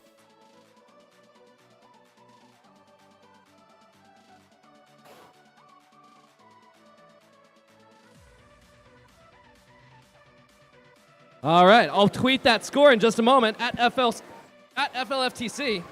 Introducing the teams coming up in the next match. What match are we on? 42 of 42, the last qualification match of the Lawrence Division. Introducing Team 7341, the French Fries. And their partners, we have Team 20022, the RoboCats. On the Blue Alliance, 15052, the Space Engineers. And 19895, Dragomite.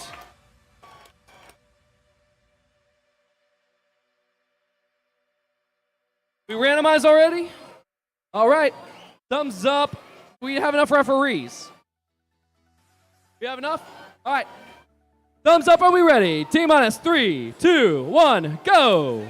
Okay, as we kick off our last match of the Lawrence division today in qualifications, we see the Space Engineers getting that placement. Hopefully they don't tip. Okay, they don't. Team 20-0-22, the RoboCats going to place on that high junction. Are they going to get it? They're just standing there. Maybe they do. Oh, looks like they don't. Over on the other side of the Red Alliance, Team 73-41, French Fries, able to get their park.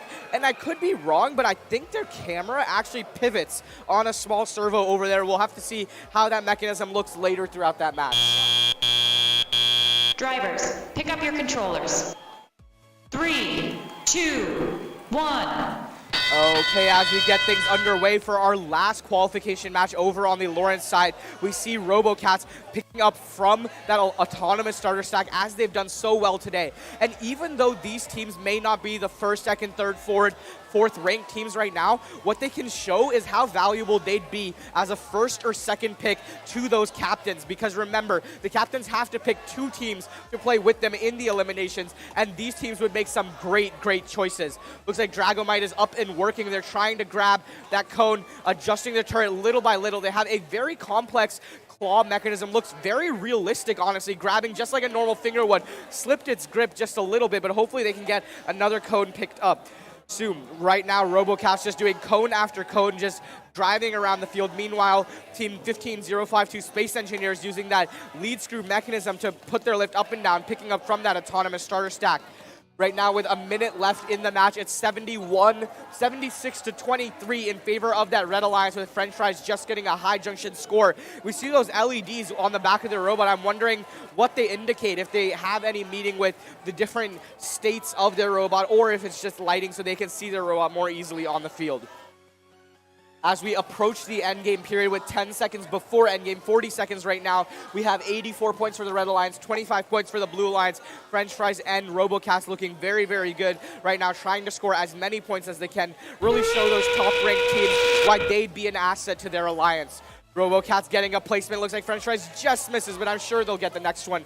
As the endgame period begins, we see teams start to pick up those beacons. What's really interesting is French Fries actually places 2 cones down and then their beacon on top of it. Maybe it has to do with some height alignment adjustment thing, but they really know what they're doing out there, as they've proven throughout today. With 5 seconds left in this match, it's just wrapping up, and that is going to be our last qualification match of the Lawrence division.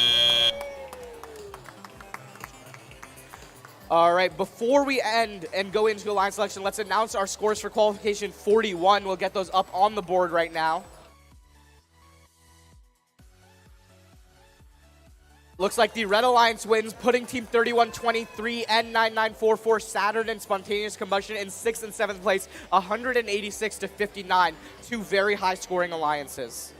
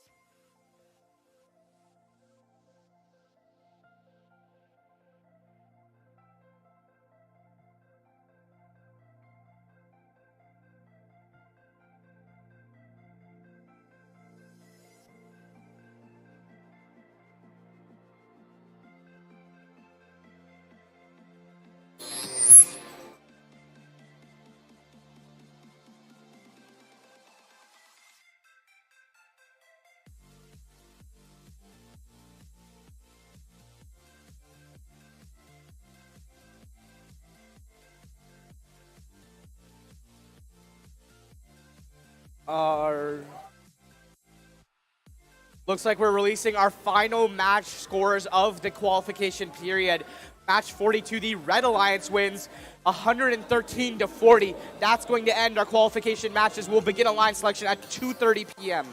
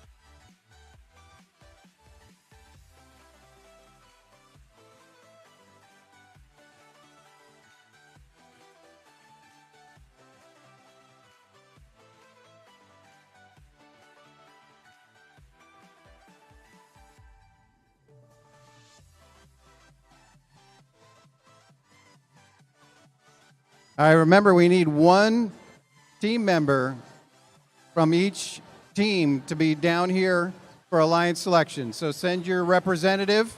If you're on the Lawrence side, come stand right here. If you're on the Scott side, go stand over by the queuing tables on the Scott side. I need one person from each team. One person from each team. Yep.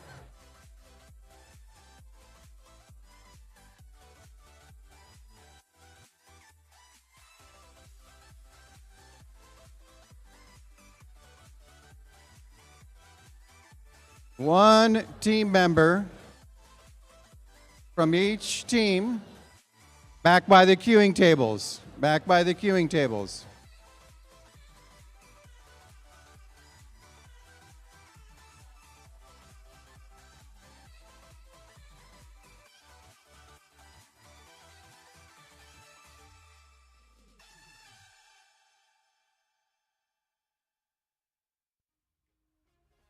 What?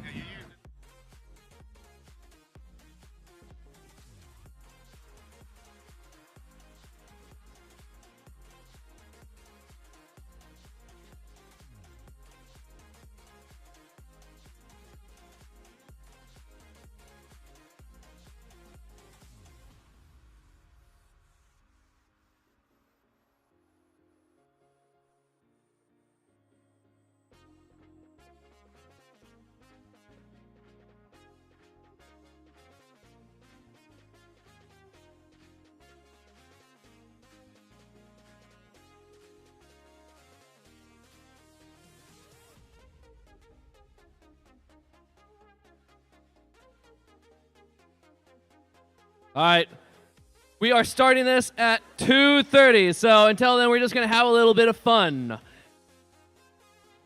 DJ Mike, are you ready? Hit it.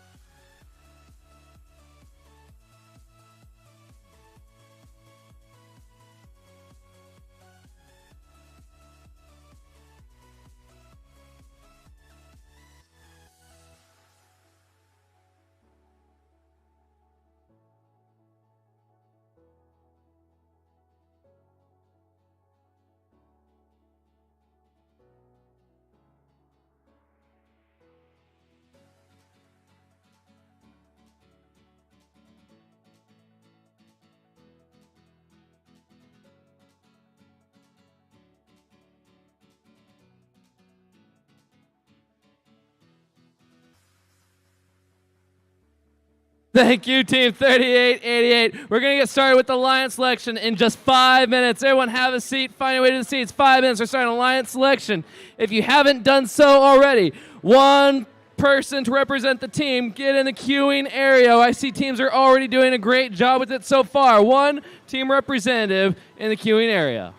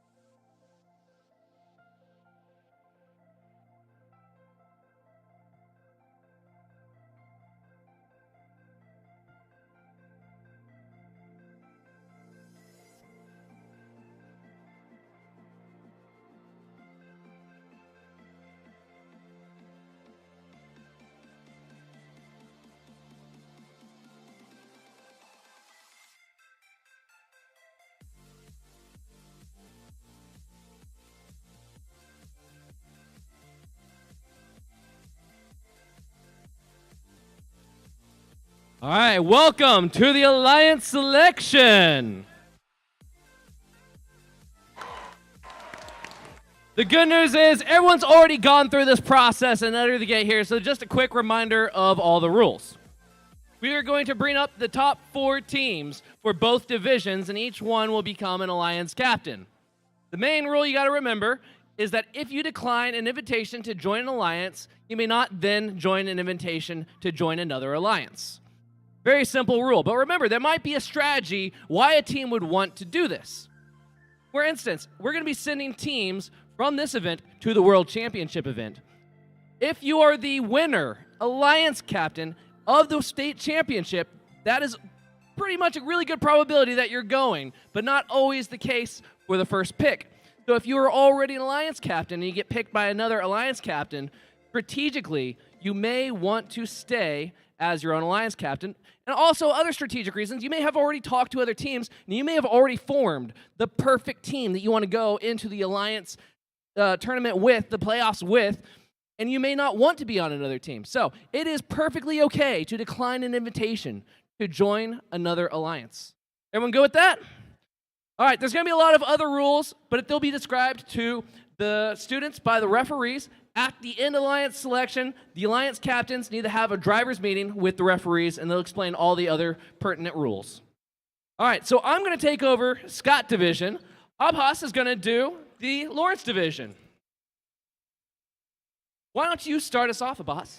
Okay, our number 1 ranked team in the Lawrence Division after 42 qualification matches is Team 18317, the Steel Eels.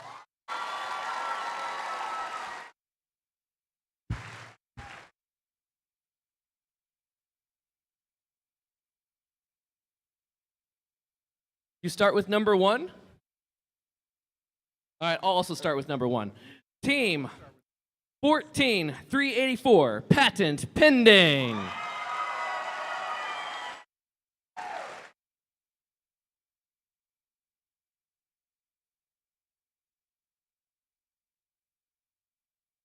We're going to go left to right from audience point of view. All right, our number 2 team in the Lawrence division. Give it up for team 16290, the Zip Ties.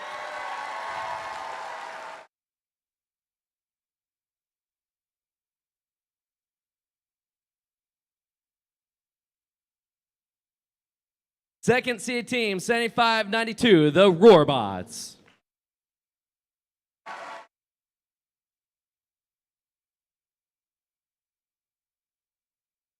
Over here, our third seeded team is team 9930, the Robo Knights.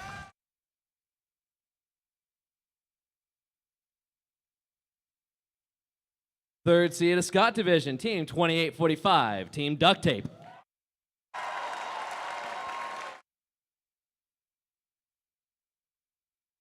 And our fourth seed alliance captain over here is team 15006, Nerdvana.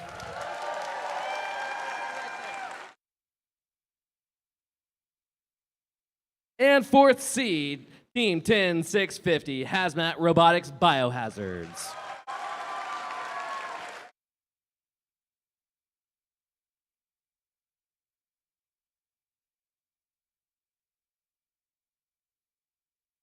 Yeah, Abhas, why don't you go ahead and let them have the first pick? All right, Steel Eels, who are you selecting as your first pick? We are eagerly excited to a higher state of consciousness with 15006 Nerdvana.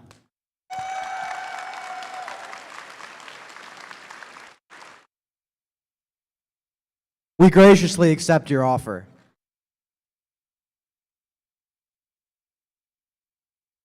First seed alliance captain of the Scott division, team 14384, patent pending. Who would you like to invite? Reviewed the patent, and we decided to extend our contract to team 2845, team Duct Tape. All right, team 2845, you have a choice. You can accept this offer, or you can continue being your own alliance captain. What would you like to do? Team 2845, stick together with patent pending. All right, so that moves team 10650 Hazmat Robotics Biohazard into the third rank, and we need a new fourth rank. That is team 14725 Java the Hutt.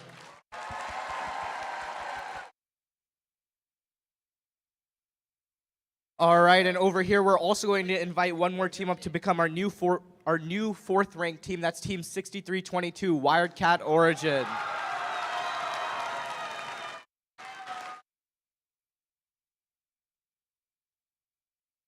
Okay, Zip Ties, team 16290, who do you select? Team Zip Ties would love to tie together with Team Rise. That's team 7719.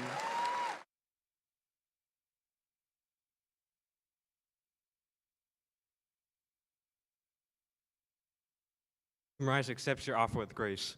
We desire to ascend to a higher place.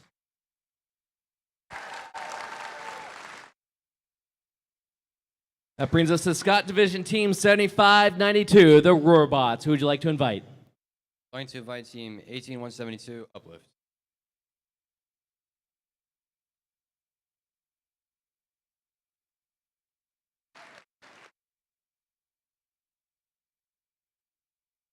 #18, 172, Uplift Robotics. Do you accept? Graciously accept.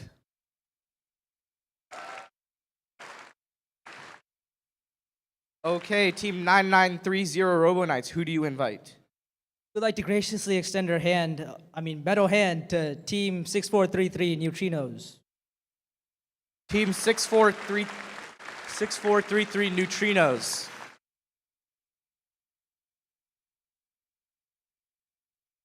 We accept.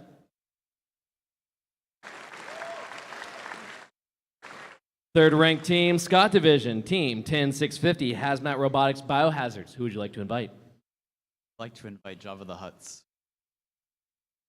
All right, again, you have a choice. Would you like to join that invitation, or would you like to be your own alliance captain? Unfortunately, we have to graciously reject your offer. Okay, strategic decision. You get another pick instead. I'd like to invite Tech Turtles to join our alliance. Team 10179, the Tech Turtles.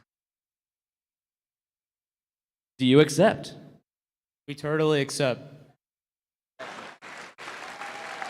All right, on to our first pick of the 4th Alliance captain, Team 6322. Who do you invite? We would like to invite Team Saturn. Okay, that's Team 9944, Saturn.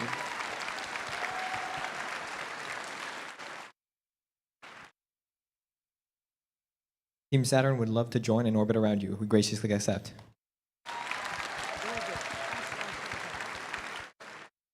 Fourth Seed Alliance Captain Scott Division, Team 14725, Jabba the Hutt. Who would you like to invite? Jabba the Hutts have done a lot of thinking, and we believe our future would be golden if we graciously nominated Golden Fish to be our alliance partner. Team 13093, Golden Fish. Do you accept? Team Golden Fish accepts. All right, we'll begin with the second picks of our alliances, starting with the number 1 ranked seed, Team 18317, Steel Eels. Who do you invite? We are electrifyingly prepared to eel our way into our competition with Catastrophe. Okay, that's Team 20012, Catastrophe.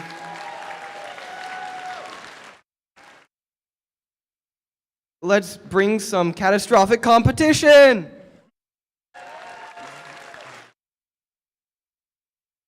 All right, that brings us back to the first rank of the Scott Division, 14384, patent pending. Who would you like to join your new alliance? I'd like to make a boom with Team 101, Team Boombots.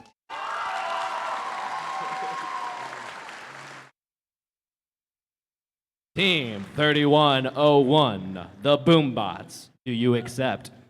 I'd love to make a patent with you.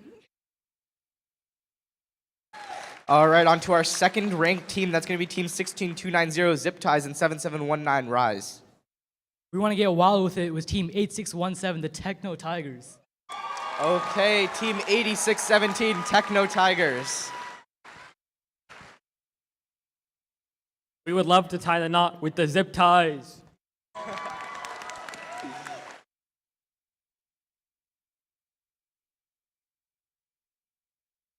Accept? All right. Yes.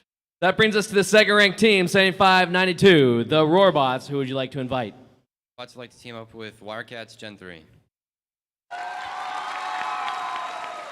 Team 10022, Wildcats Gen 3. Do you accept? You accept a cat in the mall.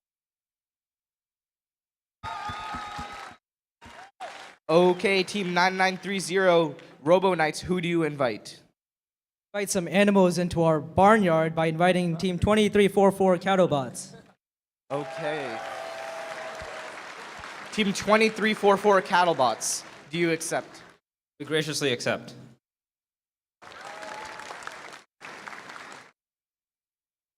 All right, that brings us to Team 10650, Hazmat Robotics Biohazards. Who would you like to invite? I would like to invite 16716 Ivy Warriors. Team 16176, the Ivy Warriors. Do you accept? We graciously accept the offer. Thanks.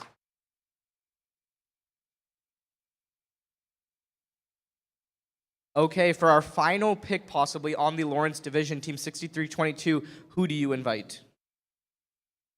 Wildcats would graciously like to invite Ajax. That's Team 10830, Ajax.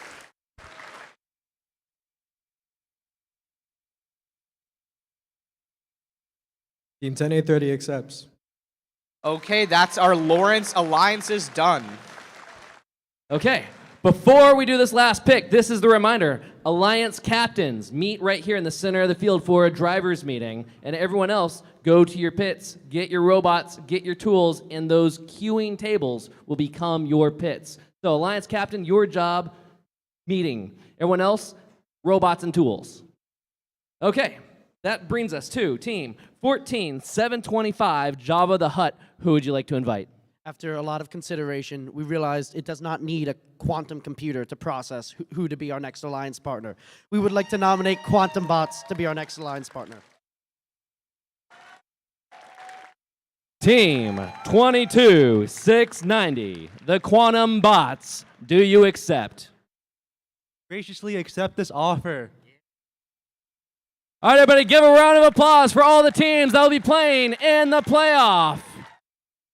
We'll be starting momentarily. Drivers, team captain, stay here for a driver's meeting. Everyone else, go get your robots and tools. We'll be started in just a moment.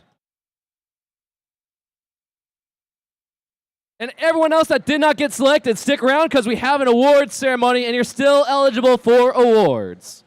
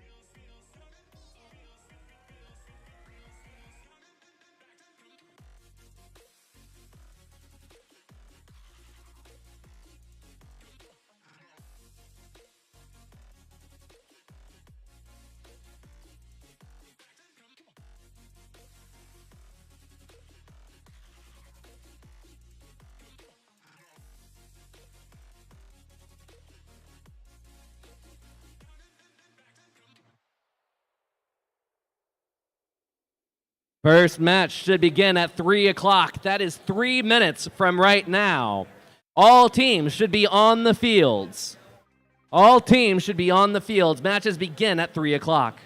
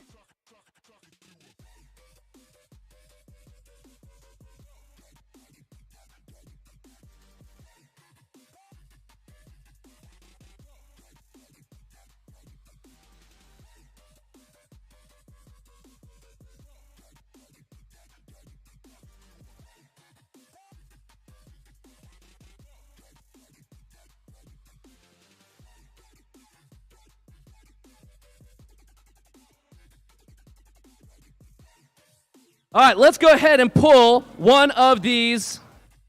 Here we go. It goes to a team, and the winner of the first Jabba the Hutt is... okay. All of the judges, are you all bribing the judges? All right, this one goes to 54-7-316. And what are we giving away right now? Giving away Jabba the Hutt t-shirts to ticket number 54-73-16. It goes to a team. If you got it, come. Got one? Oh, we're giving away one t-shirt. All right.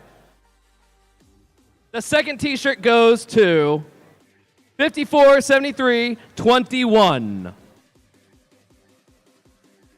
And the third t-shirt goes to 54-72-98. 54-72-98.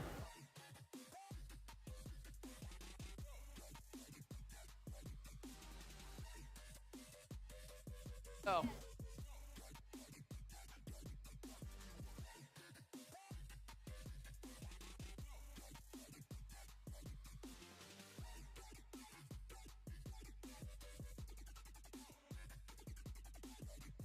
Introducing the teams for semifinals match number 1 on the Lawrence division.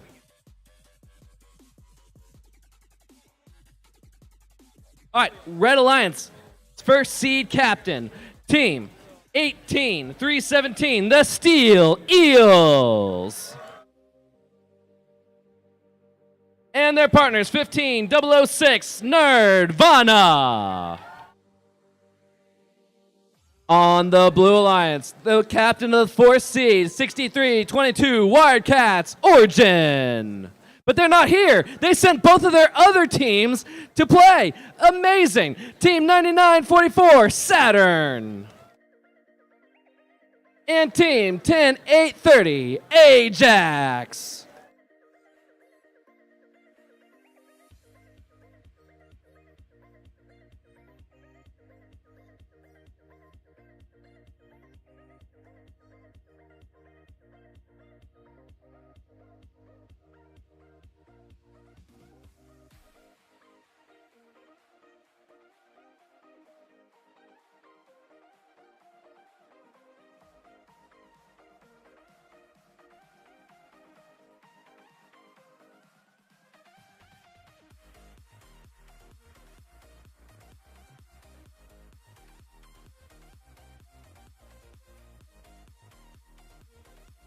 Check, check, check, check.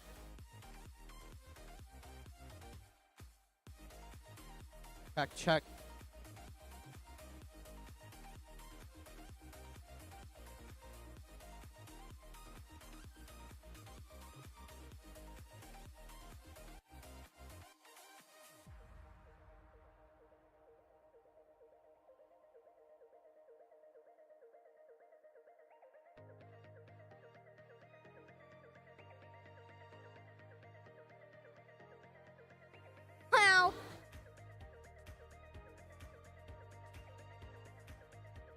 Check.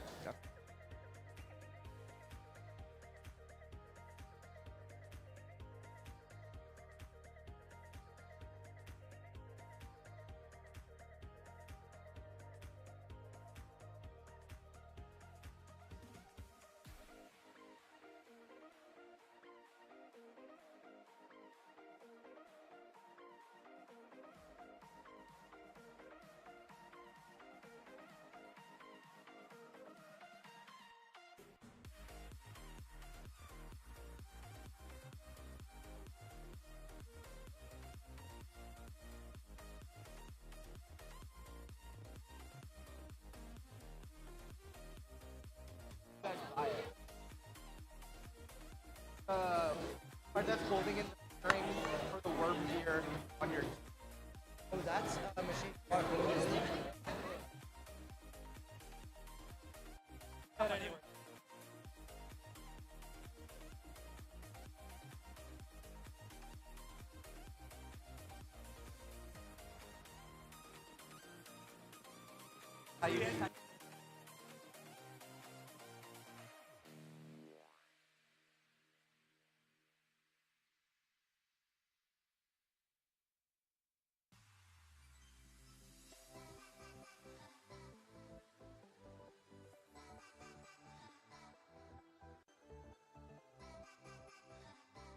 Hello, hello.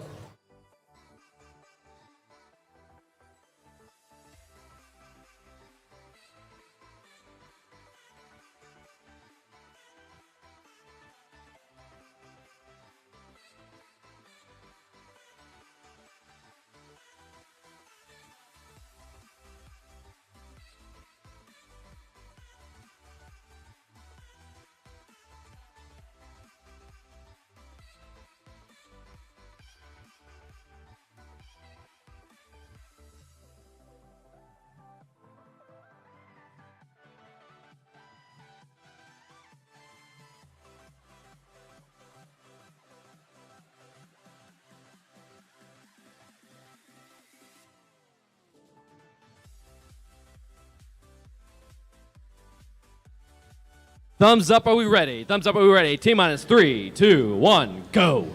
All right, as we kick things off for semifinal one, match number one, looks like Nerdvana, they've fixed their localization issues. They get that first cone on, they get that second cone on. Steel Eels, I'm going to wait to talk about them as I may have jinxed them earlier in their qualification matches. But let's take a look at the Blue Alliance team, 9944 Saturn getting that high junction on as they expect. Their alliance partner Ajax getting their junction on as well. Let's see if these teams can park with 8 seconds left in the autonomous period. Nerdvana almost finishes out their stack, just one hanging at the top. We'll see what the refs have to say about that.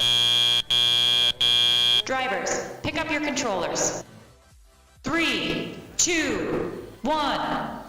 Okay, we would expect nothing less of a semifinal match number one, 57 to 86. These are two very high-scoring autonomous periods. Steel Eels, as they have been doing all day with that super fast active intake, just putting cone after cone on those junctions. They've already gotten 2 junctions on. Nerdvana now getting set, trying to sit in that middle position.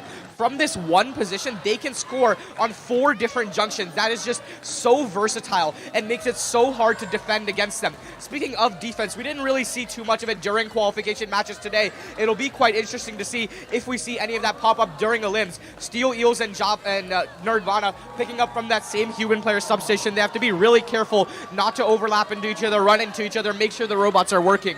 Over on the Blue Alliance, we have Saturn and Ajax scoring pretty much at the same exact time. Very well coordinated between these two teams on the Blue Alliance. Ajax now continuing to take cones off of that autonomous starter stack, putting them on top of the Red Alliance, taking those ownership points back with a minute left in the match. It's 154 to 96. This could be really close. We see the Blue Alliance going towards building that circuit. We'll see if they get it. Now Nerdvana trying to get that last cone picked up for themselves from that autonomous starter stack. Let's see where they decide to score it. I think they'll probably go for that low junction that Blue owns, but we'll see what they decide to do. 43 seconds left in the match, 106 to 165. Remember, we have not yet seen the Florida State record get broken today at the Florida State Championship. Who knows, this might be the match or another one of our elimination matches coming up. With the endgame period beginning, we're going to see Saturn, Steel Eels, Ajax, and Nerdvana all going to pick up those beacons. Any beacon drop is catastrophic for these alliances. They have to make sure that they secure every single final point that they possibly can. Nerdvana going for that high junction. They get it. They get that beacon. 12 seconds left, 134 to 181. This is going to be a very high-scoring match for both of these alliances. Steel Eels getting their beacon as well. With 4 seconds left, they go to park. We'll see if they can get this last cone on, and that's the end of the match.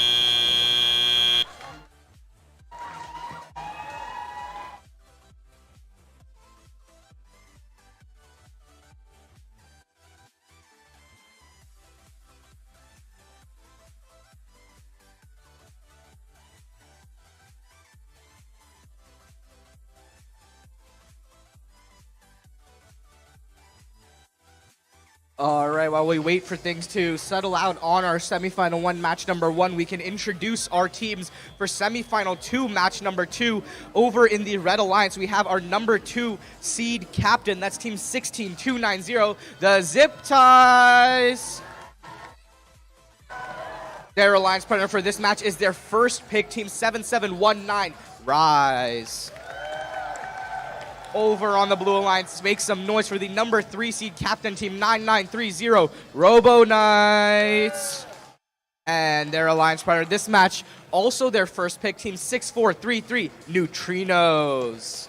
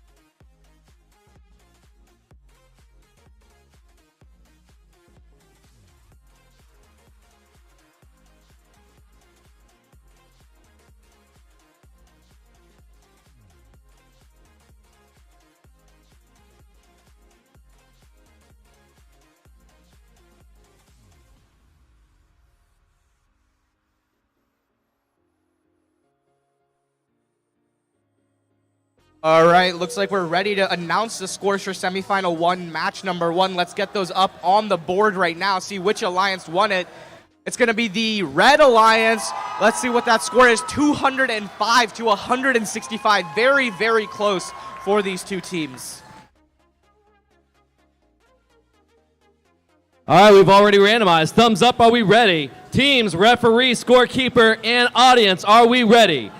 Team on, no, that's a no.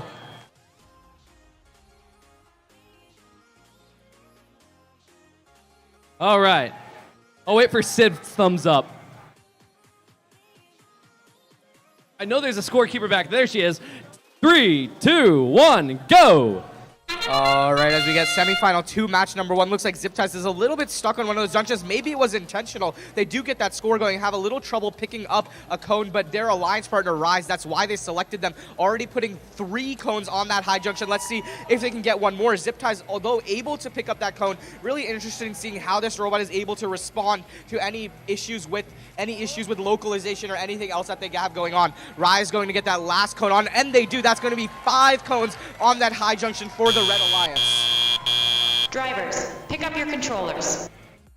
3, 2, 1. All right, as we begin our driver-controlled period, we have 104 points for the Red Alliance, 51 points for that Blue Alliance, about a 50-point lead. We'll see how Zip Ties and Rise work together this time. In the past, we've seen Zip Ties sit there and stack cone after cone on that high junction nearest their human player substation. But in alliance matches like this, you need to optimize for every single last point you can possibly get. So I'm not sure if they'll follow that same strategy. That being said, we can see they've already scored on 2 different junctions in 2 cycles, meaning they are going for that cycle strategy. Oh, they just missed one, but their alliance partner Rise has got them covered, scoring cone after cone on all of those junctions, trying to get those ownership points. Over on the Blue Alliance, Team Neutrino 6433 is doing very, very well with that rotating arm turret mechanism, just doing cone after cone on that high junction. With a minute and 12 seconds left in the match, it's 101 to 141. Another similarly very high scoring match over here in semifinal 2, as we saw in semifinal match 1. I just cannot wait to see how our final matches turn out at the Florida State Championship. With 57 seconds left in the match, it's 154 to 108 points. Zip Ties going for different junctions every single time, trying to maximize those ownership points, whereas their alliance partner Rise looks like they're going to try and tip that cone up. Let's see if they're able to get it, working to get it tipped up over in the corner of the field. With 40 seconds left, it's 118 to 167, and let's see, Rise decided to just put that in the terminal. Let's see now where they're going to score this cone.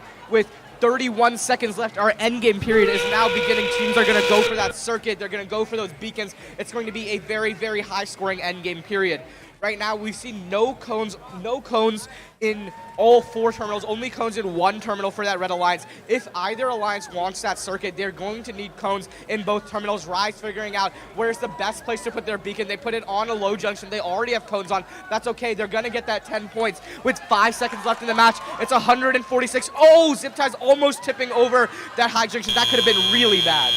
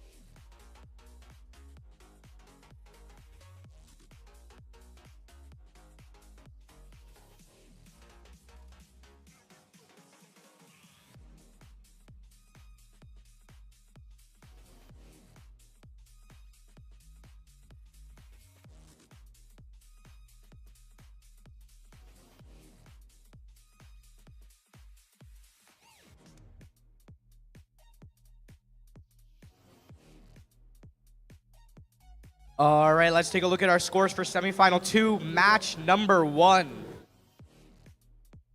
The Red Alliance won this match, a score of 195 to 153. These triple-digit scores are what we expect of the elimination matches in the Lawrence division of the Florida State Championship.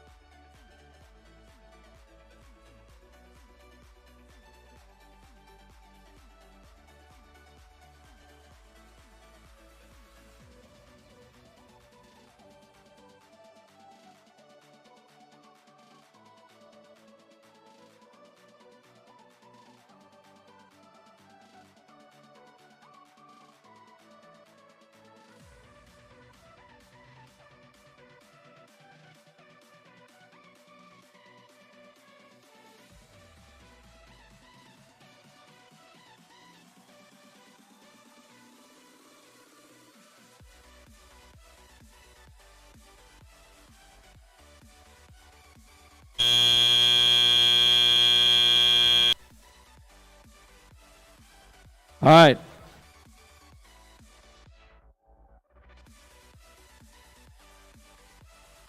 All right, last time we were on the field, Red Alliance came away with the victory.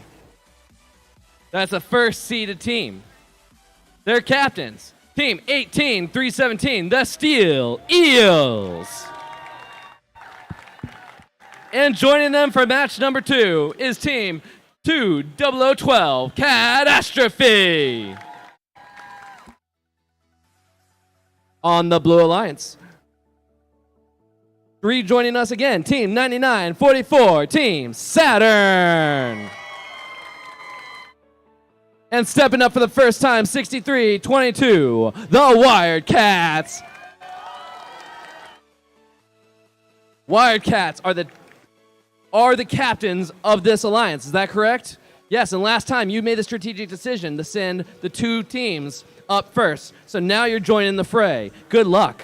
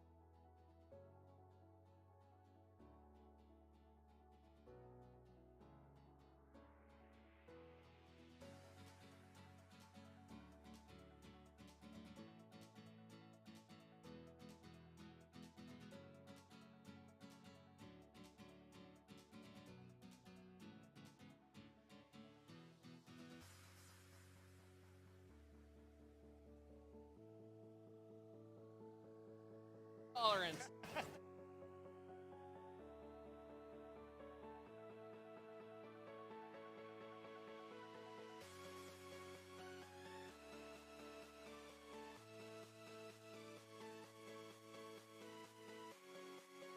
All right, teams, scorekeeper, referees, thumbs up. Are we ready?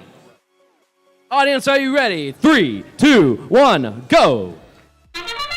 As we begin this match, the Red Alliance is going to look to take home another victory. We see Steel Eels able to get that first cone on, as does Catastrophe. Let's see if they're able to get the rest of these on. They get another one. Meanwhile, over on the Blue Alliance, Team 9944 Saturn, they're able to get one cone on that high junction. 63-22 Wildcats Origin does miss one, but looks like Steel Eels has got it. Oh, man. Just as I say, they've got it figured out. They missed one. Meanwhile, over here, Catastrophe, they get 5 out of 6 of their cones on. Steel Eels gets 4 out of 5. I cannot wait to see how high scoring this autonomous period is. Drivers, pick up your controllers. 3, 2, 1. Okay, as we begin our driver-controlled period, we'll see if Catastrophe uses that front low junction scoring mechanism or that opposite high-mid junction scoring linear slide system. Very interesting how they've developed such competent individual scoring subsystems on one robot. Steel Eels doing as they've done all day, just junction after junction, cone after cone on those junctions. They've scored 1 medium, 1 low, 1 high junction in the span of 3 cycles. Just such a versatile team. Over on the Blue Alliance, looks like Team 9944 Saturn is having some issues. Maybe they'll need some help, but their alliance partner 63-22 showing why they're the captain of this alliance, able to score cones in all these junctions around the field. They go for their first one. Are they going to get it? Yes, they do. That's going to put a 100-point lead for the Red Alliance, cutting down that deficit just a little bit. Let's see where Catastrophe decides to go and place this cone. They're going to place it on a low junction nearest the blue side of the field. Steel Eels, any tipped over cones, they just decide to push those into the terminal, say we'll deal with this later, or we'll just have it contribute to our circuit.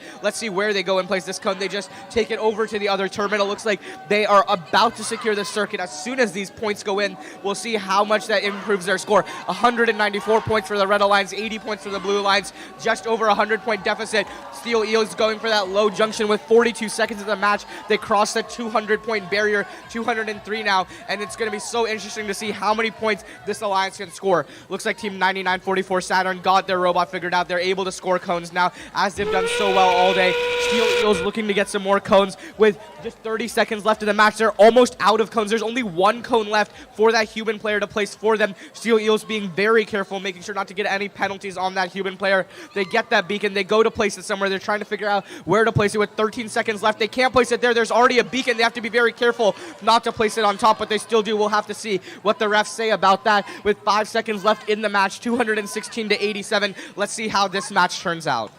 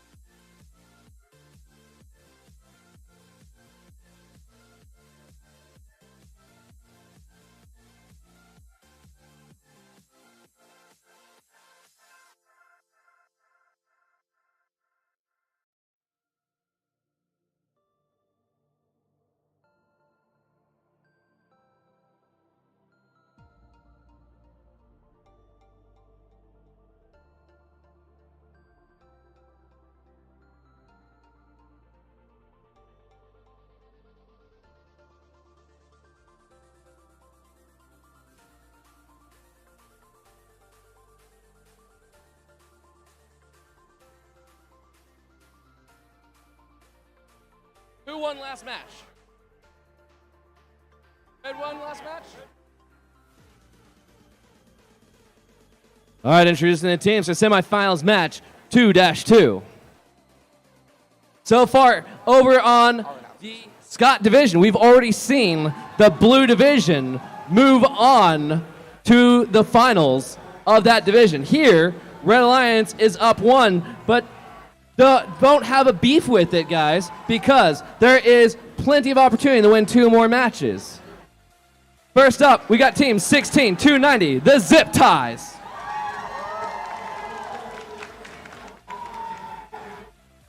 Then we got team 86-17, Techno Tigers. One of the most amusing teams, Team Cattlebots 2344. And Team 9930 Hadron Robo Knights, the other Knights. Hey Barry, before we start this match, let's announce the scores from semifinal 1, match number 2. Get those up on the screen. Remember, if the Red Alliance wins, they do move on to the Lawrence Finals, and they do with a score of 204 to 90. That means Steel Eels, Nerdvana, and Catastrophe are moving on to the Lawrence Division Finals. Let's give an extra round of applause to the Blue Alliance, 63-22, 99-44, and 10-8-30. They had some excellent matches making it all the way to the state championship. Great job to that Blue Alliance. All right, have we randomized? Zone 1. So that's a yes, we randomized. Thumbs up, are we ready? Are you ready? T-minus 3, 2, 1, go!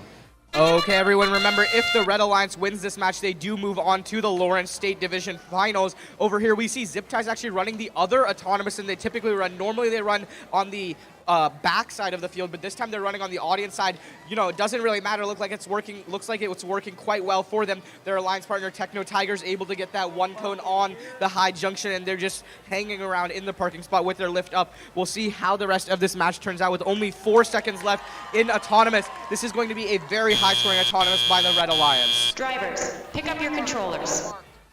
3, 2, 1.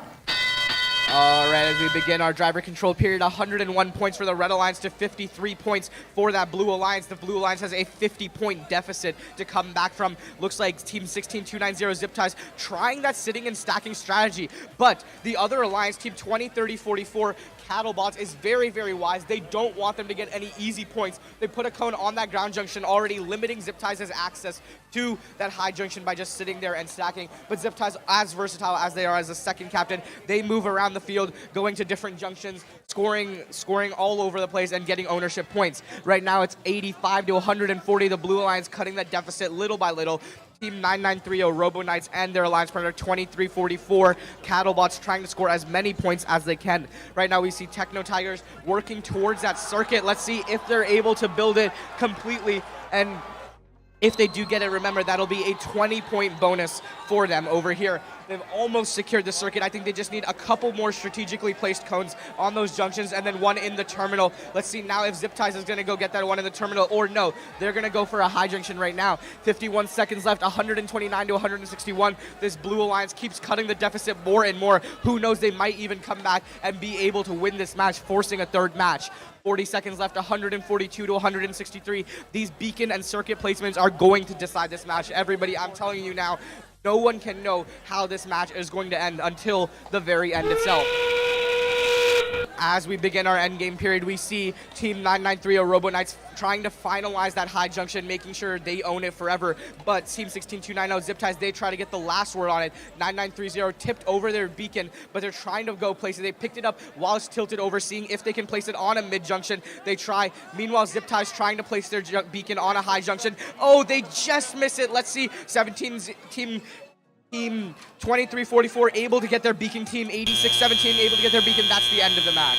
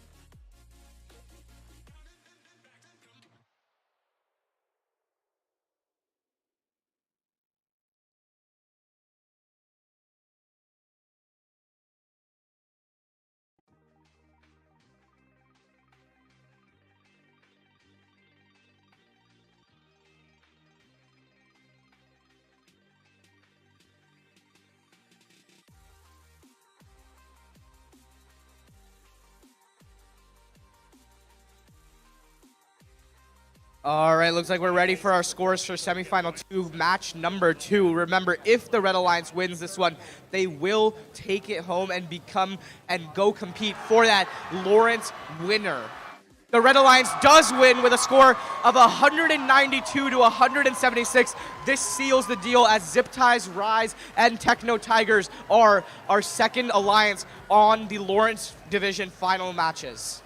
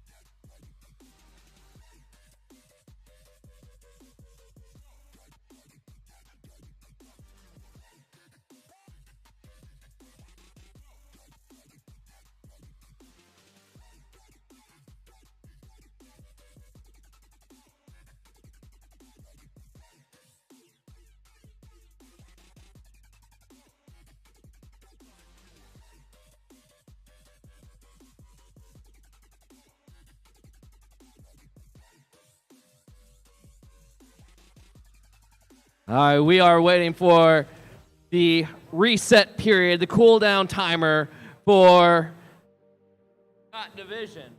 We had going to a third match over on Scott Division. So, in the meantime, we're going to do a drawing for this Java the Hutt, this 3D printed Java the Hutt. It goes to raffle ticket 547263. 547263. If you have that ticket, go see Java the Hutts.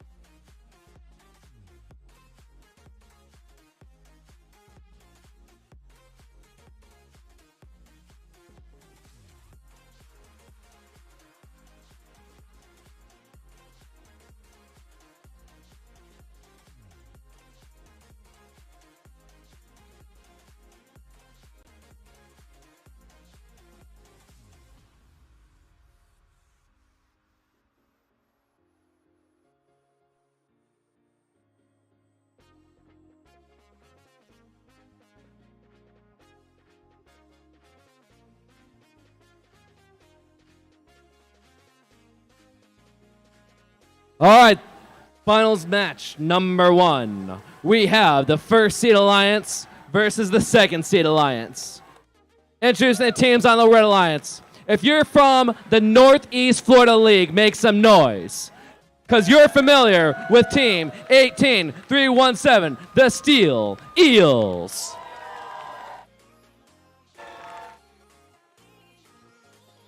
If you're from the Gulf Coast League, make some noise. Then you're familiar with Team 15006, Nerdvana. Let me hear the Robot League. Robot League? Team 7719, Team Rise. Let me hear it from the Space Coast League. We got Team 16290, the Zip Ties. Referees, have we randomized? We randomized already? Thumbs up, teams, referee, scorekeeper. Audience, count it down with me. 3, 2, 1, go. Okay, this is finals match 1 on the Lawrence division. Let's see if Nerdvana is able to get that cone on. They just barely, let's see. Oh, they tip it onto it. Steel Eels also get 1, now 2 cones on. Zip Ties having a little bit of trouble, but their alliance partner Rise, that's why they selected them. They already have 1 cone on. They keep successfully intaking him. Looks like they're having a little trouble dropping, but hopefully they can figure it out. I'm sure they would love to get some of those autonomous points. With 5 seconds left, we're going to see if these teams can secure those parks. Rise looking to park, and as we expect... Drivers, pick up your controllers. 3, 2, 1. Okay, as we begin our driver-controlled period, we have a 2-point lead for the Red Alliance. This match is so close. Steel Eels has already scored 1 cone for themselves on that high junction. Zip Ties coming back and scoring on top of it, swinging it in their favor. Looks like Nerdvana has some issue. Their lift may have fallen off, their lift slide. Hopefully they can figure it out. Maybe they can still drive around, play some defense, play some the ground junction. Who knows? I'm sure they've practiced for this situation. They know what to do. They can definitely rectify it and hopefully score. Meanwhile, their alliance partner, Steel Eels, they're scoring just as normal. They can't risk to lose any points. They're going for that junction right there, the high junction. Zip Ties may be standing in their way a little bit, but during this whole time, Rise has free reign over their half of the field. Right now, the Blue Alliance is up 110 to 82 with a minute 15 left in the match. It's going to be a close match with the Blue Alliance with 2 versus 1 is able to take this back. Oh wow, looks like now Team 16290 Zip Ties is having issues. We hear calls for the FTA. Let's see if they can get it figured out. Right now it's 1 versus 1. Steel Eels versus Rise. 2 very green robots just doing absolutely fantastic maneuvering around the field, around all those cones, junctions, robots just sitting there. 53 seconds left. It's 122 to 105. This is going to be an extremely intense match. Steel Eels cannot afford to miss a single drop, nor can Team Rise 7719. They try to keep overtaking each other. 138 to 107, 37 seconds left in this match. It is going to be an insane endgame. The team who wins this has to be absolutely perfect. Right now, 141 to 114. Rise and the Blue Alliance has about a 37-point advantage, but the Steel Eels are not going to let that sit. They knock over their beacon, having some trouble scoring it. Maybe they can score their alliance partner's beacon. Remember, you can only score 1 beacon at a time, but it doesn't have to be your beacon. They can also score their alliance partners with 10 seconds left in this match. Let's see if they're able to get it. 7 seconds left, 159 to 122. This match is going to be so incredibly close. 2 seconds left, 1 second, and that's the end of the match.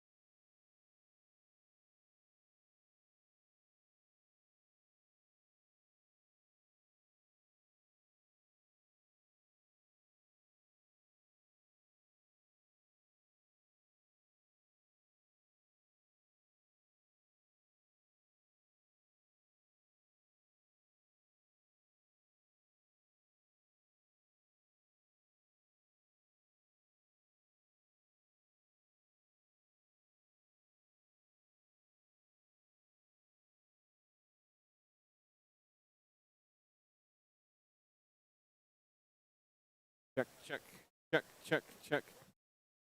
Why don't I hear myself? All right, we're ready to see our scores for finals match number 1 over on the Lawrence division. Let's get them up on the board, see which alliance took it home this time. It's the Blue Alliance. 176 to 119. The Red Alliance is going to have to come back and win 2 in a row if they want to have a chance at being the Florida Grand Champions.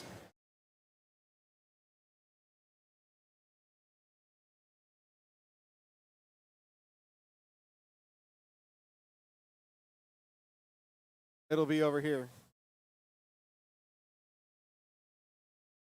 Yeah. Check, check. Yeah, go ahead.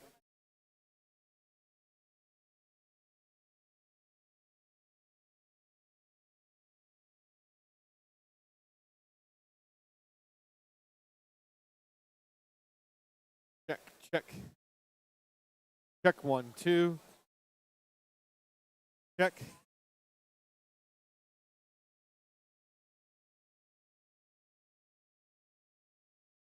Huh. Yeah, Mike. This mic is this.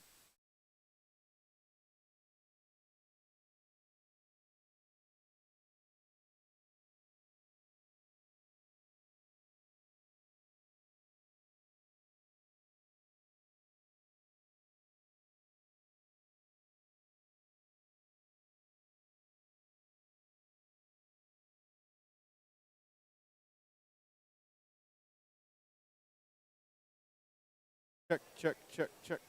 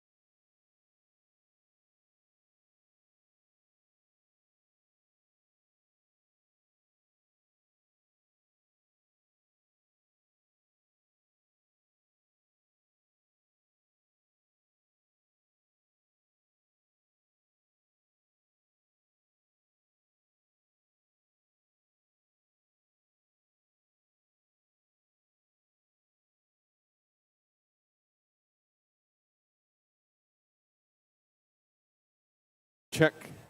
Check 1, 2. Check, check. That's better. Okay.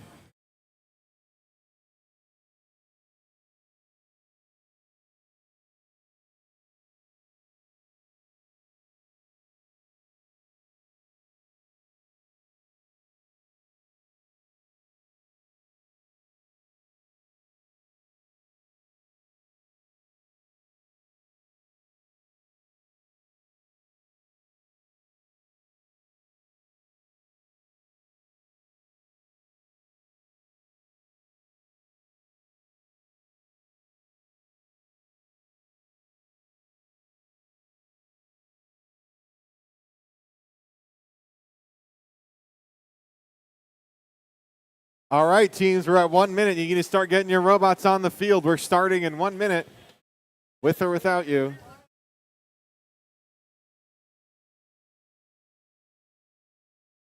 You can't stop Barry from introing and saying 3, 2, 1. I was just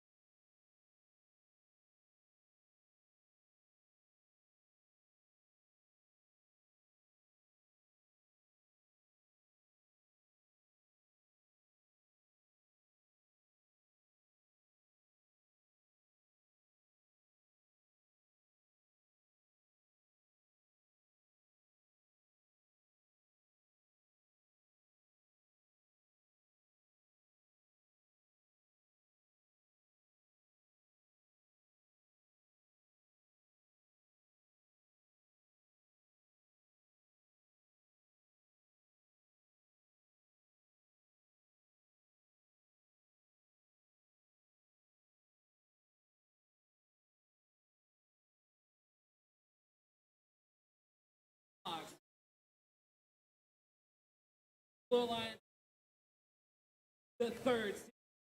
This has been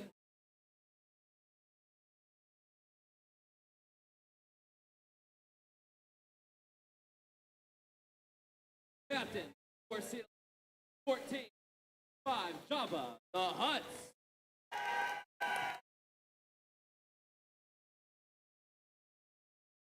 Golden.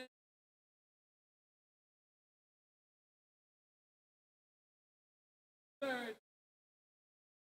50. Robotic.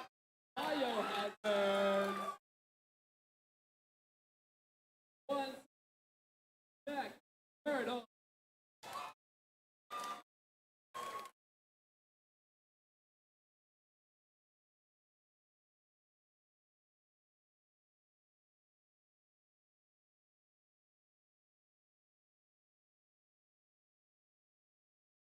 All right.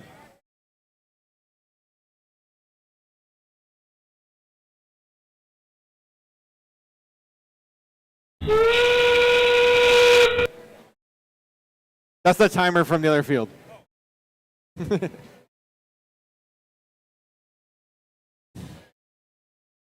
Let me go fix that before it does it in the middle of the match. Thumbs up, teams, referee, scorekeeper. Audience, count it down with me. 3, 2, 1, go!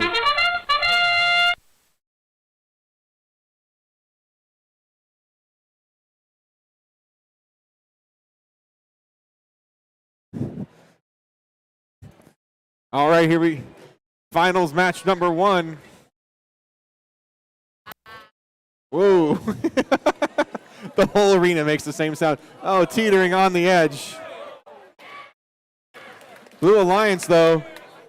3 versus, whoa.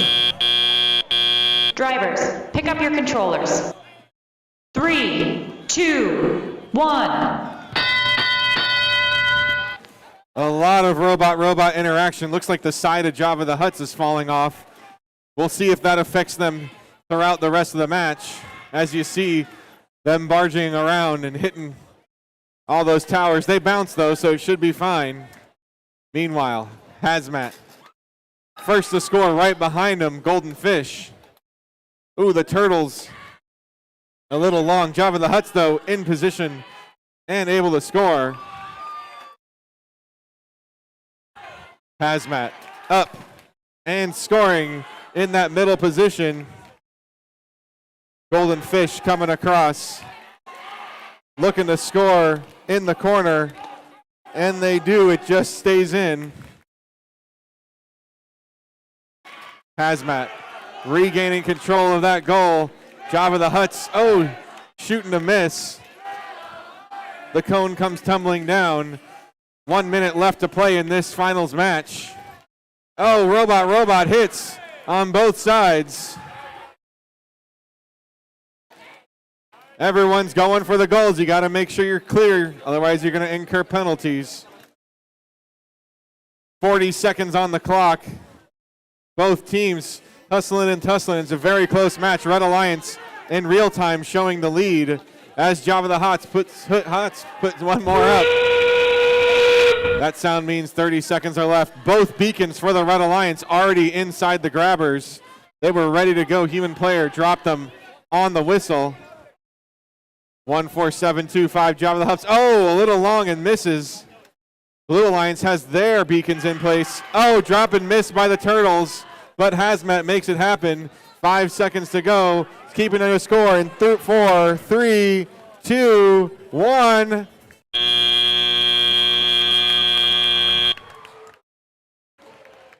All right, we'll meet the field teams over there, and we'll get the score in just a moment.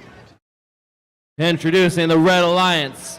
If you're a fan of the Northeast Florida League, make some noise. Because we got team 18317, the Steel Eels. Let's hear it for the Gulf Coast League.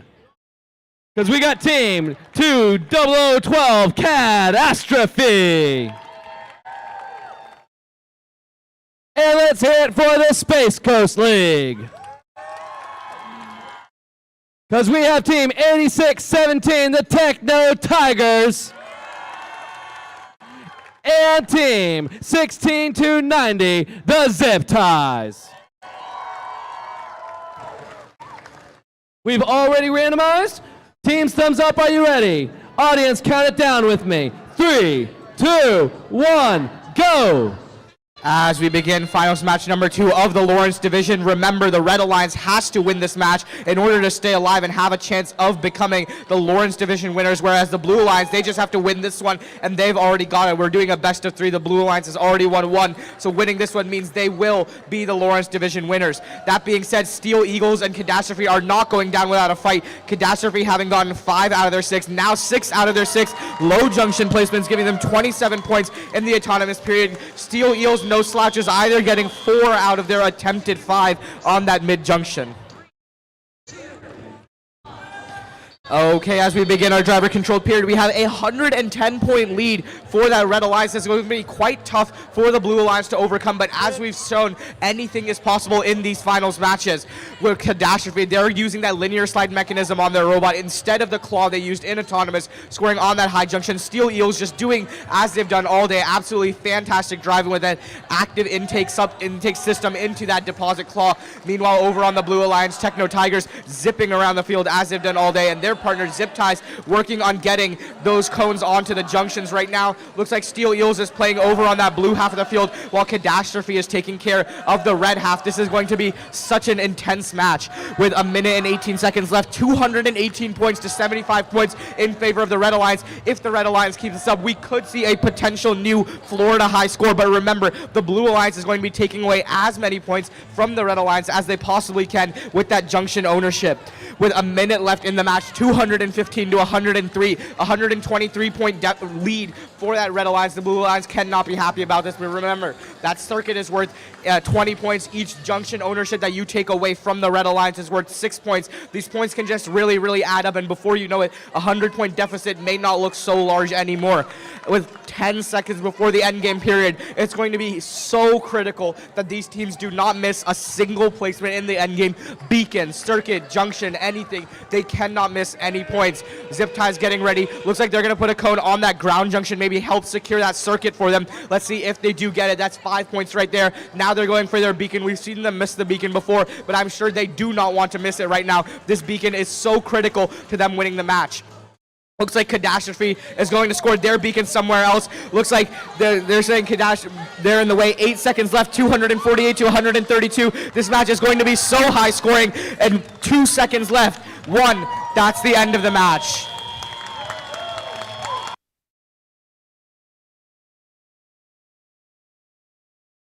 All right, over here at the Scott division, we have the scores coming up. For the Scott division. Finals match 1, who's going to go? Up 1-0. Red Alliance takes the win, 210 to 181. Equal on penalties. Endgame was the deciding factor there. All right, these teams have 8 minutes to chill out, get ready. We'll see if we have a winner over there in Lawrence.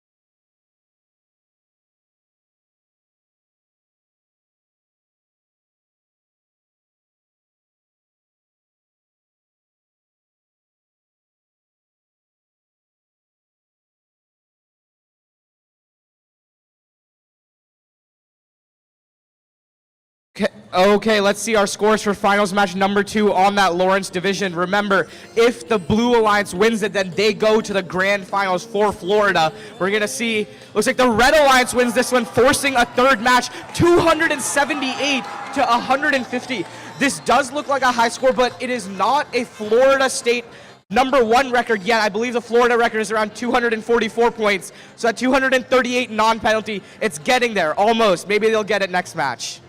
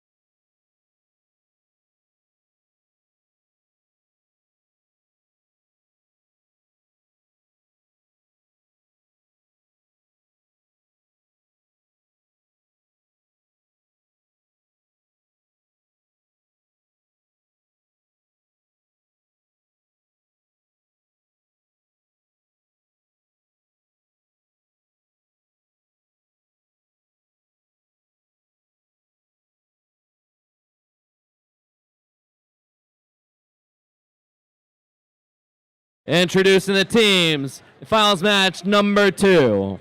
They started out the 4-seed Alliance. They are the underdogs no more. They are up 1 match. Win 1 more, and you're going to face the Lawrence Division in the finals of the Florida Championship event. If you are a fan of the Gulf Coast League, make some noise. We've got 2 robots here on the Red Alliance. First up, 14-725, Java the Huts. And team 22-690, Quantum Bots. On the Blue Alliance, they need to win 2 in a row to go to the finals. First up, let me hear it for the Orlando Robotics League. You're familiar with team 10650, Hazmat, Robotics, Biohazards. And let me hear it if you're from the Robot League. Then you're already familiar with team 16716, Ivy Warriors.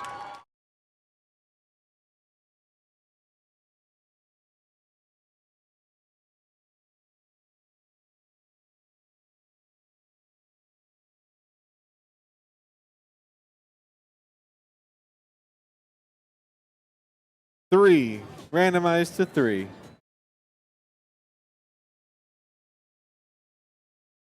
Teams, referee, scorekeeper, thumbs up, are you ready? Audience, count it down with me. 3, 2, 1, go! All right, here we go. Finals match 2. Once again, big robot contact in the middle of the field. But it looks like Java the Huts was able to line up correctly this time. 2, but not 3. Still working hard. Ivy not lined up. Unfortunately, they knocked their stack over. Hazmat also not quite lined up. That's going to bode well for the Red Alliance, looking to punch their way to the championship. Drivers, pick up your controllers. 3, 2, 1. All right, here we go in driver-controlled period. 96-30, Red Alliance with the lead. Hazmat looked like they had a game piece, but they lost it as they started off. Java the Huts, though, quick automated scoring coming across the field and scoring in that corner. Ivy, meanwhile, making up for that autonomous period, already scoring a couple for the Blue Alliance. Quantum, first to lay claim to that middle goal, as Java the Huts does the same on the mirror image.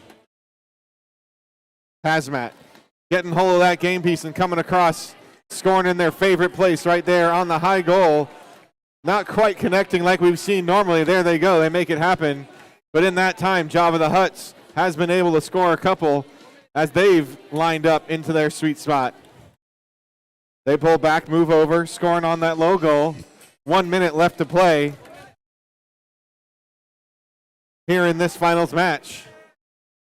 Hazmat going up a high once again. Oh, double-double. Ivy and Java the Huts coming into contact. Seemed like it was clean. We'll see what the judges say at the end. Coming to the end of this match, 40 seconds, end game's coming up soon. Hazmat scoring one more as we approach end game. Red Alliance running out of scoring opportunities.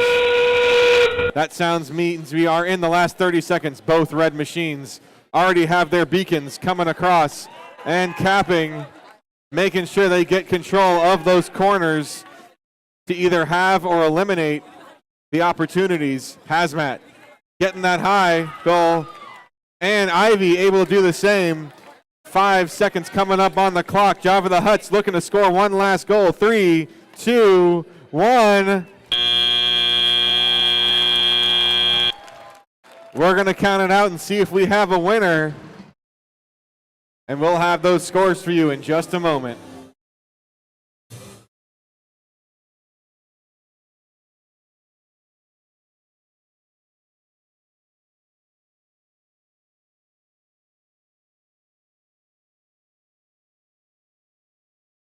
All right, we're going to go ahead and introduce these teams, but we're not going to start this match until we have the scores of that match. So, I've got all the time in the world. Let's talk about these teams. If you're a fan of the Northeast Florida League, make some noise. The captains who won at the last match, Team 18317 Steel Eels. And if you're a fan of the Gulf Coast League, make some noise. We've got Team 20012 Catastrophe. The Blue Alliance won it in the first match. The Red Alliance won it in the last match. Whoever wins this one is going to face whichever team's moving on over there in the finals. Let me hear it if you're from the Robot League. We have Team 7719, Team Rise. Let's hear it for the Space Coast League. Team 16290, the Zip Ties. All right, Barry, we have scores over here. Let's see if we have a winner of the Scott Division. Red Alliance takes the win and the championship. Congratulations to our Scott Division champions. Round of applause for the runners-up, 10650, 10179, and 1676. All right, Barry, who's this number 4 Alliance going to face? Yes, and if you didn't hear it, that was the 4th-seeded Alliance moving on to the championship event. Here we got number 1 versus number 2. Is that right? Number 1 versus number 2? All right, teams, referee, scorekeeper, give me a thumbs up. Are you ready? Audience, count it down with me. 3, 2, 1, go. Okay, Lawrence Division Finals match number 3. There is no room for error in this match. Steel Eels already getting one placement on. Looks like Catastrophe is having a little bit of trouble over on the Blue Alliance. Zip Ties, they seem to have found their stride, placing 2 on that mid-junction rise. They got 1 on that high junction, but having a little bit of trouble now getting more. We'll see how this turns out for them throughout the match with 9 seconds left in the autonomous period. The Blue Alliance has a lead, but Steel Eels able to place a 3rd cone on that junction.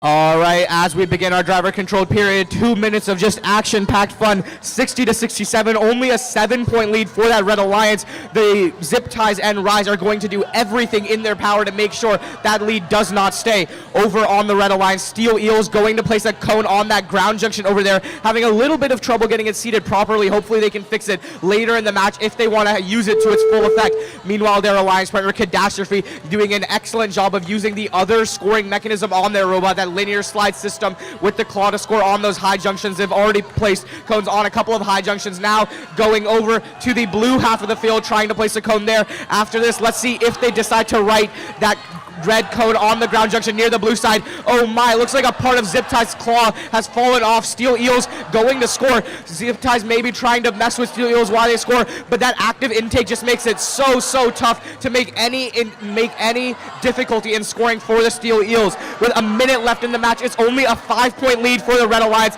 This match is so incredibly close. Steel Eels kind of in the middle of all 3 robots, just jam-packed around them. Let's see if they're able to figure it out. 50 seconds left in the match, still 112 to 114. Now the Blue Alliance has come back 120 to 114. 44 seconds left in this match. This is going to be one of the closest matches we've had in these eliminations. There is just no room for any error. Steel Eels proving why they're the #1 seed, just pushing cone after cone on those junctions. As our endgame period begins, this is the most important endgame period we have had today yet. These teams have to be picture perfect. There is just no room for error right now.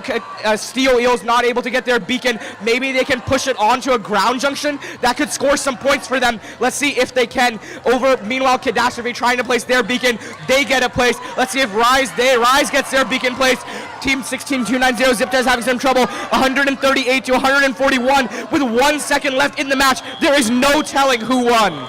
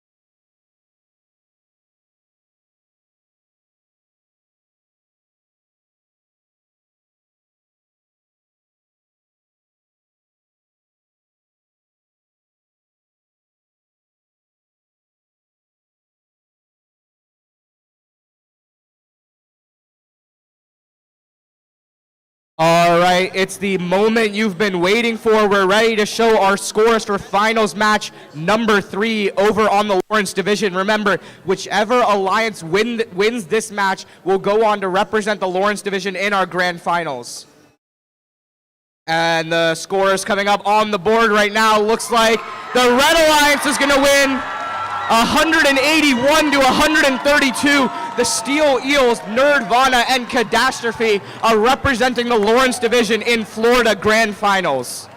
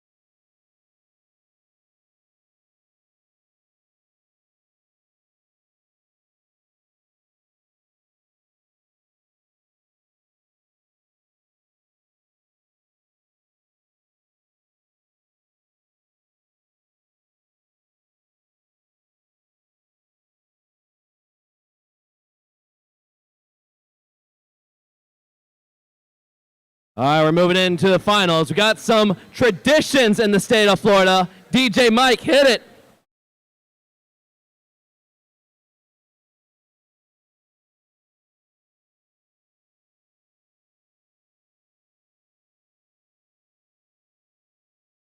You'll notice I took 2 of the sanctions down. Come on down. Don't go past the fields. Come on down. Don't go past the fields.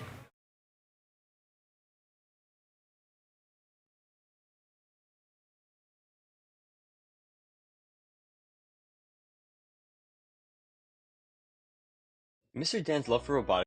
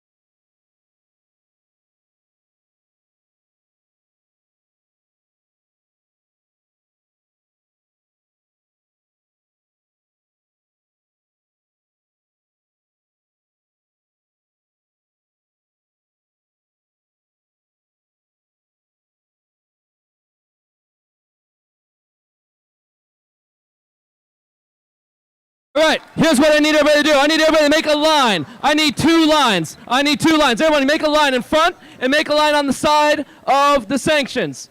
Make a line in front of the fields and a line in front of the sanctions. Go. 1 line. 1 straight line. In front of the fields and on the other side of the sanctions. Some people stay here. Some people go on the other side of the sanctions. Just be in front of the field. Right. Go forward, make 1 step forward. There you go, stop, and you're there.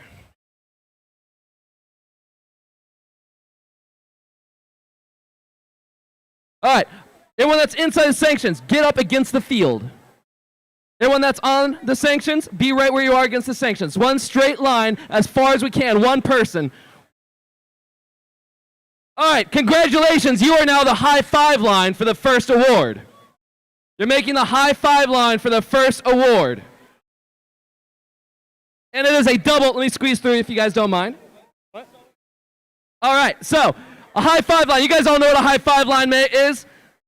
Spread out. There you go. There you go. Anyone that's on this side, you're reaching this side. Anyone that's on this way, you're reaching that way. All right? Okay, whoever wins this award goes down there and high fives everyone on both sides all the way down. You ready? We are giving out the Compass Award. The Compass Award. Everybody ready? Okay. The Compass Award recognizes an adult coach or mentor who has given outstanding guidance and supports for First Tech Challenge team throughout the year. The winner of the Compass Award is determined from candidates nominated from student team members via a 40 to 60 second video highlighting how their mentor helped them become an outstanding team and truly demonstrate what it means to be a gracious professional. I'm going to give out the I'm going to tell the third and second place, and then the winner, please come down and join our massive high five line. Third place, Ankita Kapadia from Team 16290 Zip Ties. Second place, Tamil Gurusaomi from Team 716 Ivy Warriors. All right, Ankita and Tamil, please raise up so we can throw your hands in the air. Let's recognize there. There we go. Over here. Where's Ankita? All right, excellent. And the winner. Let's play that video. Mr. Dan's love for robotics has led me to become a mentor and leader for both our club and the Gulf Coast League. Over the past 16 years, Mr. Dan has founded over 10 FTC teams across Pinellas County, including all 5 teams from our PHS Robotics Club. In order to mentor our 5 teams each week, as well as other teams in Pinellas County, Mr. Dan has consistently sacrificed his vacation time to attend club meetings, providing teams like ours with a measurable guidance and continuously showcasing what it means to be a gracious professional. Outside of attending club meetings and assisting in outreach events, Mr. Dan serves as an announcer and head judge advisor at league competitions, and over the years judged at the Florida State and World Championships. In all the years that he has been active with FIRST, Mr. Dan has never faltered in his dedication to the teams and the spirit of the competition. And although students may come and go, Mr. Dan's smile never fades, continuing to dedicate his energy assisting the next generation of innovators. As the founder of our club and the Tampa Bay Tech Alliance, he has always been an invaluable source of guidance for hundreds of freshmen and senior members alike, and our club and Florida FTC wouldn't be the same without him. Thank you, Mr. Dan, to the senior who never graduated. Congratulations to Dan Kinzer from 516 Gears of Fire.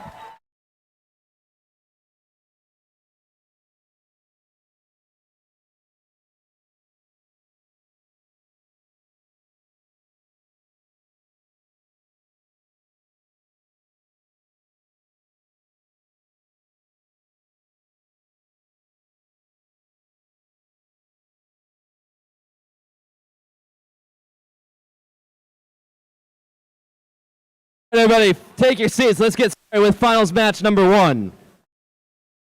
That's fine. You're good. Don't worry about it.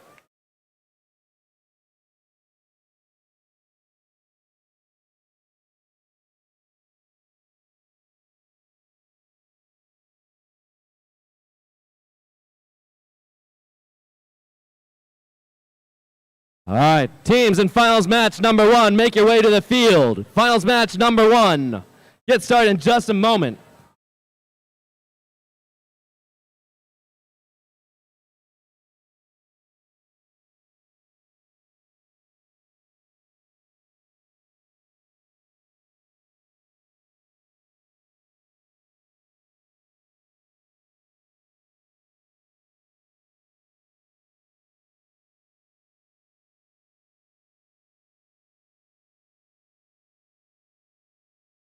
Robots should be on the field.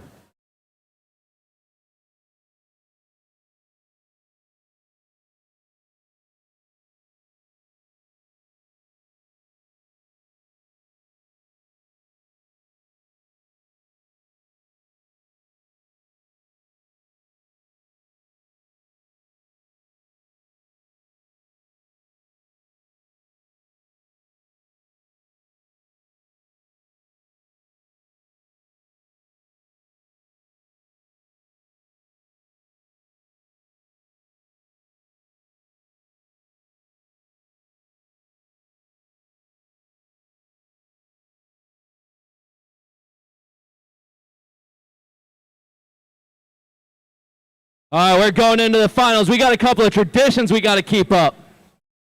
As robots are making their way to the field, let's do the wave. We're going to start it off over here. We're going to end it on the other side of the arena. You all ready? We're starting off the wave. 1, 2, 3. Wave. Wave. Here we go. Wave. Keep it going. Wave. Upper Deck is doing it, that's right. All right, next, let's do the super fast motion wave. We're going to start over here. Super fast motion wave. Ready? 1, 2, 3. Wave, wave, wave, wave. Here we go. Keep it going, keep it going, keep it going. Yeah. Robots are on the field.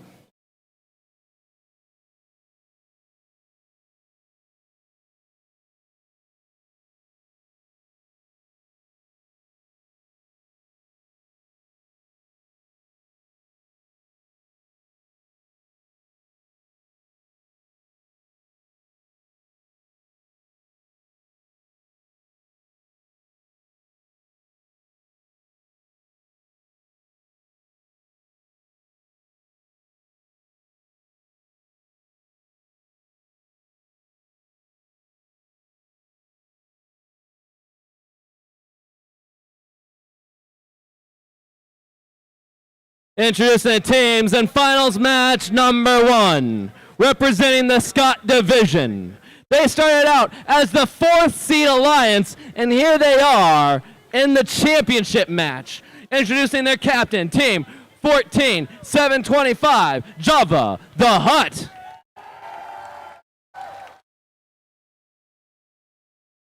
Oh, and did I mention this entire alliance right here is all Gulf Coast teams?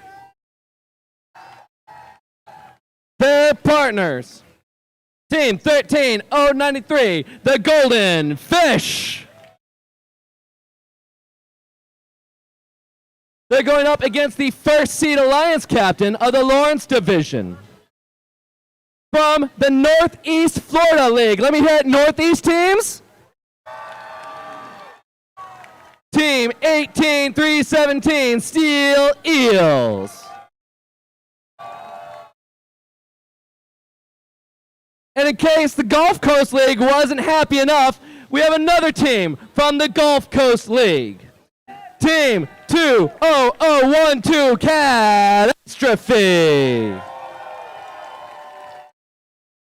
Before we start this match, we ask that our Red Alliance and our Blue Alliance come out in front of the field, shake hands, and wish each other a good match.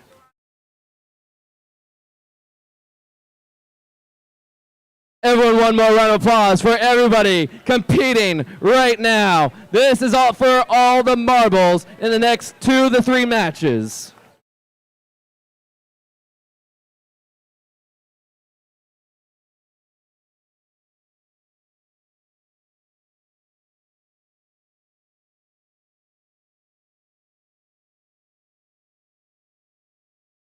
Have we randomized?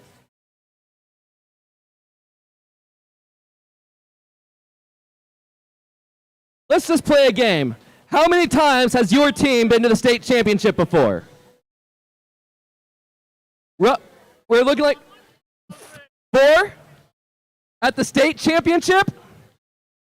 How many times at the state championship? This is your first time? First time at the state championship. Java the Hutts, how many times have you attended the state championship? This is your third? Third time at the state championship. Steel Eels, this is your second time. Second time. First time, Sid? We've randomized. Teams, referees, scorekeeper, give me a thumbs up. Audience, count it down with me. 3, 2, 1, go! All right, the moment you've all been waiting for, grand finals number 1 at the Florida State Championship. We see Java the Hutts getting off to that very quick start as we expect them, already scoring 2 cones on that high junction. Their alliance partner Golden Fish getting 1 on that low junction, about to be another. Yes, they do. Over on the Blue Alliance, our Lawrence Division winners, Steel Eels, they've gotten now 4 cones on that medium junction. Their alliance partner Catastrophe having a little bit of trouble, but as long as they get that park, the deficit shouldn't be too large. 3 seconds left in the autonomous period. Java the Hutts has a perfect autonomous. 3 cones from Golden Fish and 4 from Steel Eels. 3, 2, 1. Okay, as we kick off our driver-controlled period, we have a 50-point lead for that Red Alliance. The Lawrence division is going to have to work very hard to overcome this deficit. Steel Eels racing against Jabba the Hutts to get to that low junction on the blue half of the field. Being on that blue half of the field already, Steel Eels has a little bit shorter of a path to get there. Seems like these two teams are trying to mirror each other, go for that same junctions all the time, trying to mix each other up, battle it out, see who can get those cones on the junction, win those ownership points. Right now, Golden Fish over there, they're working on placing some cones on that ground junction, now a median junction. Over on the Blue Alliance, Catastrophe, they're using their linear slide system to place cones on that high junction. We heard a snap over in the middle of the field. Not really sure what it was, but all the robots seem to be operating fine, so it should be okay for the moment. With a minute 13 left in the match, it's 123 to 151. The Lawrence division has narrowly lowered the deficit, but not by much. They're going to have to make some pretty big plays towards the end game period in order for this to really take effect and overcome that 50-point deficit that they had.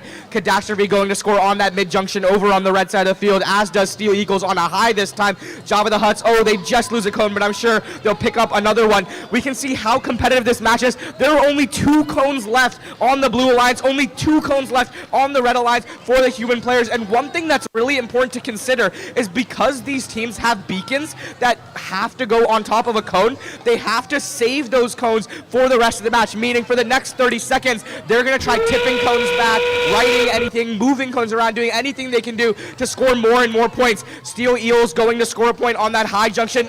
They just dropped their beacon. Hopefully they can score their beacon on the ground junction, tip it back up, do anything. Otherwise, this match is going to be very tough. 172 to 202. It is a 30-point deficit for the Lawrence division. This is going to be an extremely close match with 10 seconds left. Catastrophe shouting, trying to get any last points that they can. 4 seconds left. 3, 2, 1. And that's the end of our grand finals match number 1.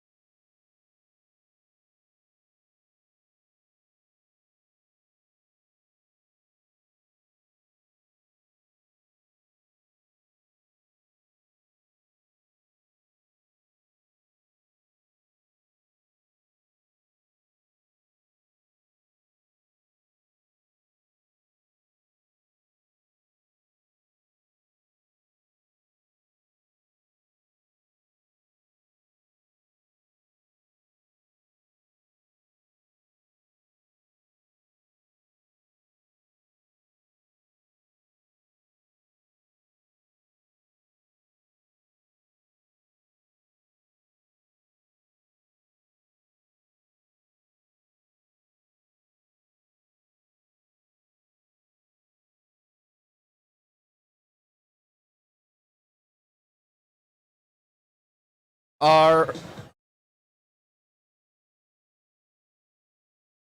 right, let's take a look at our scores for Florida State Championship Grand Finals match number 1. Coming up on the board right now, it's going to be the Red Alliance winning with a score of 245 to 173. That is one of the top 5 Florida State records right now.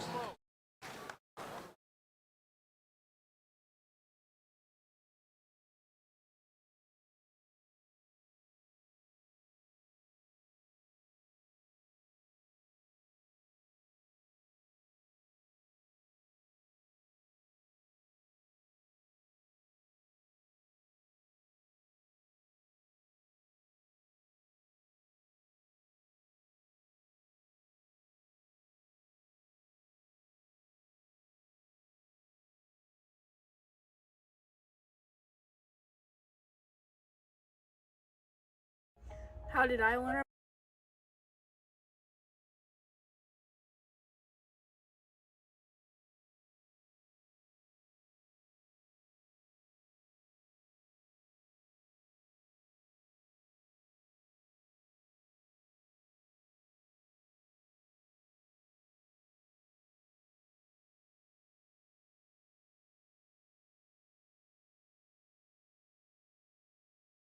All right, we got a little bit less than 6 minutes. You know what to do. Play it, Mike.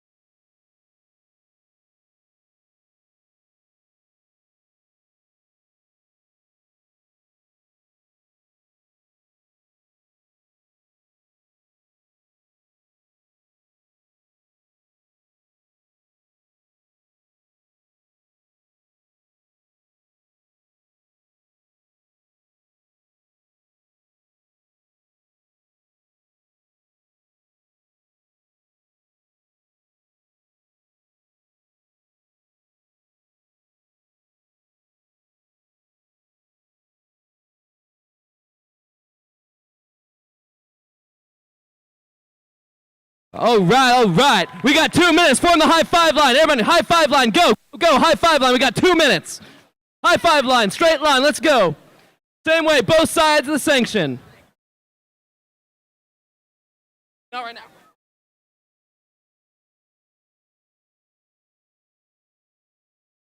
The Promote Award.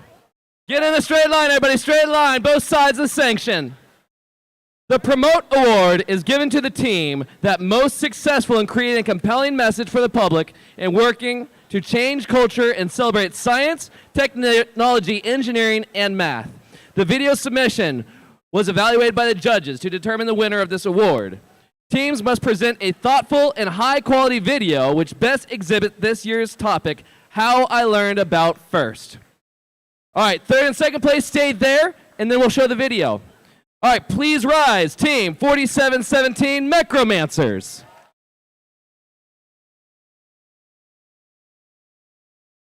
And second place, please rise, team 14725 Jabba the Hutts.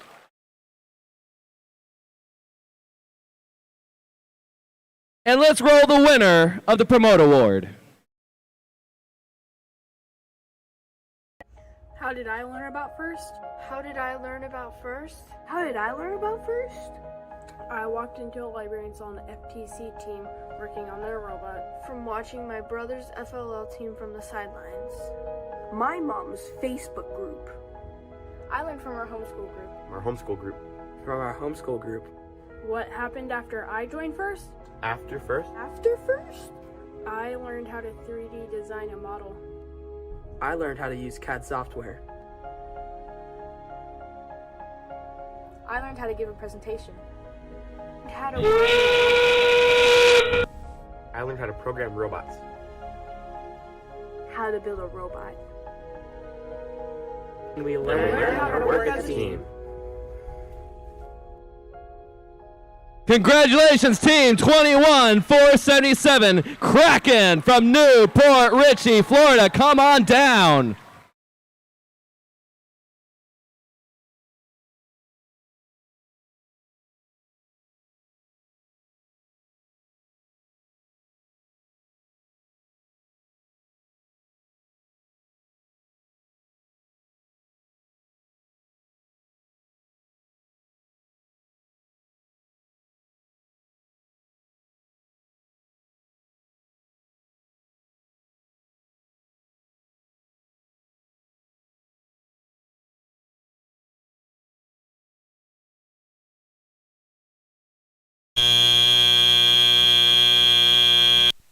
All right, robots are entering the field. As they set up, we've got one last tradition before final match number 2. Maybe not the last final match. All we know is one team's 1-1 and best of 2 wins. So, while they're setting up, I need everybody to buckle your seatbelts. Everybody buckle your seatbelts. I need everybody to pull down your lap harnesses.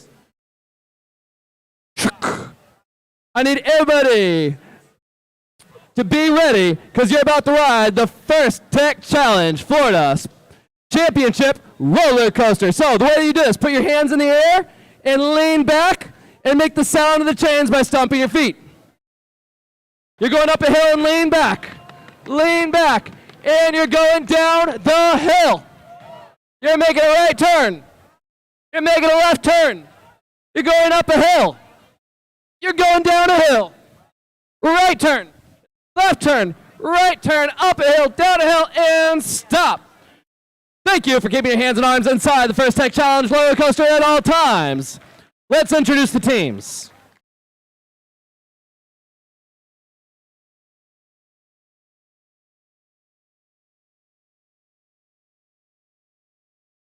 All right, in the last match, Scott Field won and is now 1-0. Lawrence Field is 0-1. Lawrence Field needs to win 2 in a row to be champions. Scott Field needs to win this match to be champions. Gulf Coast League, right? Quantum bots. All right. So what I'm noticing, this team and that team is wearing the exact same shirt, and they're both on different divisions, and it's been confusing me all day long. Now I feel like I am seeing doubles in the mirror. So let's hear it for Gulf Coast League, because let's introduce this team right here. 15006, the Quantum Bots. Is it the other way around?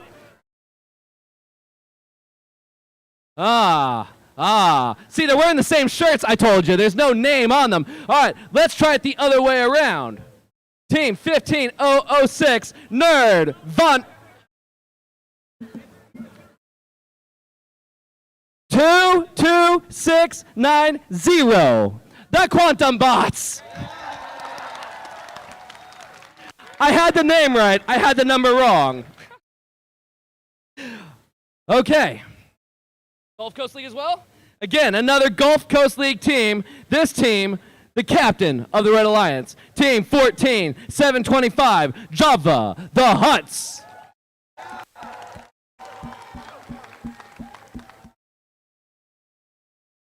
All right, I got it 50-50 chance I got it wrong, but I got it right this time. 15006, the Quantum Bots. Did I got it right? Right? I think they're just messing with me. Nerdvana.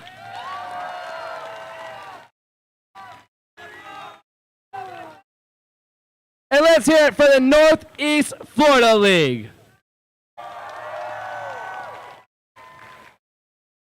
Because we have team 18317, Steel Eels.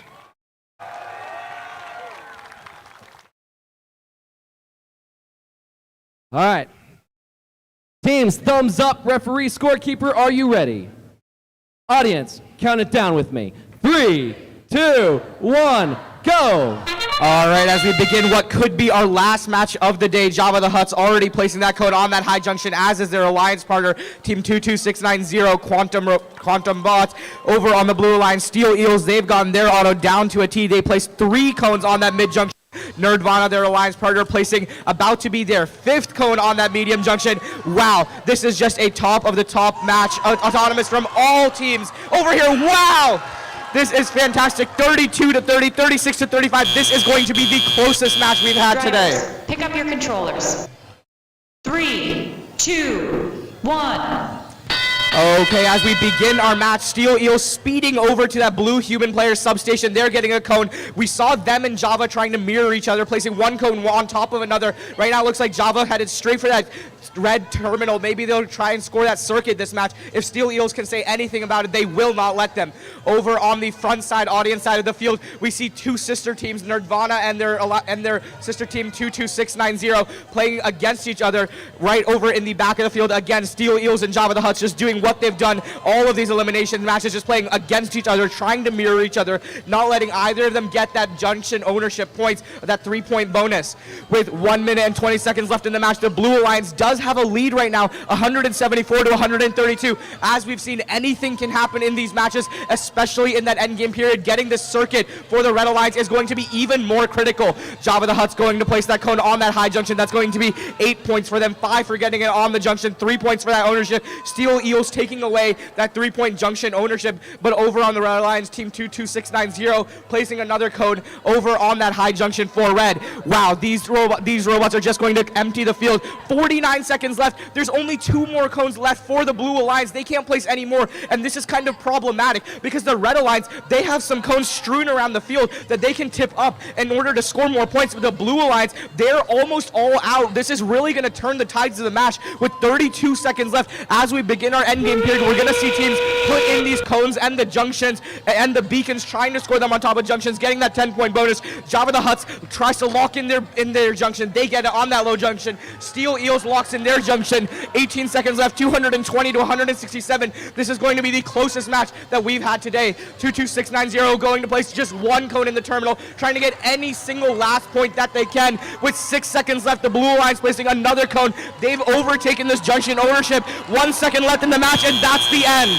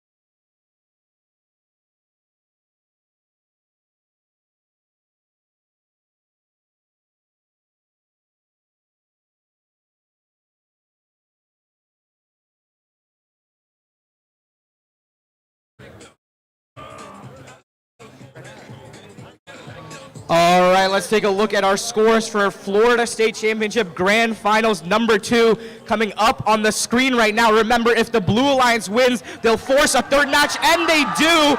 A score of 257. That's a new Florida State record right there, 257 points.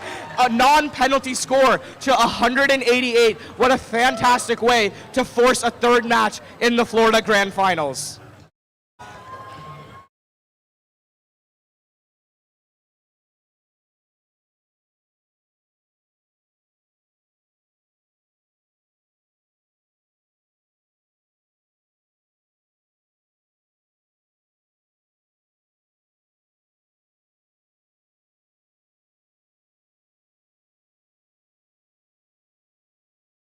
All right, so we know you can dance. Now the question is, can you sing? And adults, I know you know this one too. Everybody sing along.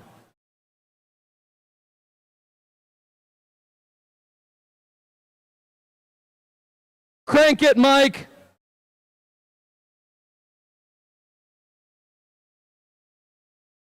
Judges, why don't you come out here and help us? All the judges, make a line and help us out.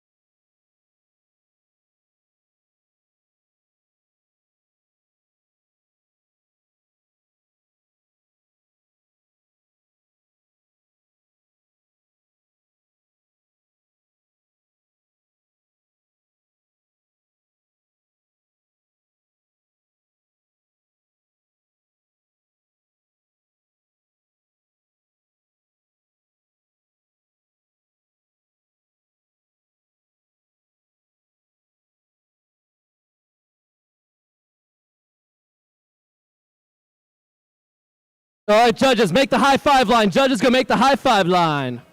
Because we've got some awards to give out. The Judges' Choice Award. The Judges' Choice Award is given at the discretion of the judges to a team they have encountered whose unique efforts, performance, or dynamics merit recognition, yet the team does not fit into any of the existing award categories. Here's what the judges had to say about the winner of the first Judges Award.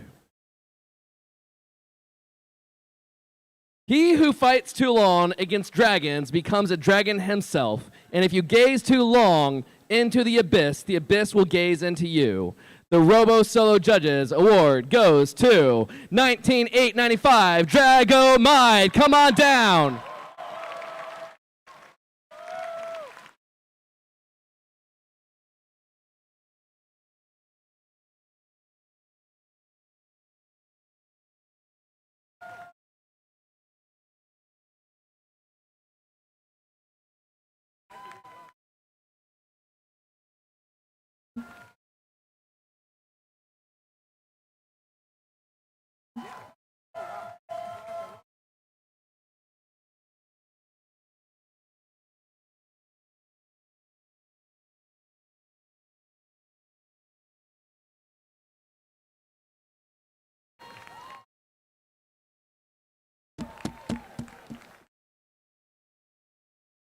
the second Judge's Choice Award. This malformed tree is growing its roots at home. Their joy and excitement embrace everyone they see. Although they may be considered monsters, they exhibit exceptional gracious professionalism. The Enthusiastic Sponge Award goes to Team 21477, the Kraken.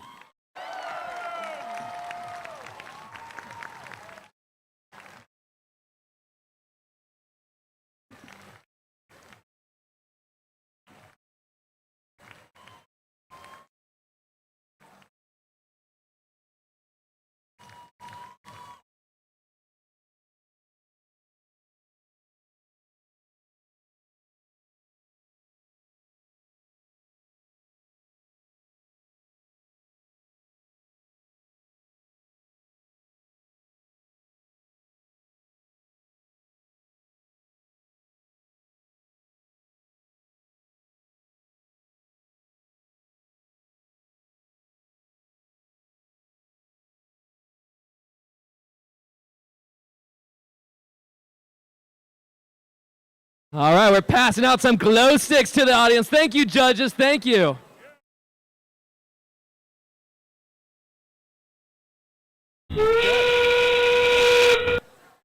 One minute to the next match. 1 minute.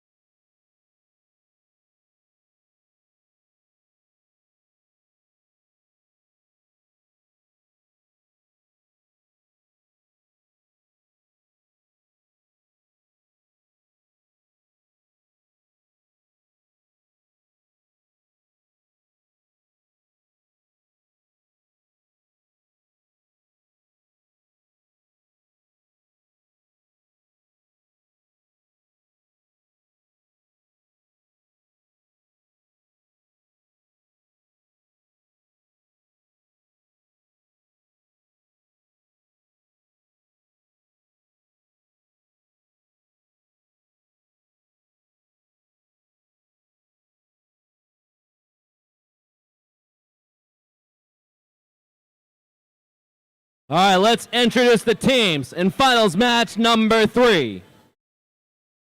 Red Alliance won the first match. Blue Alliance won the second match. This match will be the champion match. Unless, you tie. Don't give that juju to us, Sid. No. All right, we talked about where they're from. How did they get here? Let's start off with the captain. Team 14725. They're here because they were the Inspire Award winners of the Gulf Coast. Give it up for Java the Hutt. Their partners. They were the Innovate Award winners from the Gulf Coast, Team 13093, Golden Fish.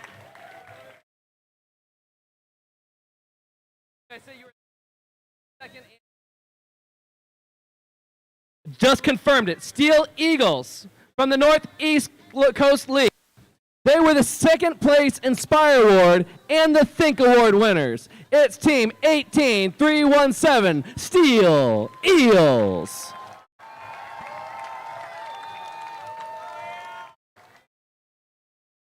And again, from the Gulf Coast League, they were the third place Inspire Award winners and the Alliance winners first pick.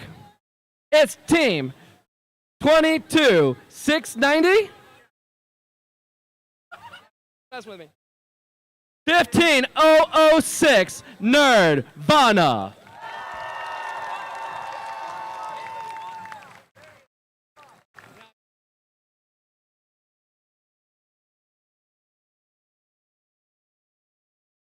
Everyone's messing with me on both sides, I think.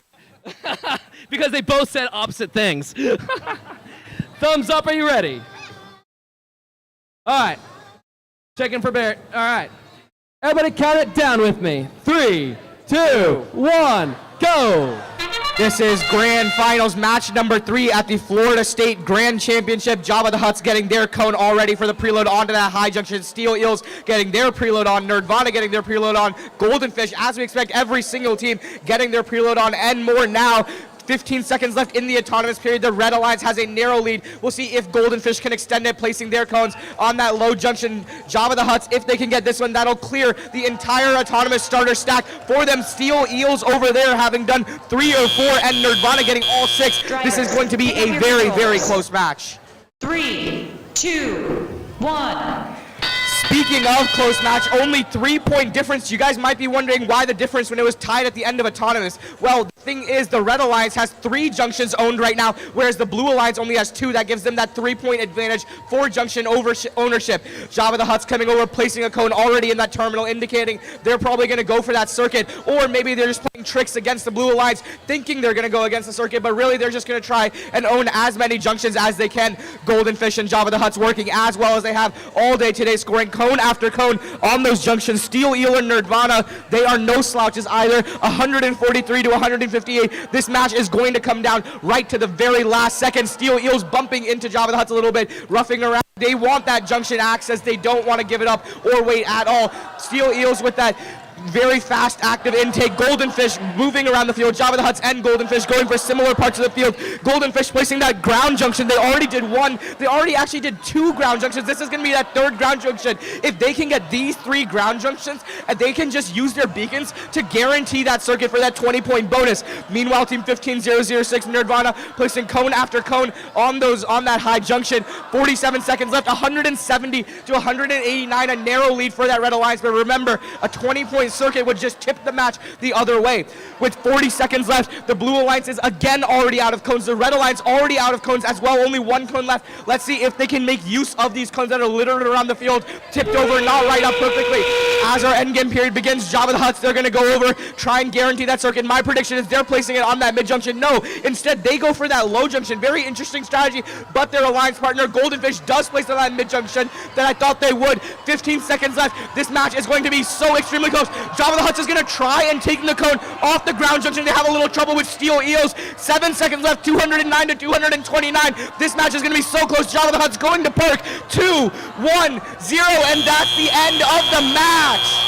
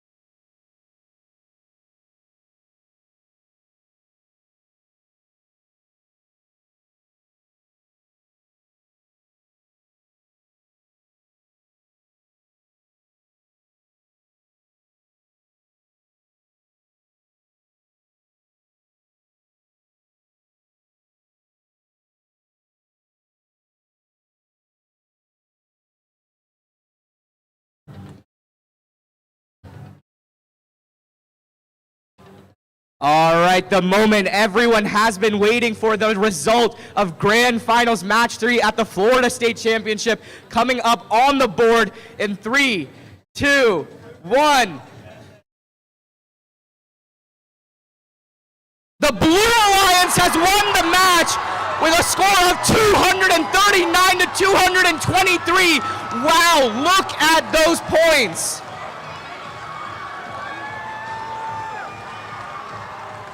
Just take a look at the points breakdown. 76 to 76 in autonomous, 112 to 101, 51 to 36. This has been the closest match this season.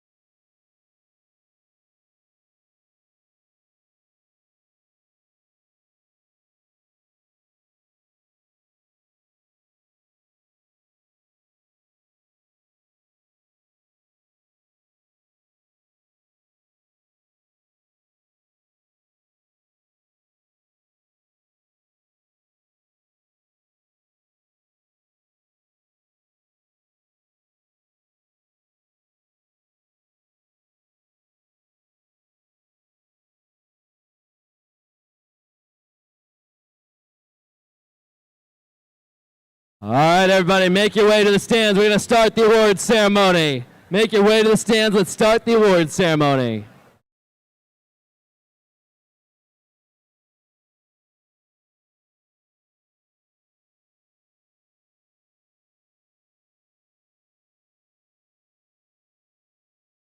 I'll find out, but I put on the @FLFTC Twitter, but I've been taking video. So I haven't been taking many photos. I've been taking mostly video. I don't know. All right, sounds good. All right, everybody, make your way to the stands. Let's start the awards ceremony.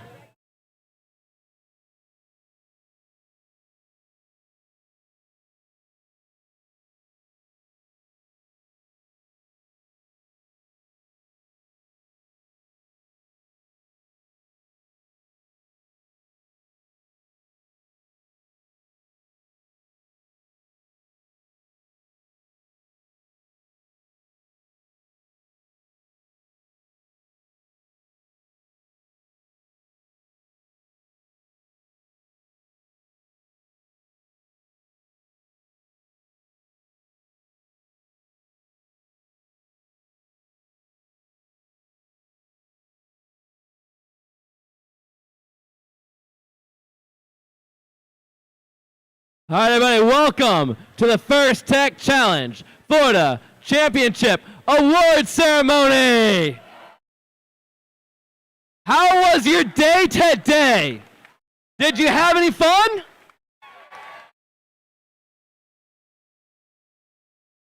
If you are a senior in high school, stand up. Seniors in high school, stand up.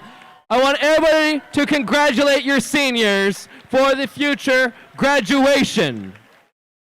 Ready with the script, so sounds good, we got time.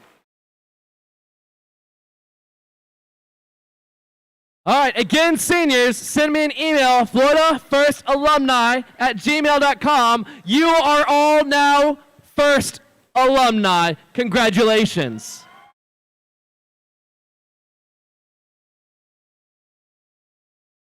As you've experienced, FIRST is a community of global citizens, and we're more than an organization, we're a family, a movement of cultural participants, volunteers, and supporters. And programs like the First Tech Challenge are essential for creating scientists and innovators. As I mentioned, I am a FIRST alumni. When I was in high school, I was on a team that built robots. Today, I'm on a team on the Artemis program. who with Artemis 3 will land the first woman and first people of color to walk on the moon.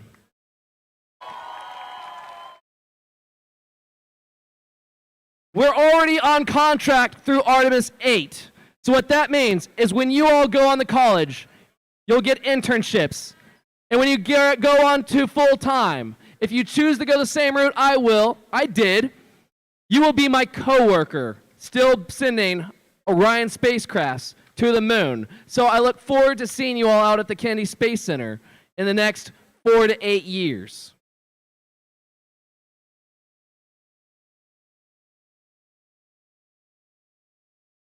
Let's continue our celebration by giving applause to all the people that make it happen. All the volunteers. Thank you, volunteers. And of course, a round of applause for the sponsors. Our generous sponsors for the 22-23 First Energized season, Qualcomm, and our First Tech Challenge 22-23 Power Play sponsor, Raytheon Technologies. Thank you, sponsors. So before we move on with the award ceremony, I'd like to introduce a special guest. This special guest is a 10-year First Tech Challenge mentor. And now she is a Florida State representative representing District 50 right here in the Lakeland area. Everyone give a round of applause for Jennifer Kennedy.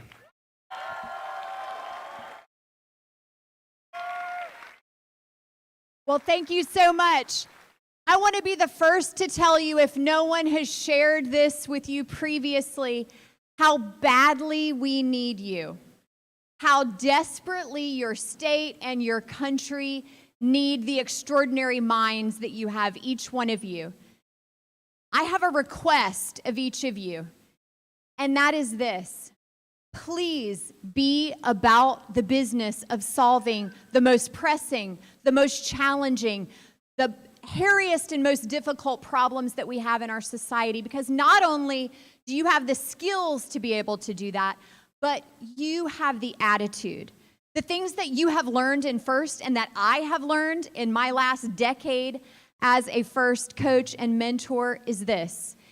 If you take the concept of cooperation, if you take the concept of gracious professionalism out into the world with you, there is nothing that we cannot do. So please, when you see a challenge, step forward, square your shoulders, face it firmly, and use the skills that you have built as a part of First to help us change the world. I am actually leaving immediately after this to head to Tallahassee for session, where we will struggle with pressing issues, and we need you. So thank you for the investment that you have made. I know intimately exactly what it has cost each of you, parents, mentors, coaches, volunteers. Thank you for what you are doing. Don't stop, because we need you. Thank you. Thank you for being here, Jennifer Kennedy. Come right this way. Our regional director, Wendy, would love to talk to you. See how that happens? We call that business development. I have a hands-free mic now, which is wonderful. All right. Judges, would you please come and form the high five line? Come on down. One more round of applause to the judges.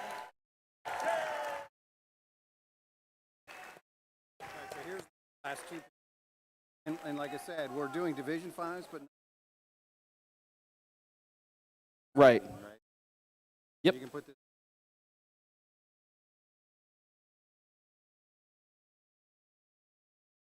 Yep. All right. I am going to hope that that was right.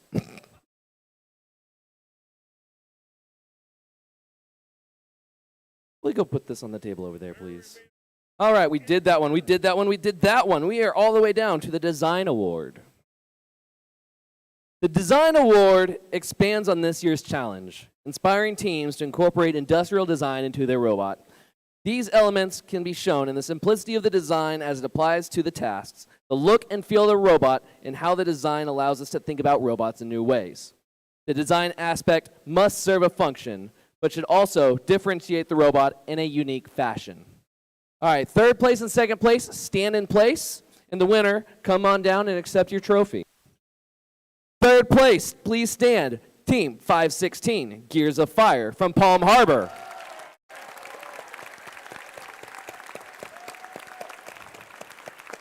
Second place, 9987, Eagle-Botics Gold from Coconut Creek, Florida.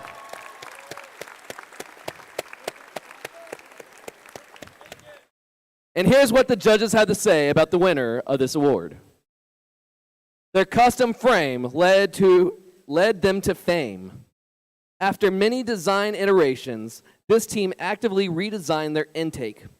This electrified design impressed the judges with an awesome CAD renderings and an impressive arm. The design award goes to 18317, the Steel Eels.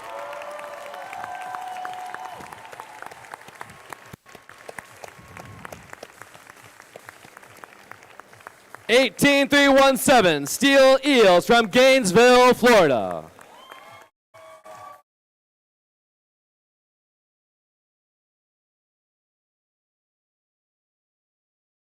Congratulations.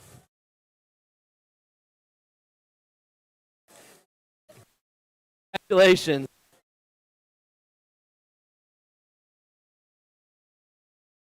Congratulations.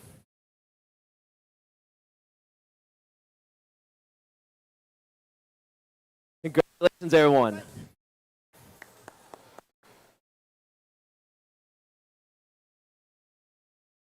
All right. The Motivate Award. The team that receives the Motivate Award celebrates the culture of FIRST and clearly shows what it means to be a team. This award celebrates the team that represents the essence of the FIRST Tech Challenge competition through the team building, team spirit, and displayed enthusiasm. This is a team who makes the collective effort to make FIRST known throughout their school and community and speaks to others to embrace the culture of FIRST. Please stand in place. Third place, 4717 Micromancers from Oviedo, Florida. There we go. Please rise, team 3888 Grease Lightning from Weston, Florida.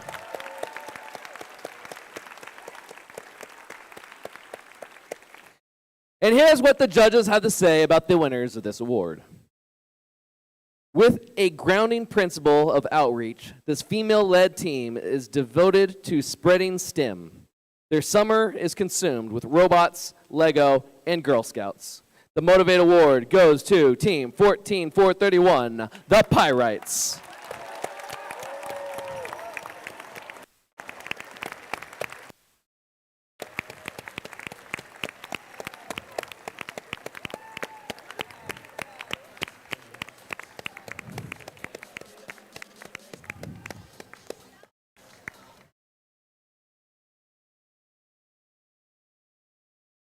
Congratulations. Great job, Pyrites.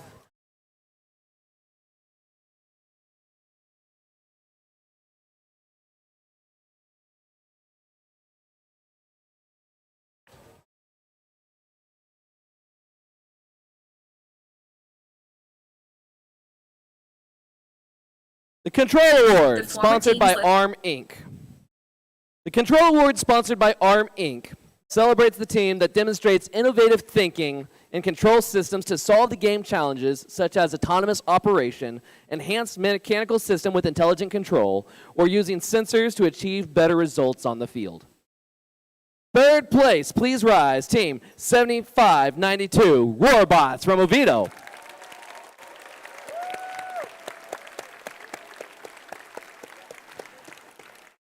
Second place, team 10179, the Tech Turtles from Niceville, Florida. There they are. And here's what the judges had to say about the winner of this award. This team went all out with vision, encoders, and PID controls, creating an impressive 6-cone autonomous. They really rose to the occasion by writing their own code to replace Roadrunner. The Control Award goes to 7719, Team Rise.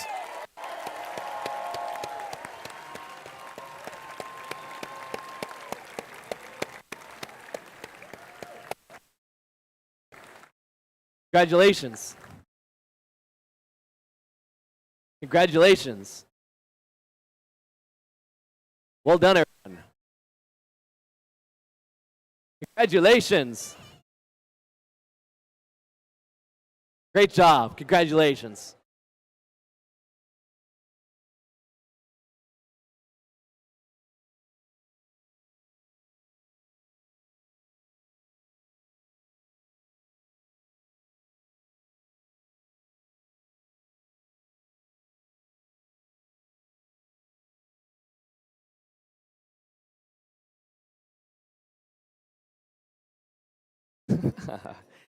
The Innovate Award, sponsored by Raytheon Technologies.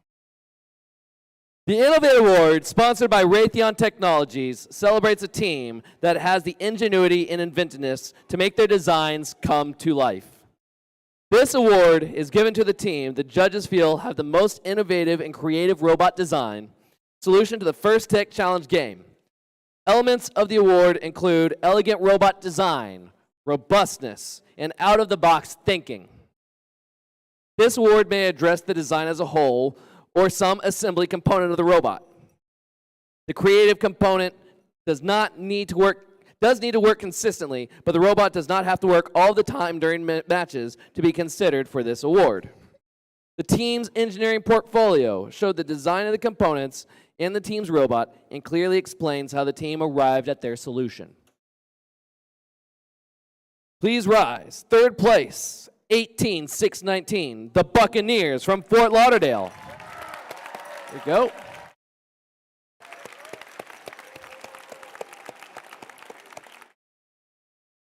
Second place, 13093, Golden Fish from Punta Gorda.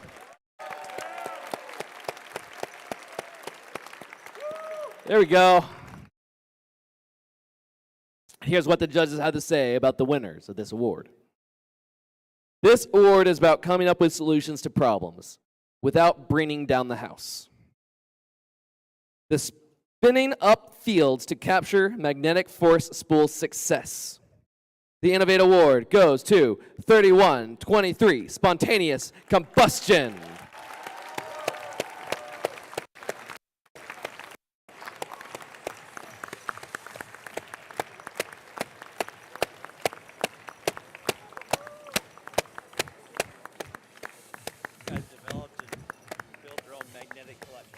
Really?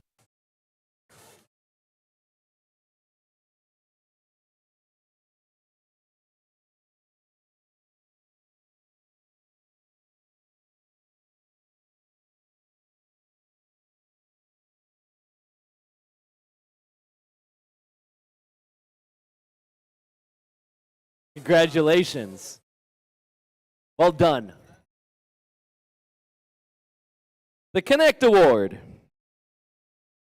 The Connect Award is presented to the team the judges feel most connected with their local science, technology, engineering, and math community. A true FIRST team is more than a sum of its parts and recognizes that engaging in their local STEM community plays an essential part in their success. The recipient of this award is recognized for helping the community understand first the First Tech Challenge and the team itself. In addition, this team aggressively seeks and recruits engineers and explores the opportunity available in the world of engineering, science, and technology. Third place, Team 7719, Rise from Lakeland, Florida.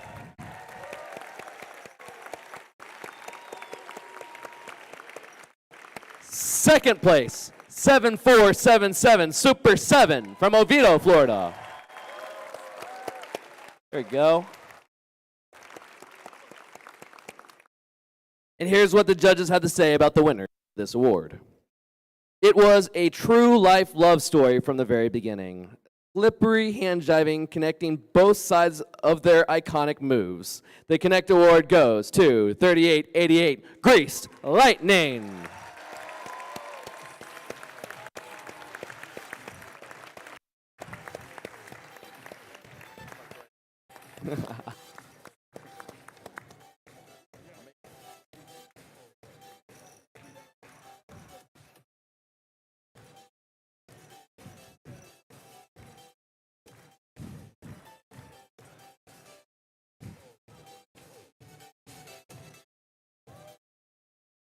Congratulations.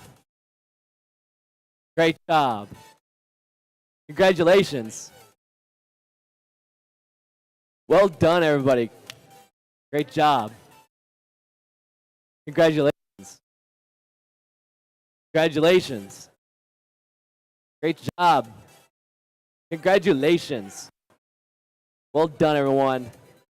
Congratulations. How you doing? Congratulations.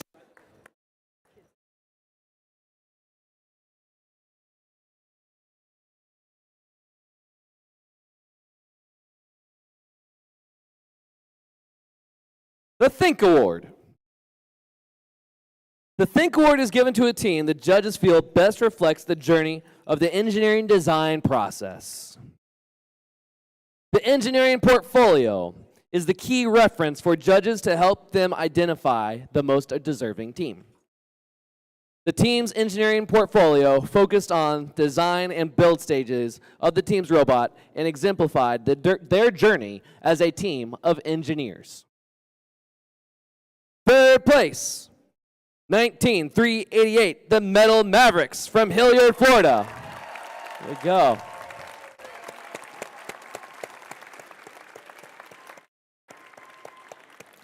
Second place, 18145, Men in Black Jacks from Jacksonville.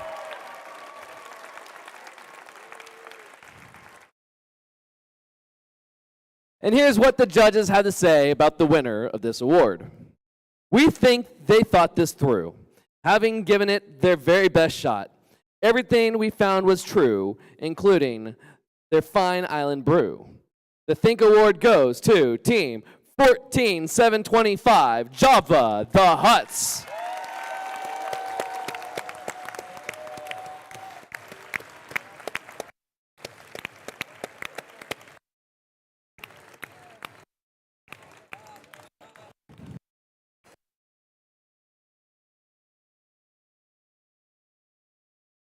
Congratulations, Java the Huts. Great job. Congratulations.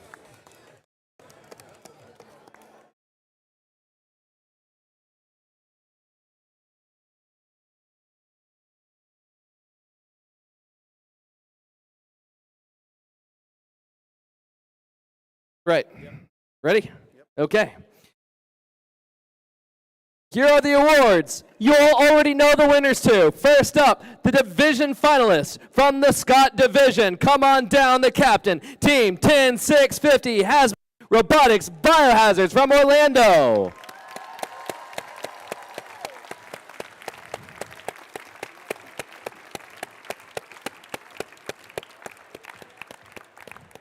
I'm going to stand back here for this one.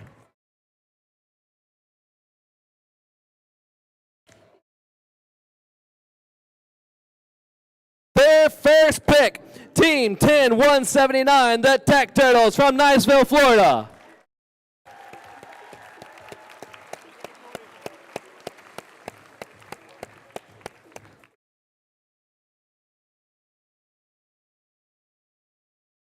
And their second pick, 16716, the Ivy Warriors from Odessa, Florida.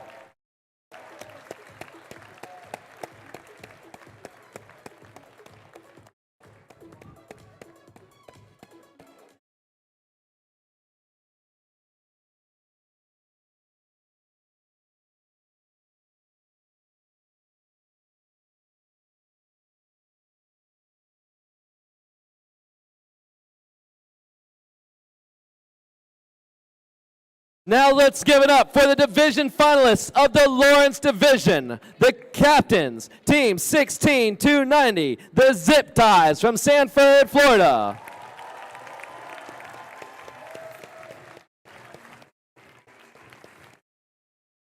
Their first pick, 7719, Rise from Lakeland, Florida.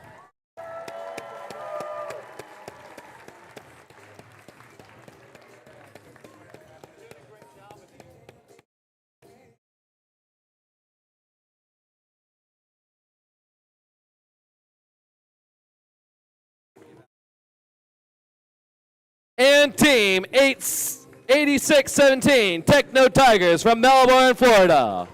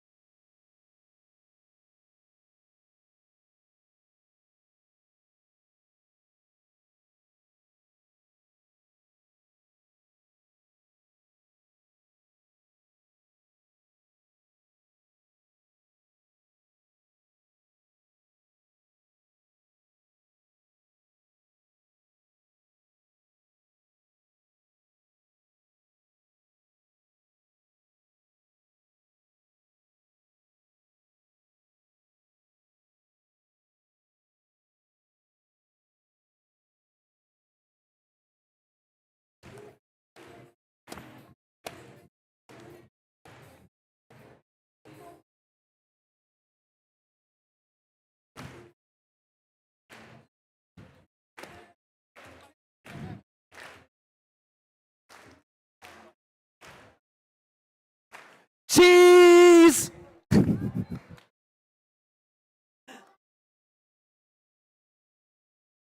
All right, the next award, the First Tech Challenge Florida Championship Finalist Award. The captain, Team 14725, Java the Huts from Fort Myers, Florida.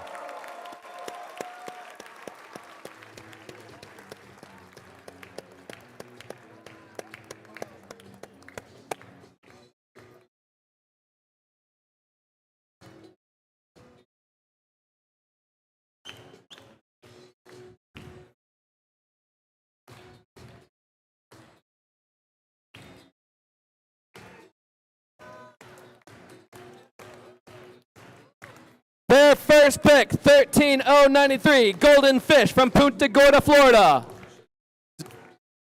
No, they still need them. Still need them.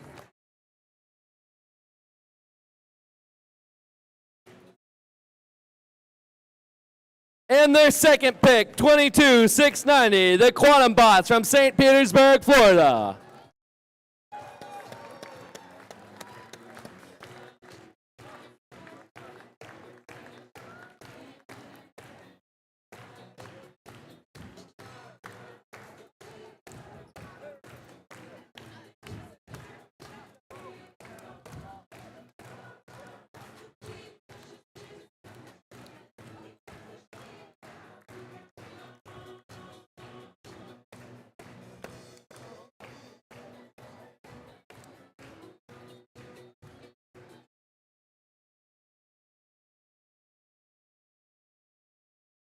Cheese!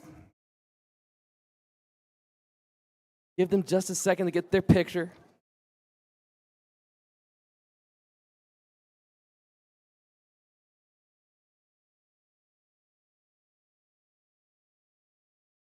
All right. Give them a moment.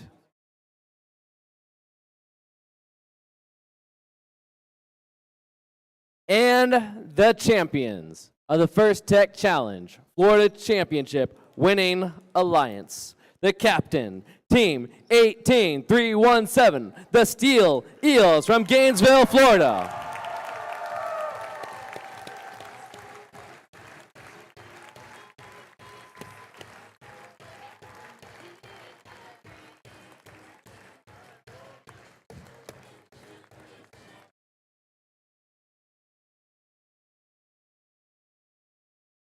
Their first pick, 15006, Nerdvana from St. Petersburg, Florida.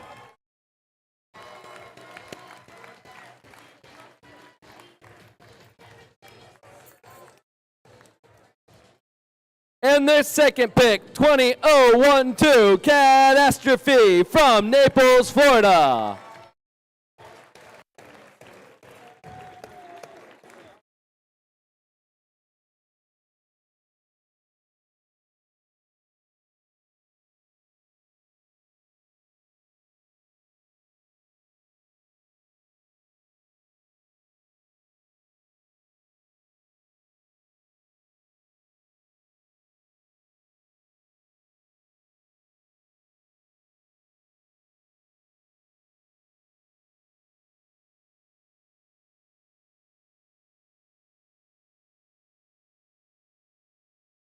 That's next.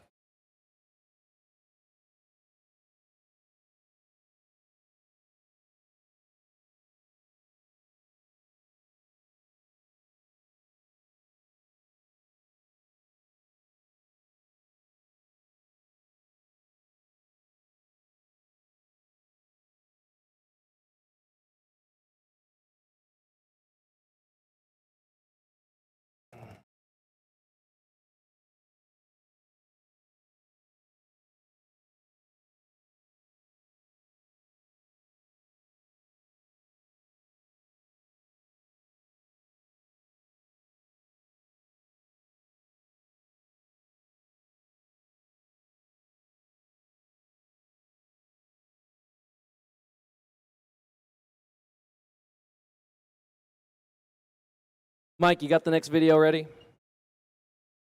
Or Tyler? Yeah? Okay.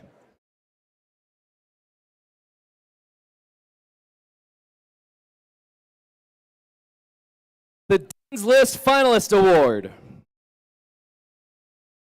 All right, I'm going to read this script, but then we're going to add to it. The Dean's List finalists are outstanding students, leaders whose passion for and effectiveness at embodying FIRST ideals is exemplary.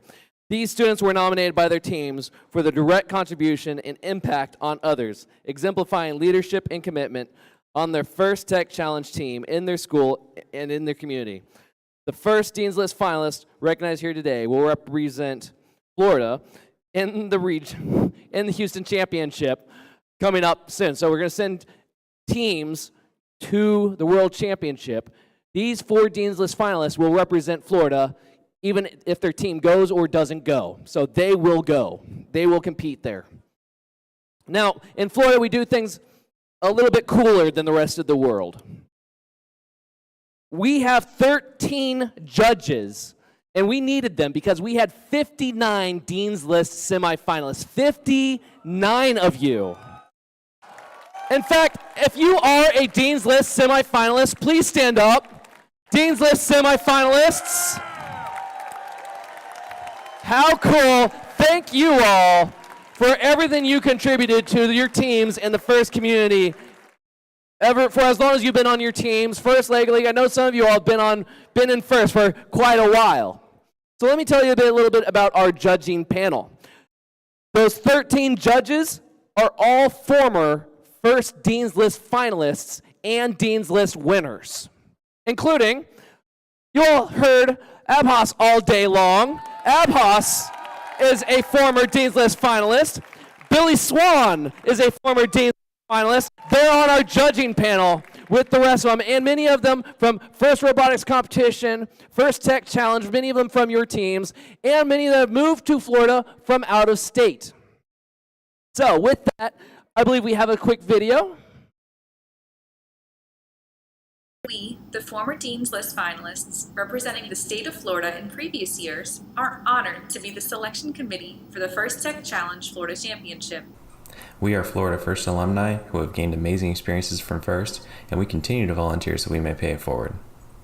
We have selected 4 Dean's List finalists who we are confident will also stay engaged with FIRST long after high school graduation. These finalists are more than just members of a team. They are ambassadors of FIRST. These 4 strong candidates are the role models of the FIRST Tech Challenge and the teams in our state, and they will represent Florida at the FIRST Championship. They have strong leadership and technical expertise on their team, and the champion efforts to benefit other teams in their league. They have entrepreneurship, creativity, and have persevered through a difficult season. They are the face of FIRST in their communities and demonstrated leadership on their teams. We cannot wait to see what FIRST alumni they become, and can't wait to see them at future events. What kind of amazing panel is that? That is a homegrown judging panel. All right. I know that 2 of the FIRST Dean's List finalists are here today. The rest were not able to make it. But I do want to let everyone know that I frequently have opportunities for our finalists. And I'm going to give everyone my business card, both of you to my business card. Please send me an email later on, and I'll let you know what opportunities are forthcoming, including, after you graduate, the opportunity to join that extremely amazing panel. Welcome to the All right, Dean's List. Congratulations. The 2 that aren't here, and hopefully you're watching online, Southwick Dottie and Natalie Minish.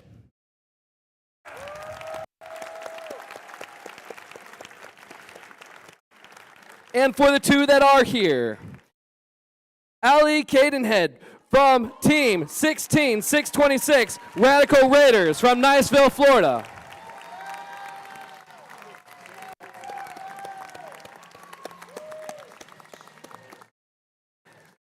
And Ramsey McClure of Team 18145 Men in Black Jacks from Jacksonville, Florida.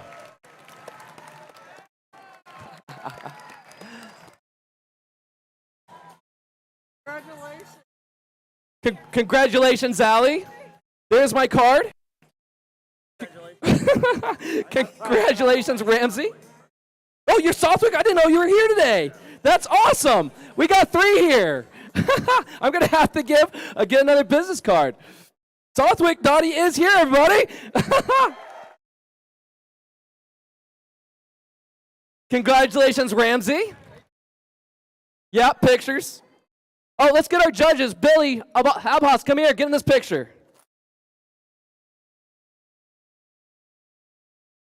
There you go.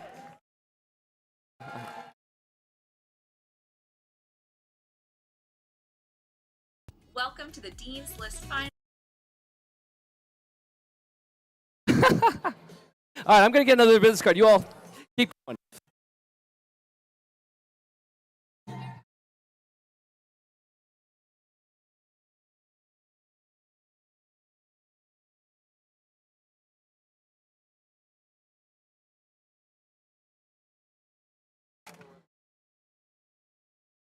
All right. All right, and the outro video, play it. Welcome to the Dean's List Finalist Club. Way to go! Congratulations, guys. You did a great job. Congratulations! To all seniors, don't forget, now it's your turn to join the Florida First alumni. We want you to stay connected and enjoy future networking opportunities. Florida First alumni. Inspire because we were inspired. All right, Southwick, where'd you go? I've got a business card for you, Southwick. Come on down and find me. There we go. Up there? There you go.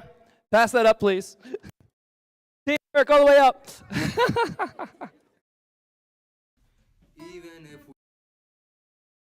Inspire Award. Now that my email's made it through all the stands. The Inspire Award is presented to the team the judges felt truly embodied the challenge of the First Tech Challenge program. The team that receives this award is a strong ambassador for FIRST programs and works to promote FIRST and make it loud in their community.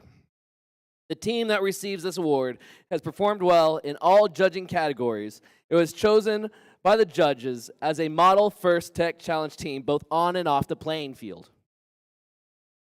This team shares their experiences, enthusiasm, and knowledge with others, sponsors, their community, and the judges. Working as a unit, this team will have shown success in performing the task of designing and building a robot. Third place, please rise. Team 16716 Ivy Warriors from Odessa, Florida.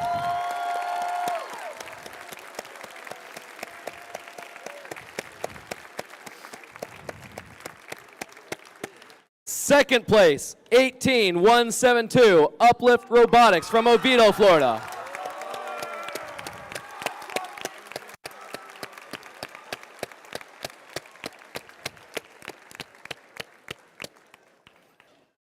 And here's what the judges had to say about the winners of this award. This team has secured its place in this competition. They've lit the first spark in their community. Orange, you just dying to know? The Inspire Award goes to Team 16290, the Zip Ties.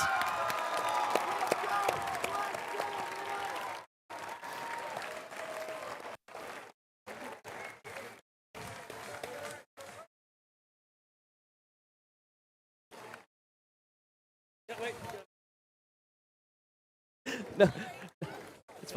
Congratulations, Zip Ties. Congratulations.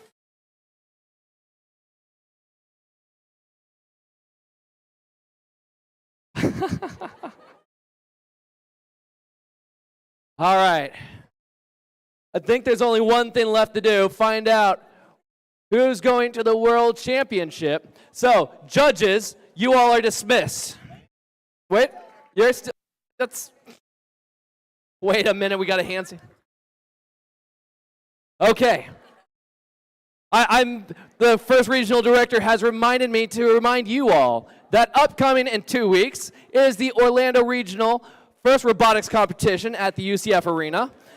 That's March 16th, 17th, and 18th. I'll be there. And after that is the Tallahassee Regional. It's 2 weeks after that.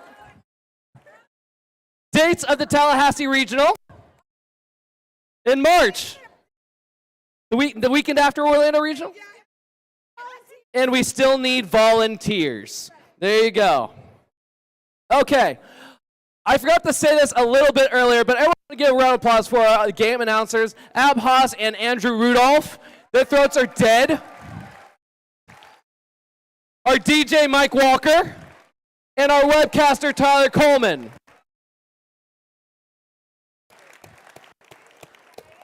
All right. With that, we need to hear from Hans Solo. Everybody, Hans, Hans, Hans, Hans, Hans, Hans, Hans, Hans. Just when you thought I was done, we got a couple more videos for you. Even if we lose, we will never fall. Working till the end, versus change us all. When I came to America, I had a language barrier. I couldn't talk, I couldn't speak. I felt alone. But when I discovered First, I found others just like me who had a strong passion for technology and hope for the future. I found a home that'll help me reach what I've become. Even if we break, we will make a stride. First, let's pave the path, our differences aside. First has inspired me to do programming. First has inspired me to become an engineer. First has helped me get into college. First has taught me to love robotics. Even if we're stopped, we will not give in. Together we are strong. First, let's one again. First has made a significant impact on each and every one of us. First has helped us become the person we've always wanted to become. And for that, we thank you.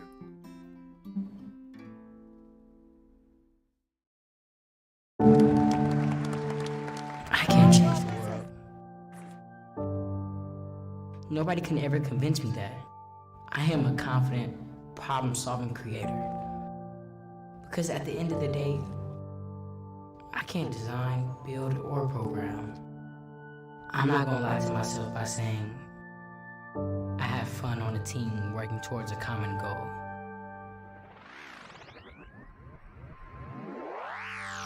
I have fun on a team working towards a common goal.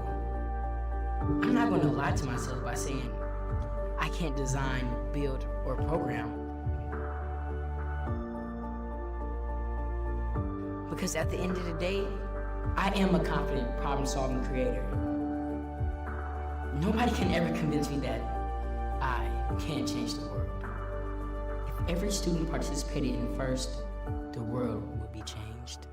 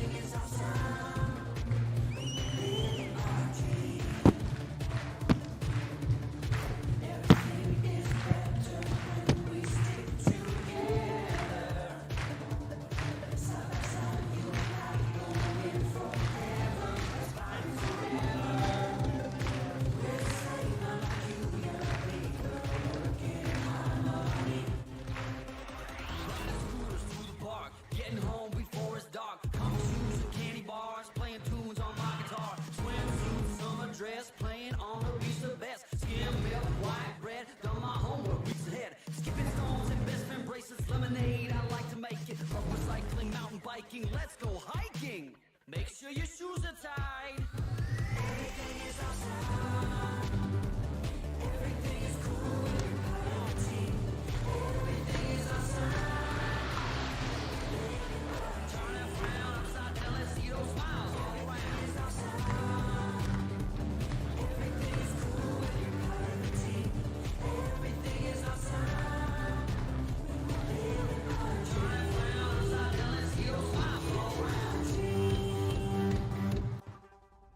Everything is awesome. And I will conclude with that I want to say all the volunteers are awesome. I have over 70 people here that made today successful. Please give them a big round of applause. So those previous videos, the first two were previous year's Promote Award videos. They're actually World Championship quality videos and have been presented to the World Championship in the past. And then really, I threw in the last video to show you what a child I am, because that's one of my favorite movies, is the Lego movie. But I think that'll give you some insight into my personality, and I apologize for that.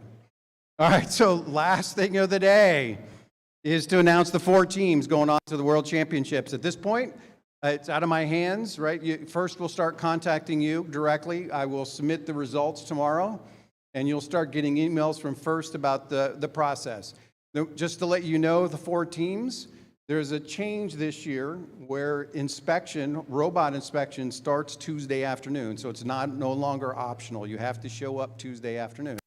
All right, so we don't have any duplicates this year, so we're going to go through the top 4. So the Inspire Award winner, 16290 zip ties.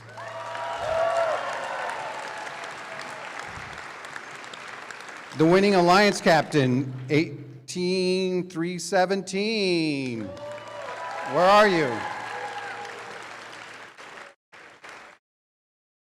The second place Inspire, 18172.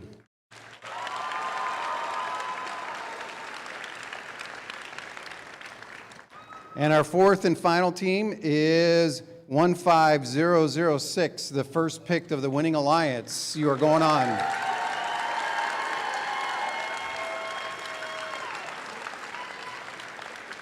So if any of those teams can't go, our first runner-up is 16716, and our second runner-up is 20012. All right? Hey, I had a lot of fun today. I hope everybody else did, and I appreciate all of the time that you guys spend. Have a safe trip home. Thank you very much.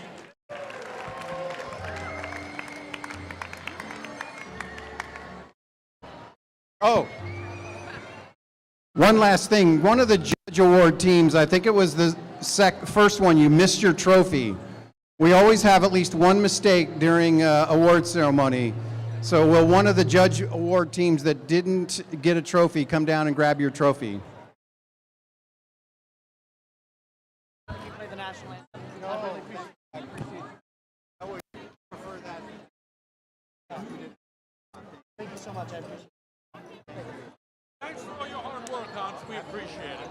I appreciate it. Thank you. So much.